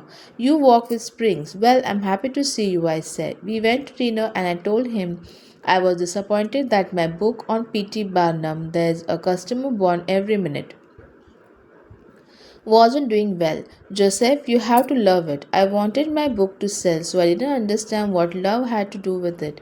Joseph, if you had three children and one of them was slow in school, will you tell it that you were disappointed in it? No, I replied, and suddenly an insight hit me hard. My book is a child of me, and I was saying it wasn't good as my other children. I felt this to such a real degree that I almost began to cry in the restaurant. You got it, Joseph, Dr. Hewland said. You must love all your children. I began to feel terrible that I had alienated my child for not performing well in the school of life. I felt genuinely sorry. I began to say, I love you, I'm sorry, please forgive me, and thank you in my mind to divine, while holding a sense of my book in my heart. Later, when I got home and saw my book, I picked it up and held it to my heart, hugging it, loving it, asking for forgiveness for not appreciating it just for being. Later, driving Dr. Hewland Land to my home area in Wimberley, Texas, he said he saw an elf in me. Eh? What? An elf, he repeated. I'm used to him seeing things and I don't see. I wouldn't call it physics ability, but just an unfolding in each moment. The elf has big eyes and big ears. He wants to stay inside and not go out in public. That's the part of me he that wants to stay at home and work on my computer and not interact with people. There's another part of you that likes the limelight though. Two-thirds of me wants to be on Larry King and opera and get the attention. I confess, but another part wants to stay indoors and be reclusive. Your elf will keep you sane. Dr. Hewland explained. People who want nothing but stardom will drive themselves crazy. People who want nothing but living in a cave keep their light under a bushel basket. You have balance. Later that day, I told Narissa my love about my elf. What is the part of you called that likes to be on stage? She asked. I don't know. She reflected for a moment and said, I think it's called Sprite. Sprite? Yes, Sprite. It seems to fit. I laughed and had to agree. The next day, when I told Dr. Hewland that Narissa named my extrovert part Sprite, he laughed out loud and loved it. Sprite like the light, he sang.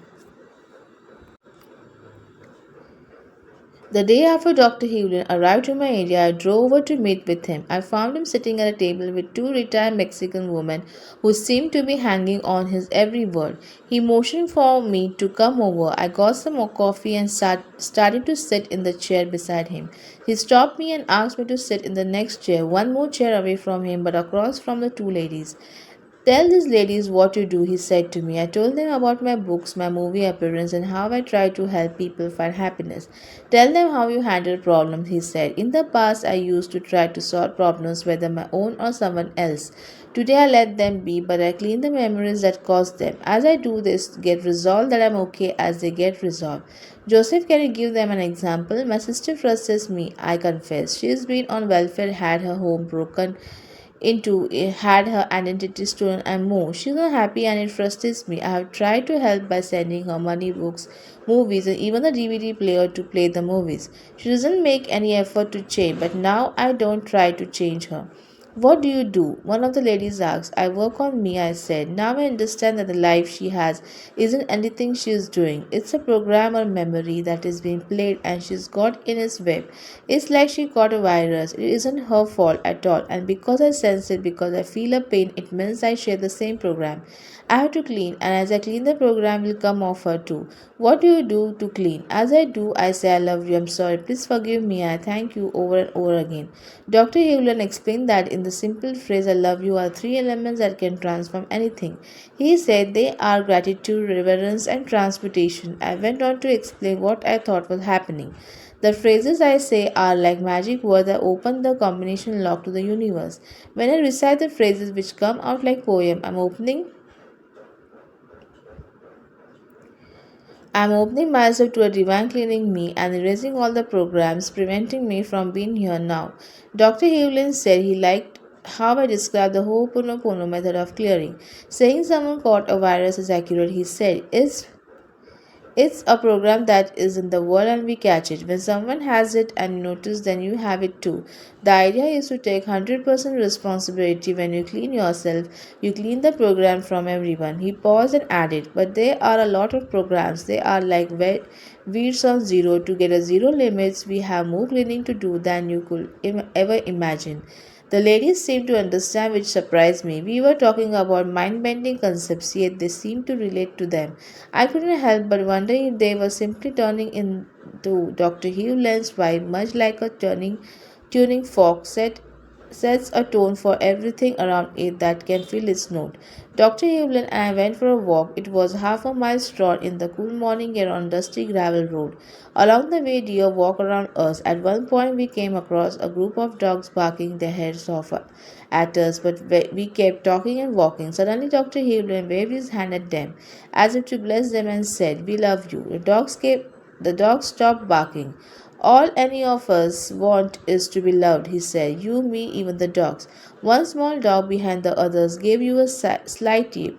I couldn't stop thinking he was saying, right on, maybe thank you, or even I love you too. Our conversations were always stimulating. At one point, Dr. Hewlin blew my head off by explaining that the only choice in life is to clean or not. You are coming from either memory or inspiration, he explained. That's it. I replied, I have always told people that they have the choice to come from inspiration or not. That's free will. Divine sends a message and you can act on it or not. If you do, all is well. If you don't, you may have problems. Your choice is to Your choice is to clean or not, he said.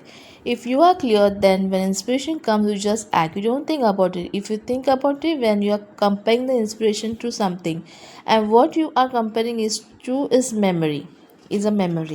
Clean the memory and don't have a choice. You just have inspiration and you act on it without thinking. It just is. View. That insight truly shook me. I felt bad that I had been writing and speaking about choice being free will, and now I learned that free will means you are still stuck in memory. When you are at zero state and there are zero limits, you don't do anything. But what is there for you to do? That's it. It's like we are in a grand symphony, Dr. Hewlin explained. Each of us has an instrument to play. I have one too. Your readers have theirs. None are the same. In order for the concert to play and everyone to enjoy it, they need to play their part and not another's. We get into trouble when we don't pick up our instrument or we think someone has a better one.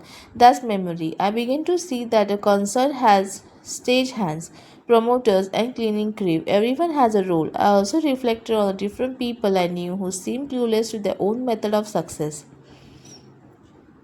There is James Caan, the famous actor from The Godfather in the TV series Las Vegas.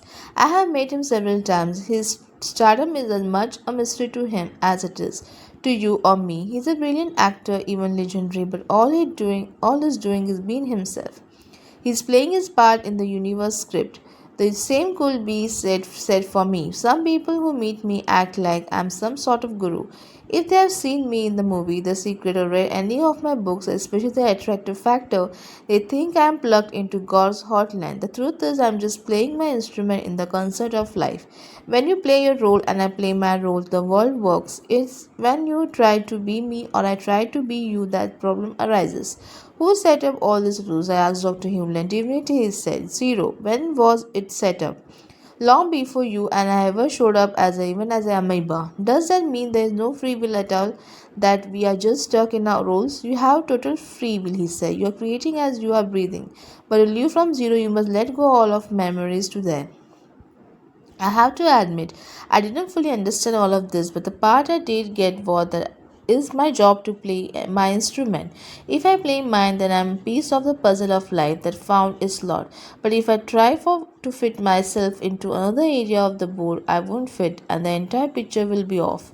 Your conscious mind will try to understand it all. Dr. Hewland clarified, but your conscious mind is aware of only 15 bits of information, while there are 15 million bits happening all the time. Your conscious mind doesn't have a clue what's really happening. That wasn't very comforting, at least not to my conscious mind. As I mentioned earlier, I taught a seminar one day called The Secret of Money. I told everyone that they will have money if they are clear. If they are broke, they aren't clear. I told Dr. Hewlin about it and he agreed. Memories can keep money away. He said, if you are clear about money, you will have it. The universe give it if you will accept it. It is memories playing that keep it from you or you from seeing it. How do you get clear? Keep saying I love you. Do you say it to the money? You can love money, but it's better to just say it to the divine. When you are at zero, you have zero limits, and even money can come to you. But when you are in memory, you will prevent it. There are many memories around money. As you clean them, they get clean for everyone. We went into a deli and ordered coffee. The place was quiet and we sat there, but slowly people streamed in and place got busier and louder.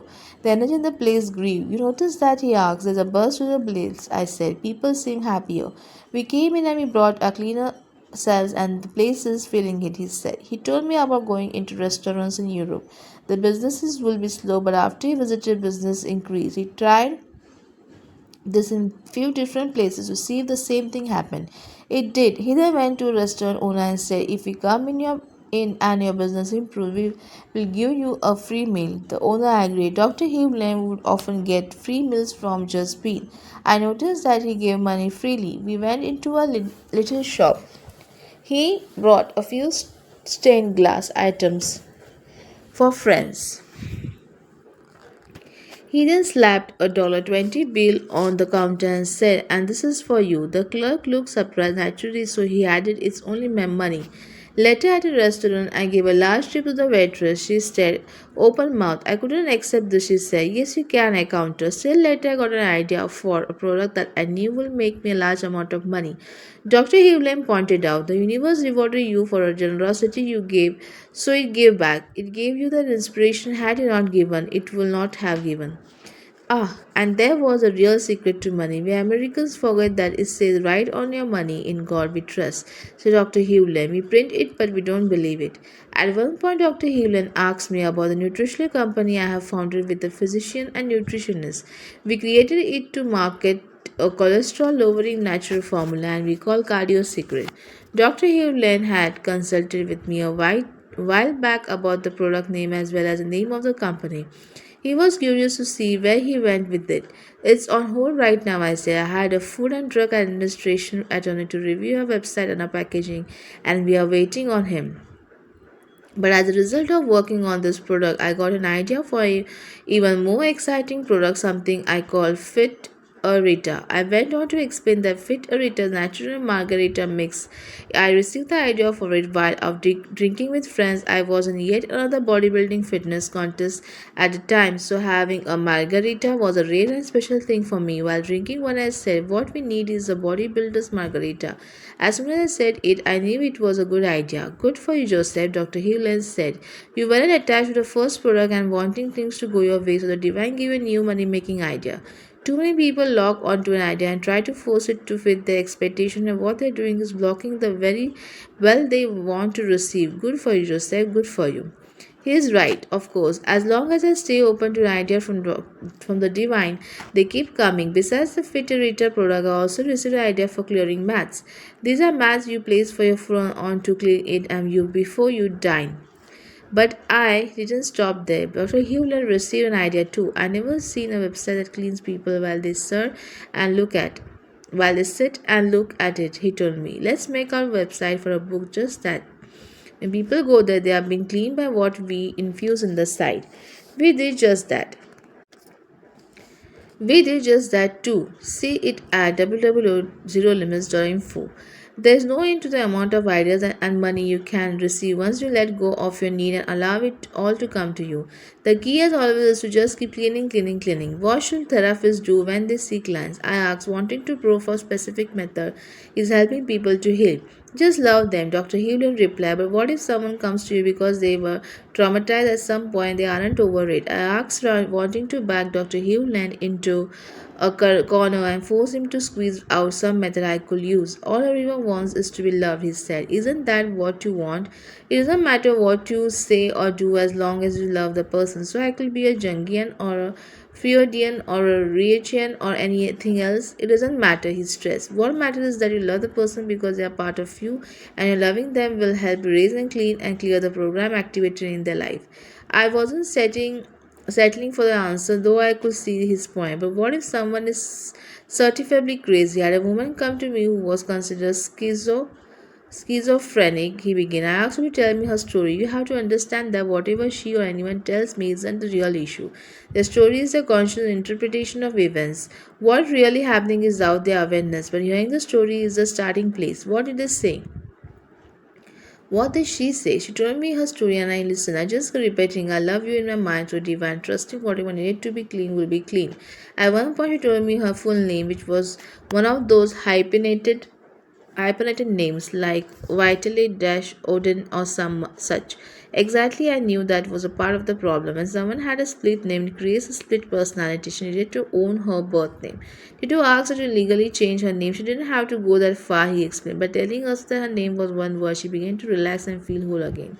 But was it the name change or you're saying I love you that made a difference for her? Who knows? But I want to know, I said. I started a miracles coaching program. I want to be sure my coaches say and do the right thing so they truly help people. He went on to explain that therapists think that they are here to help people or save people, but in reality, their job is to heal themselves of the program they see in their patients. As those memories get cancelled in therapists, as they get cancelled in the patient. It doesn't matter what you or your coaches say or do as long as they keep loving the person they are with. He explained again, remember the person you see in the mirror of you, what experience is shared by you, clean the share program, you will both get well. But how? I love you, he said. I'm beginning to sense a theme here. I have been trying to figure out how the world works since I was old enough to read children's book and then comic books. Superman and the Flash were pretty easy to understand. Today I have to deal with science, religion, psychology, physiology, philosophy, as well as my own mental wanderings. Just when I think I have a handle on things, along comes another book to disturb my view of the world. This time I was reading Consciousness Speaks by Balsekar when I started to get a headache. If I had to sum up his message in words from a man confused by reading the book, I'd just say that nothing we do comes from from free will. It's all been prompted through us. We think we are the conscious actors. We are wrong. That's our ego. Talking in some respect, we are puppets with the divine as energy in us pulling our strings. Now imagine this. I'm the guy who wrote The Attractive Factor, a book that explains five-step process for having, doing, or being anything you want. I and others have used the method to attract everything from wealth to cars to spouses to health to jobs to your name. It's all about declaring your intention and then acting on what comes your way or bubbles up from within to make it manifest. In short, you are the puppeteer and the world is your puppet. So how do I fit these two apparently conflicting philosophies in my head without going bonkers? I think it works like this. First, we are living in a belief driven world. Whatever you believe, that belief will work. I'll get through the dream. At any rate, it will frame your experiences into perceptions that make sense to you, and when something comes your way that doesn't seem to match your worldview belief system, you'll find a way to rationalize it and force it to fit. Or you'll take volume. Second, I can't help but wonder if both philosophies are right. We are the puppet and puppeteer, but that only works when we get out of our own way. It's our minds that drive us to overdrink, overeat, frolic, steal, lie, even spend too much time worrying about how the world works. Our minds get in the way of the natural flow of things. Our minds know that they are doomed and they can't stand the thought of it, so they construct feel good addictions to them to help them to survive. In reality, whatever that is, your mind is it interference to experiencing the bliss of this moment. If this is so, then all the techniques to get clear, which I talk about as step 3 in the attractive factor, are there to help you take the interference out of the divine plan. For example, when you use a method like the emotional freedom technique, the tapping your troubles away approach to life, you resolve the issue troubling you. But when that happens, then take your positive action. Well, Vanant, you're going to take the positive action anyway. Isn't that why you knew there was a problem to begin with? In other words, the nudge to take action was sent to you from Divine, and your anxiety over it was the interference. Take away the interference, and you are back to being one with the Divine, which means you are puppet and puppeteer again. So let me try to sum up what at least makes sense to me today. You came into this world with a gift within yourself. You may know it is right away or not. You may not even know it's right now. At some point, you will sense it within you. Now your mind is going to judge it. If your mind judges it as bad, you will seek therapy or methods or drugs or addictions to handle it, hide it, resolve it, release it, or accept it. But once you have removed the interference preventing you from acting on your gift, you will act on the gift. In short, you will be the puppet of a divine, but you will be the puppeteer of your life. Your choice is to go with the flow or not. That's free will. Some call it free won't, because your real decision is to act on the impulse or not. Even the great showman and marketer P.T. Barnum, whom I wrote about in my book, There's a Customer Born Every Minute, knew this. He took action, he did things on a grand scale, but he was always obeying some higher order. He gravestone marker reader reads, Not my will, but thine be done. He acted on his idea without interference from his mind, and he allowed the results to be what they are, trusting that it was all part of the universe's bigger picture. He was able to let go while taking action, and that's step 5 in my book, The Attractive Factor. Tonight I have the world figured out, I think. Tomorrow I'm not so sure. I long for comic books again. Everyone has a gift. Dr. Hewlin told me one of our walks. What about the Tiger Woods? I asked, knowing the answer but wanting to lead to a deeper question. He's playing his role in the divine play, but what's about him when he starts to teach others how to play golf? He'll never succeed, Dr. Hewlin said. His role is playing golf, not teaching golf. That's someone else's role. We each of us have a part, even a janitor. Yes, they're janitor and garbage collector who love their work, he said. You don't think so because you are imagining playing their roles. But they can't play your role either. I suddenly remember a line from an old self-improvement course. If God told you what to do and you'll do it and be happy, well, what you're doing is what God wants you to do. The point is not to resist your role. I might long be a songwriter like Michael Malone, or an actor like James Caan, or a bodybuilder like Frank Zang, or a writer like Jack London. I might even get pretty good at writing songs, or acting, or working out, or writing novels, but my role is inspirator. I write books to awaken people, or to be exact, to awaken me. As I awaken me, I awaken you.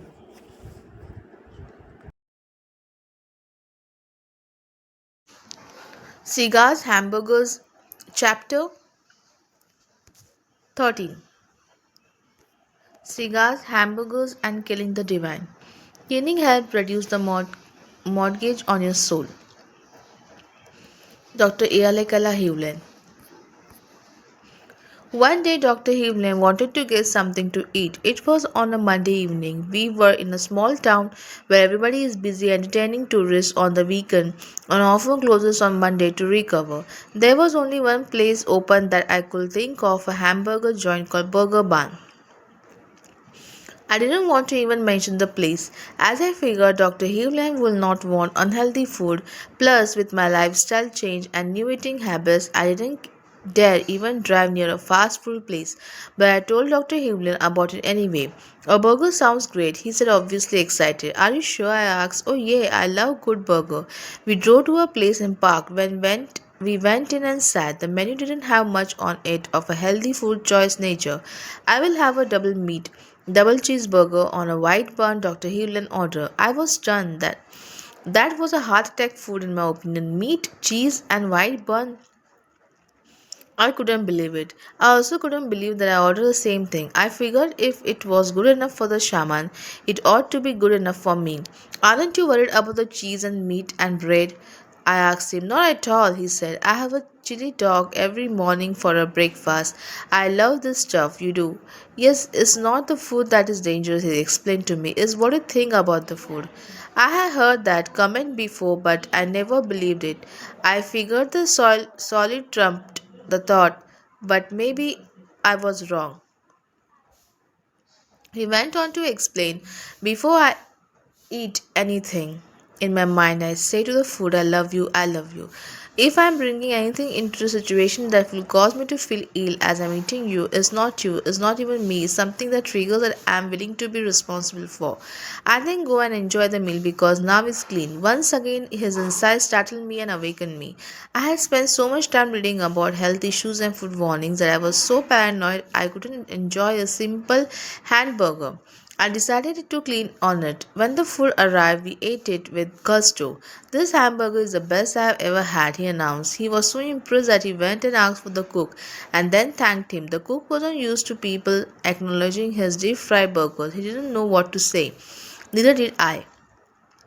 When I gave Dr. Higulen a tour of my home, including my gym, I held my breath. I kept cigars in my gym.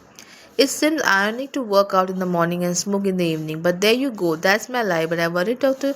Hewland might say something about my smoking. I showed him my various type of equipment, pictures of famous bodybuilders on the walls, and the certificates I received for the fitness contest I have been in. I tried to steer him away from the cigars sitting on a bench, but noticed them. What's this? He asked. Cigars, I said with a sigh. You smoke working out? No, no, but I do in the evening, yeah, I explained. It's my meditation time. I sit on the deck, smoke, and feel gratitude for my life. He was silent for a moment. I was waiting for him to rattle off all the statistics showing why smoking is bad for you. Finally, he spoke. I think it's beautiful you do. I asked. I think you should smoke a cigar with your Panoscar. What do you mean? Have a picture taken of me in front of Frank sign with a cigar in my hand. Maybe, but I was thinking you can smoke while you polish her or dust her down. I thought you were going to ridicule me for smoking. I finally told him. One person read my blog, saw I mentioned cigars, and wrote me that I was putting toxin into my body and hurting myself. I guess that person never heard of the American Indian custom of passing the peace pipe. He said, a house smoking in many tribes is a rite of passage and a way to bond and share and be a family. I was once again learning that the key for Dr. Hewland is to love everything. When you do that, thing changes. Smoking is bad when you think it's bad. Hamburgers are bad when you think they are bad. With everything in the ancient Hawaiian traditions, it all begins with thought, and the great healer is love. I was finally beginning to understand him and how important it is to get to zero limit state. But not everyone felt the same as me. One night I went on a teleseminar and told everyone about my experiences with Dr. Hewland, most of which I have told you here. They listened attentively, they asked questions, they seemed to understand what I was explaining, but to my surprise, at the end of the call, they resumed the normal way of thinking.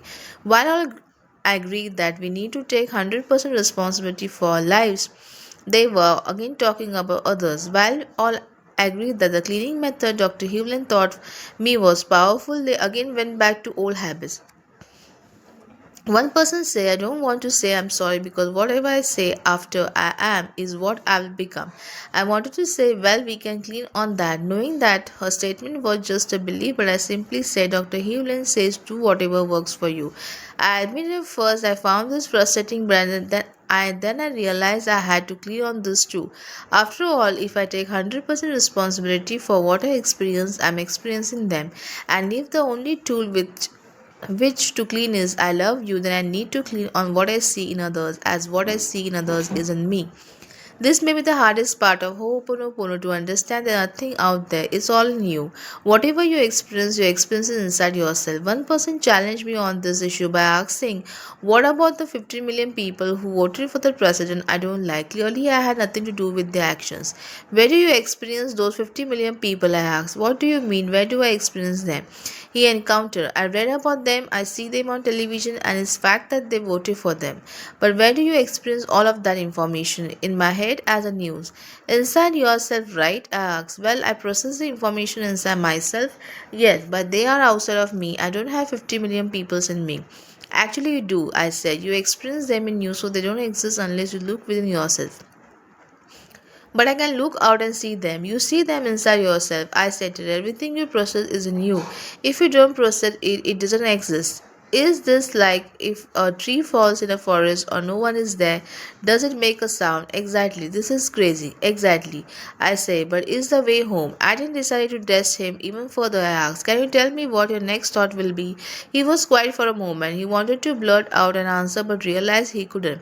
No one can predict the next thought, I explained. You can verbalize it once it occurs to you, but a thought itself arises from your conscious, unconscious. You have no control over it. The only choice you have is once a thought appears to act on it or not. I don't follow. You can do any number of things once a thought arises but it's been generated in your unconscious.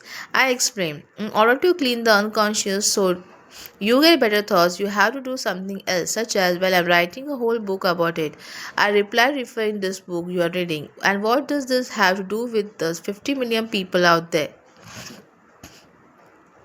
They are no more out there than your own thoughts are, I said. It's all inside you.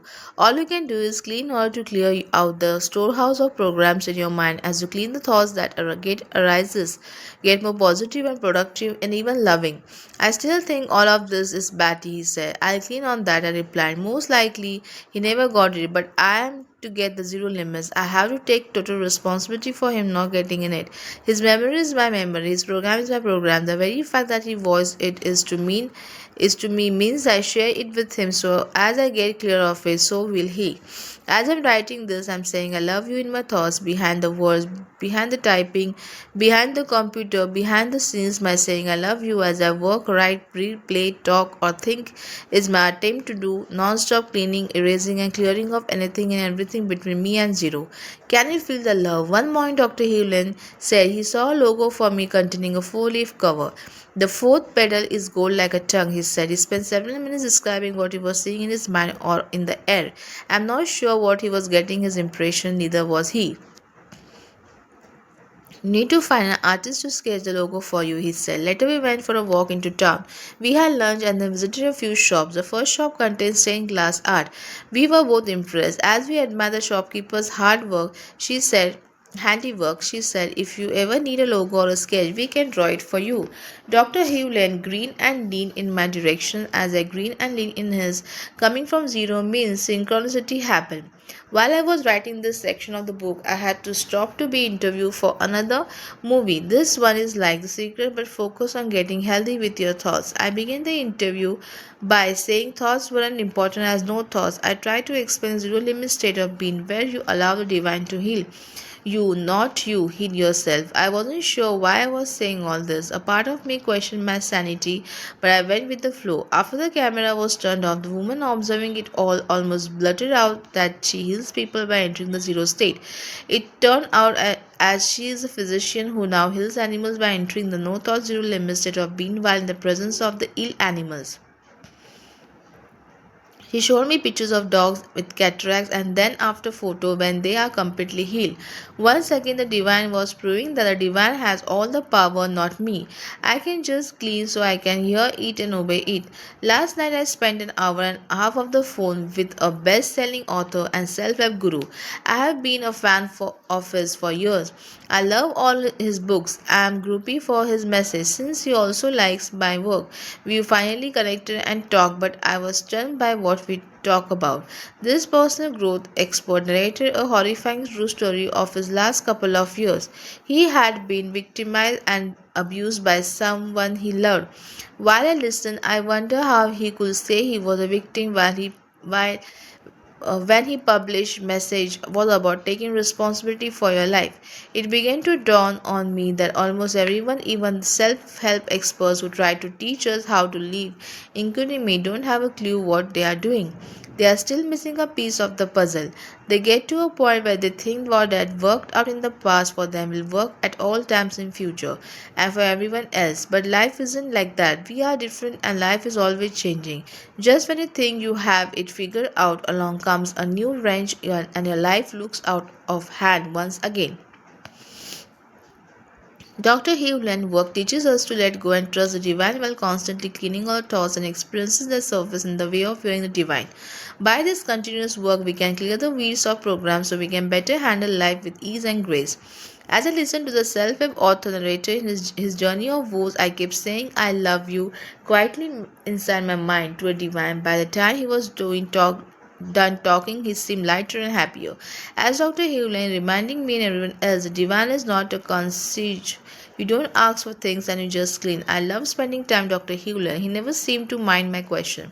One day I asked him if there were any advanced method for cleaning. After all, he has been doing Ho'oponopono for more than 25 years. Surely he's created or received some other method besides I love you to clear memories. What do you do these days to clean? He asked. He chuckled and said, Kill the divine. I was stunned. Kill the divine. I repeated, wondering what he meant. I know that even inspiration is one step removed from zero state, he explained. I'm told that I have to kill divine to be home. But how do you kill divine? Keep cleaning, he said. Always, always, always. Kept coming back to you. One singular refrain that healed any and all wounds. I love you. I'm sorry. Please forgive me. Thank you. When I was in Warsaw, Poland at the end of 2006, I decided to introduce the idea of zero limits and the zero state to my audience. I had been there speaking for 2 days about hypnotic marketing and my book. The attractive factor I found the people to be open minded, loving, and eager to learn. So I thought then when what I have shared with you here that you are responsible for everything in your life and that the way to heal everything is with a simple I love you. Though the audience needed a translator for my presentation, they seemed to absorb my every word. But one person asked me an interesting question. People here in the Poland spend all day praying to God and going to church, yet we have had a war. Our city was bombed by Hitler. We live under martial law for years and we have suffered. Why didn't those prayers work and what different with this Hawaiian one? I paused to consider the right answer, wishing Dr. Hewland was here to help me. In the moment I gave this reply, people don't give what they say so much as what they feel. Most people who pray don't believe they will be heard or they will be helped. Most people pray from a place of desperation, which means they will attract more of what they are feeling, more desperation. My questioner seemed to understand except my answer he nodded, but when I returned to United States, I wrote Dr. Hewlett and asked him what Hewlett replied. He wrote back the following email. Oh, Akua, thank you for the opportunity to clean with whatever was going on in me that I experienced as a question. An American showed up in the class that I did in Valencia, Spain, 2 years ago. My grandson was ill with cancer. She said to me in a break. I prayed for him, asking that he not die, but he died anyway. How come? You prayed for the wrong person, I said. Better to have prayed for yourself, asking forgiveness for whatever was going on in you that you experienced as your grandson being ill. People don't see themselves as the source of their experiences. Rarely are prayers directed at what is going on in the petitioner by the petitioner. Peace of eye. I love his perfectly honest answer. Again and again, this theme is and nothing is outside of us. When most people pray, they act like they have no power or responsibility, but in Ho'oponopono, you are totally responsible. The prayer is to ask forgiveness for whatever is in you that caused the outer circumstance. The prayer is the reconnecting to the divine. The rest is trusting divine to heal you as he heals, so does the outer. Everything without expectation is inside you. Larry Dorsey said it well in his book, Healing Words. We need to recall all this time the prayer is in his function as a bridge to the absolute has no failure rate. It works 100% of the time unless we prevent this realization by remaining oblivious to it. One thing bothered me about my work with Dr. Hewlett. As I kept growing and having insights, I worried that all my previous books were wrong and were going to mislead people. In the iterative factor, for example, I praised the power of intentions now years after writing that book. I knew intention is a fool's game and ego's toy, and that the real source of power is inspiration. I also now knew that agreeing to life is a great secret to happiness, not controlling life. Too many people, myself included, were visualizing and affirming in order to manipulate the world. I now knew that isn't necessary. You are better off going with the flow while constantly cleaning whatever comes up. I began to feel like Neville Goddard must have felt. Neville is one of my favorite mystical writers. His early books were about creating your own reality by turning feeling into fact. He called it the law. In such books as The Law and The Promise, the law referred to your ability to influence the world with feeling. The promise referred to the surrendering to God's wills for you. Neville began his career by teaching people how to get what they want with what he called awakened imagination. The short description of that phrase refers to Neville's favorite quote, "Imagining creates reality." His very first book was titled At Our Command, which I later updated. In it, he explained that the world is indeed at your command. Tell the divine or God what you want and it will be delivered. But by Neville's later years, after 1959, he had awakened to a greater power that was letting go and letting the divine operate through you. The thing is, he couldn't recall his earlier books like a car manufacturer might recall a defective car. I have no idea if they upset him or not. I'm guessing not. He left them in the world because he felt the law was useful to help people get through the bumps in life, but I wanted to recall my books. I felt they were misleading people. I told Dr. Hewlin that I felt like I was doing a disservice to the world. Your books are like stepping stone, Dr. Hewlin explained. Are at various steps along the path. Your book speaks to them when they are. As they use that book to grow, they become ready for the next book. You don't need to recall any books at all. They are all perfect. As I thought of my books of Neville, of Dr. Hewlin and of all the readers, past, present, and to come, all I could say was, I'm sorry, please forgive me, thank you, I love you. Cling, cling, cling.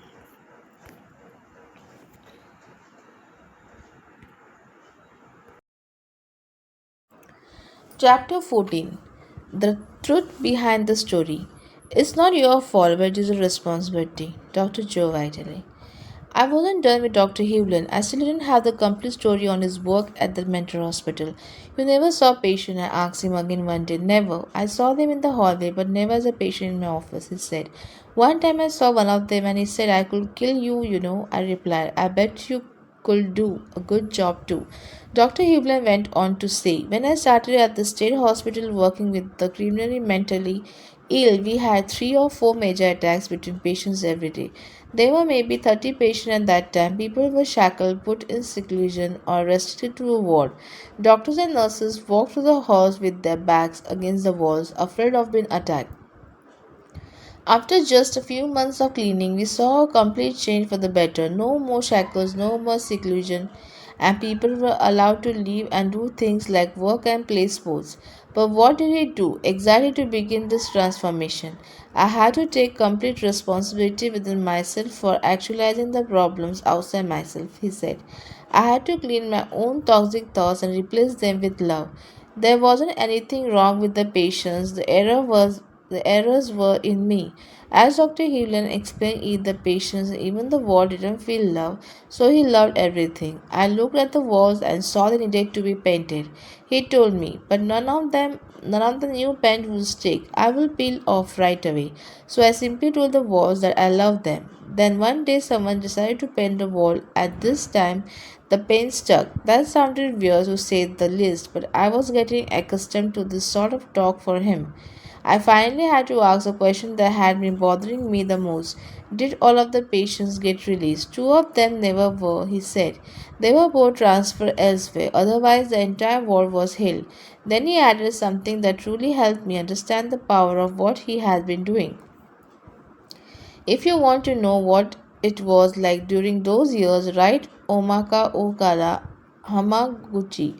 She worked as a social worker during the time I was there. I did. She wrote the following to me. Dear Joe, thank you for this opportunity. Please know that I am writing this in collaboration with Emery Lancy Oliveira, who is a social worker who worked on the Wind with Dr. Hewlin. I found myself a social worker assigned to a newly opened forensic unit at the State Mental Hospital in Hawaii. The unit was called the Closed Intensive Security Unit. It housed prisoner patients who had committed often heinous felony crimes of murder, rape, assault, robbery, molestation, and combinations thereof, and were also diagnosed with or thought to possibly have a serious mental disorder. Some of the prisoner patients had been found not guilty by reason of insanity and sentenced to be there. Some were floridly psychotic and required treatment, and some were there for examination and assessment to determine their fitness to proceed. That is, the ability to understand the charges against them and participate in their own defense. Some were schizophrenic, some bipolar, and some mentally retarded, while others were diagnosed psychopaths and sociopaths. There were also those who were trying to convince the courts they were one or all of the above. All were locked in the unit 24 by 7, allowed to leave escorted in wrist and ankle restraints only for medical or appointments. Most of their day was spent in a seclusion room, a locked room with concrete walls and ceiling, a locked bathroom, and no windows. Many were highly medicated. Activities were few and far between. Incidents were expected occurrences. Patients attacking staff, patient attacking other patients, patient attacking themselves, patient attempting escapists. Staffing incidents were also problems. Staff manipulating patients, drug sick leave, and workers' compensation problem.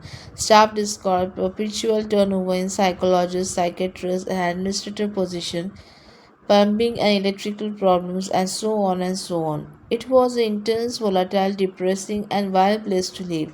Even the plants will not grow, and even when it was relocated to a newly renovated, much more secure unit with a fenced recreation area, no one expected anything to really change. So, when another one of the psychologists showed up, it was assumed he would try to stir things up, attempt to implement state of the art program, then leave almost as soon as he came. No ho hum. However, this time it was Dr. Hewlett who, besides being friendly and appeared to do next to nothing. He didn't do evaluations, assessments, and or diagnosis. He provided no therapy and did not perform any psychological testing. He often came late and did not attend cases, conferences, or participate in mandated record keeping.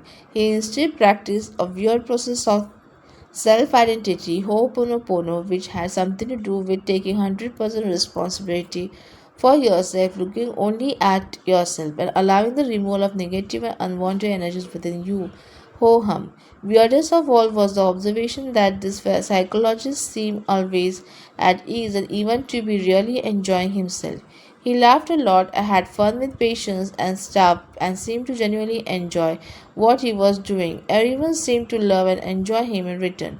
Even if it didn't appear he did much work, and things began to shift. Seclusion rooms began clearing. Patients were becoming responsible for their own needs and businesses. They also began participating and in planning, implementing programs and projects for themselves. Medication levels were also dropping and patients were being allowed to leave the unit sans restraints.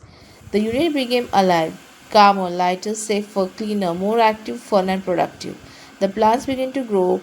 Plumbing problem became almost non-existent. Incidents of violence on the unit became fewer, and staff seemed more harmonious, relaxed, and enthusiastic rather than sick leave problems and understaffing, overstaffing, and losing positions now became a concern.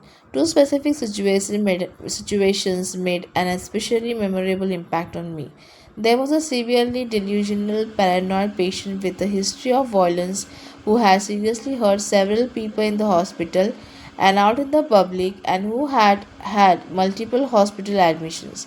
He was sent to CISU this time for committing a murder. He was creepily frightening to me. The hairs on the back of my neck stood up whenever he was anywhere close.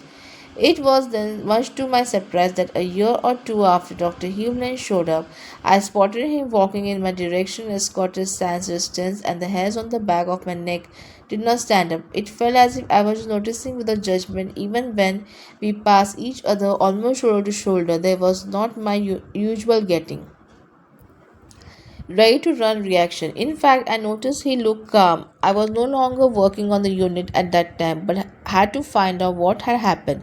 I learned he had been out of seclusion and restraints for some time, and the only explanation was that some of the staff were doing the Ho'oponopono Dr. Hewlett had shared with them.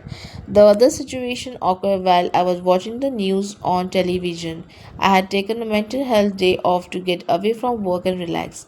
The court appearance of a CISU patient who had molested and murdered 3 or 4 year old girl showed up on the news. This patient had been hospitalized. He was deemed unfit to proceed on the charges against him.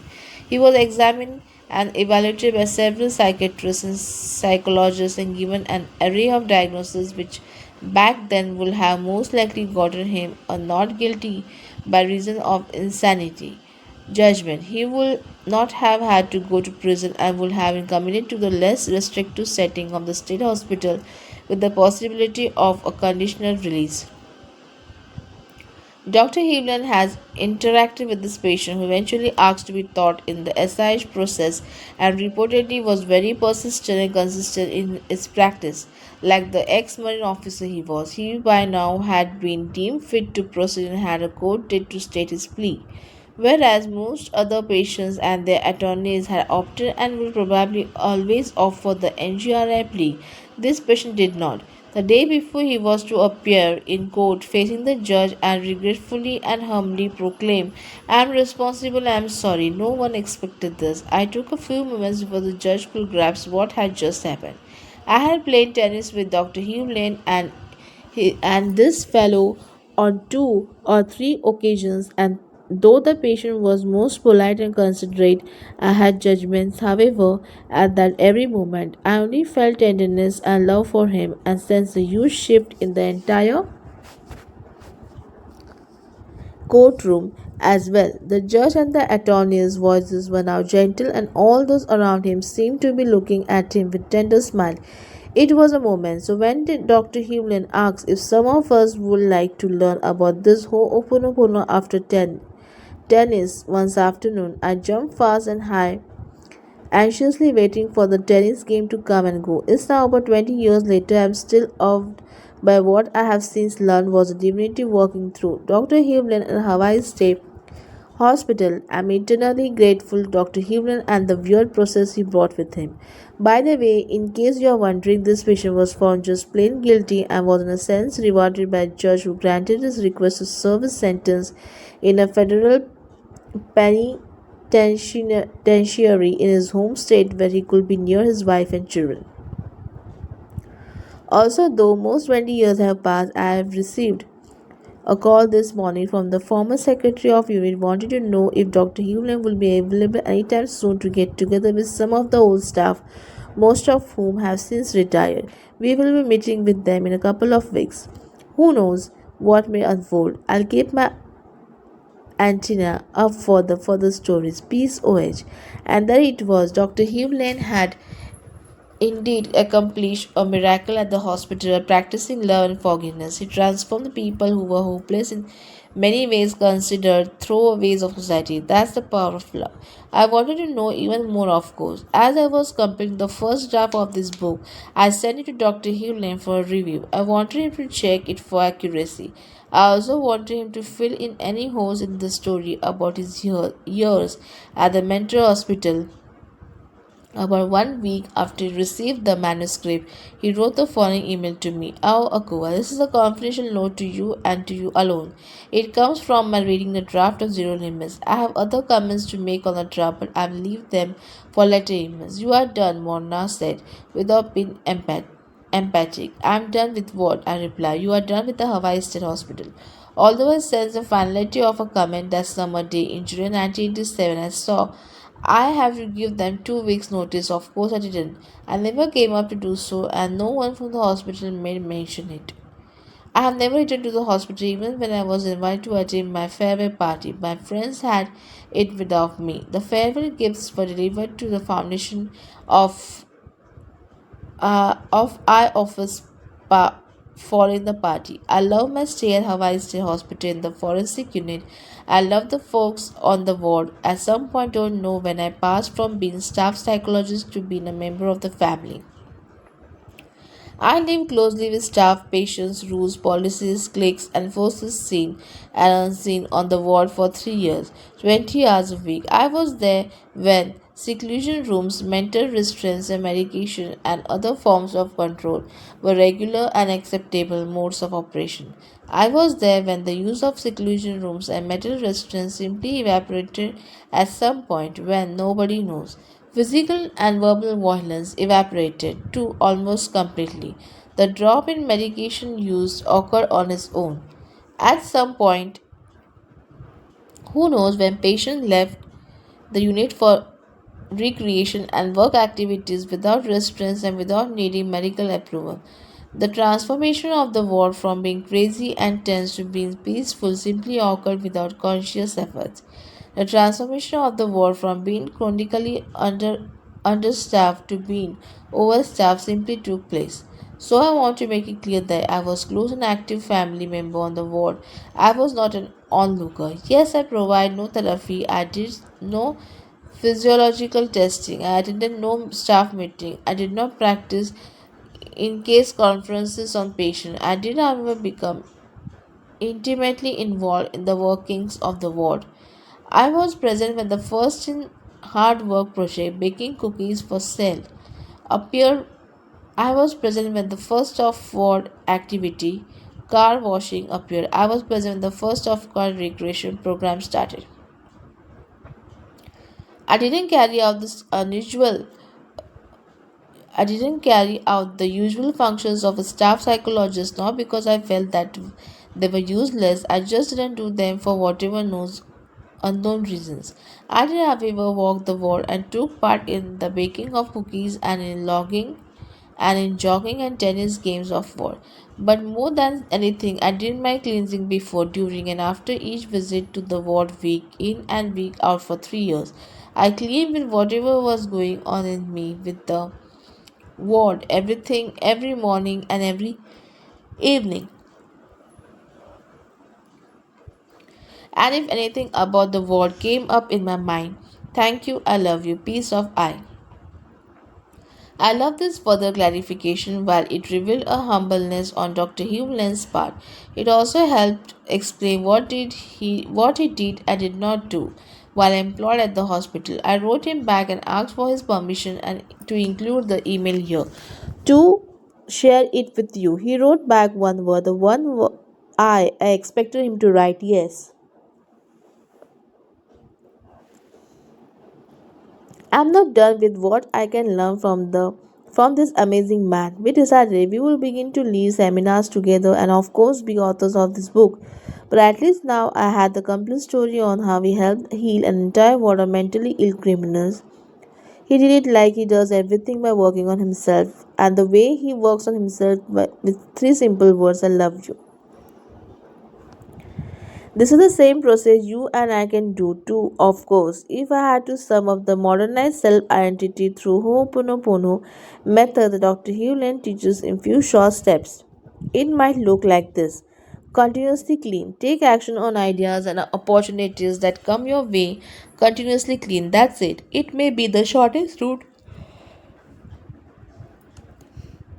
to success ever created. It might be the path of at least resistance. It might be the most direct route to a zero state, and it all begins and ends with one magical phrase, I love you. That's the way to enter the zone of zero limits, and yes, I love you.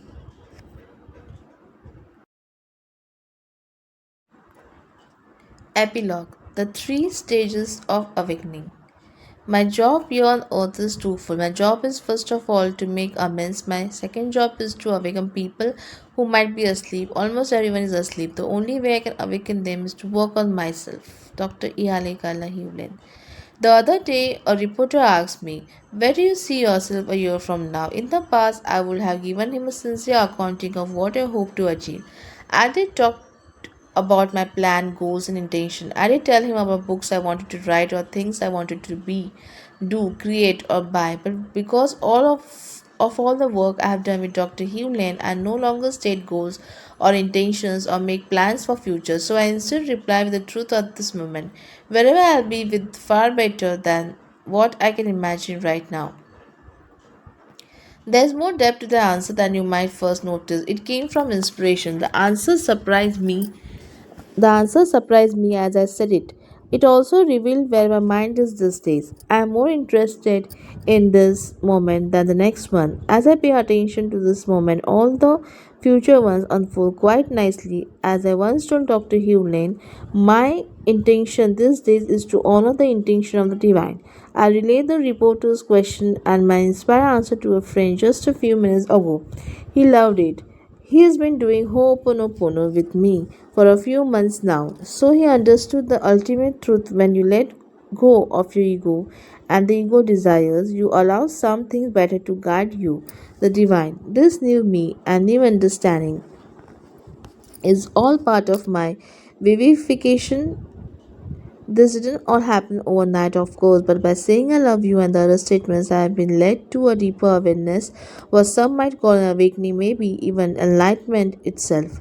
I came to understand there are at least three stages to this awakening, and they are almost a map of life's spiritual journey. They are: you are a victim. We are virtually all born feeling we are powerless. Most of us stay that way. We think the world is out to get us. The government, neighbor, society, the bad guy is whatever from there seem to take. We don't feel we have any influence. We are the effect of the rest of the world's cause. We grieve, complain, protest, and gather in groups to fight those in charge of us. Except for a party now and then, life in general sucks. You are in control. At some point, you see a life-changing movie like The Secret, or read a book such as The Attractive Factor, The Magic of Believing, and you wake up to your own power. You realize the power of setting intentions, you realize the power you have to visualize what you want, take action, and achieve it. You begin to experience some magic, you start to experience some cool results. Life in general begin to look good, pretty good.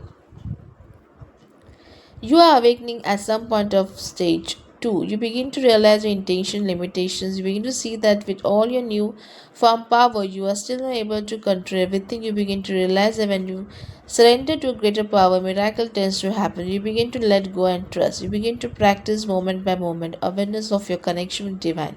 You learn to recognize inspiration when it comes to you and you act on it. You realize you have choice but no control of your life. You realize the greatest thing you can do is agree to each moment. In this stage, miracles happen and they constantly astonish you as they do. You live in general in a constant state of amazement, wonder, and gratitude. I have entered the third stage, and maybe you have had too. By now, since you have come along for a ride with me, let me try to further explain my own awakening. It may help prepare you for what you will soon experience or help you better understand what you are currently experiencing. I had a glimpse of the divine in first seminar with Dr. Hewlett. It was during those first days with him that I stopped my mental chatter. I accepted all. There was a peace beyond understanding. I love my mantra. It was the song always playing in my brain. But the glimpse didn't stop there. Whenever I was in the presence of Dr. Hewlin, I felt peace. I'm sure it was the tuning fork effect.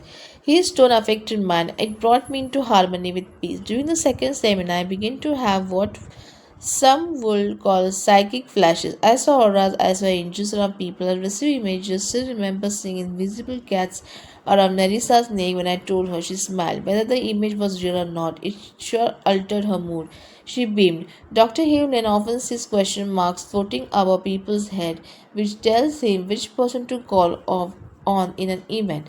Whenever he sees invisible symbols or begin his ads. I know it sounds crazy. Psychiatrists will lock someone up for saying things like this.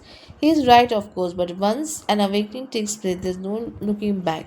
In my first Beyond Manifestation weekend, I read some of the people energy fields. They were in awe. I can't say this is a gift so much as it is an opening. A previously unused part of my brain turned on and lit up. Now my eyes see if I let them. I told Dr. Hewlin, everything seems to talk to me, everything seems alive. He smiled knowingly. By the time of my second Beyond Manifestation weekend, I had another Satori experience. Satori is a glimpse of enlightenment. A test of the divine is a though a window slides open for a moment and you merge with the houses of life with the source of life is a difficult to explain or describing a flower from another planet. But by seeing that I could disappear and experience zero limits transform me. I have that experience as a touchstone. I can recall it and return to it. On one level, this is wonderful as it's my ticket back to bliss. But on another level, this is just another memory, keeping me from experiencing this moment. All I can do is keep cleaning. Sometimes, when I'm in a meeting, I'll relax and unfocus my eyes and I'll be able to see the truth behind the situation. It's as though time stops or at least slows down. What I then perceive is the underlying tapestry of life. It's a little like peeling off the top level of a painting to find a masterpiece under it. Call it psychic vision, X-ray vision, or divine sight. Artists say that Joe Vitale and even Aqua disappears into zero state or my eyes perceive it. There are zero limits, there just is. At the place there is no confusion, it's all clarity. I don't live in that state. I still come back to so called reality. I still have challenges. When Larry King asked me if I had a bad day, I said yes, I still do. Dr. Hewlin said we will always have problems, but Ho'oponopono is a problem solving technique. As long as I keep saying I love you to divine and I keep cleaning, I return to the place of zero limits. The signal from zero is if we try to put words on it love. So saying I loved you non-stop helps us tune in. Repeating it helps neutralize the memories, programs, beliefs and limitations that are in the way of your own awakening. As I keep leaning, I keep tuning in the pure inspiration. As I act on the inspiration, better miracles than I could have ever imagined takes place. All I have to do is to keep at it. Some people think they understand the voice of inspiration by paying attention to the tone of the voices they heard in their heads. A friend once said, I know the difference between my ego's voice and inspiration voice because the ego had an urgency to it and inspiration is gentler. I think this is deceiving. A voice that sounds harsh and a voice that sounds gentle are still voices from the ego. Even right now, as you read this word, you are talking of yourself. You are questioning what you are reading. You have come to identify with that voice and to think it's you. It's not. Divinity and inspiration are behind those voices. As you keep practicing Ho'oponopono, you keep getting clearer about what is actually inspiration and what isn't. As Dr. Hewlin keeps reminding us, there is not a fast food approach to healing. It takes time. I did add that awakening can happen at any time. Even when reading this book or taking a walk or petting a dog, situation doesn't matter. Your internal state does, and it all begins and ends with the beautiful phrase, I love you.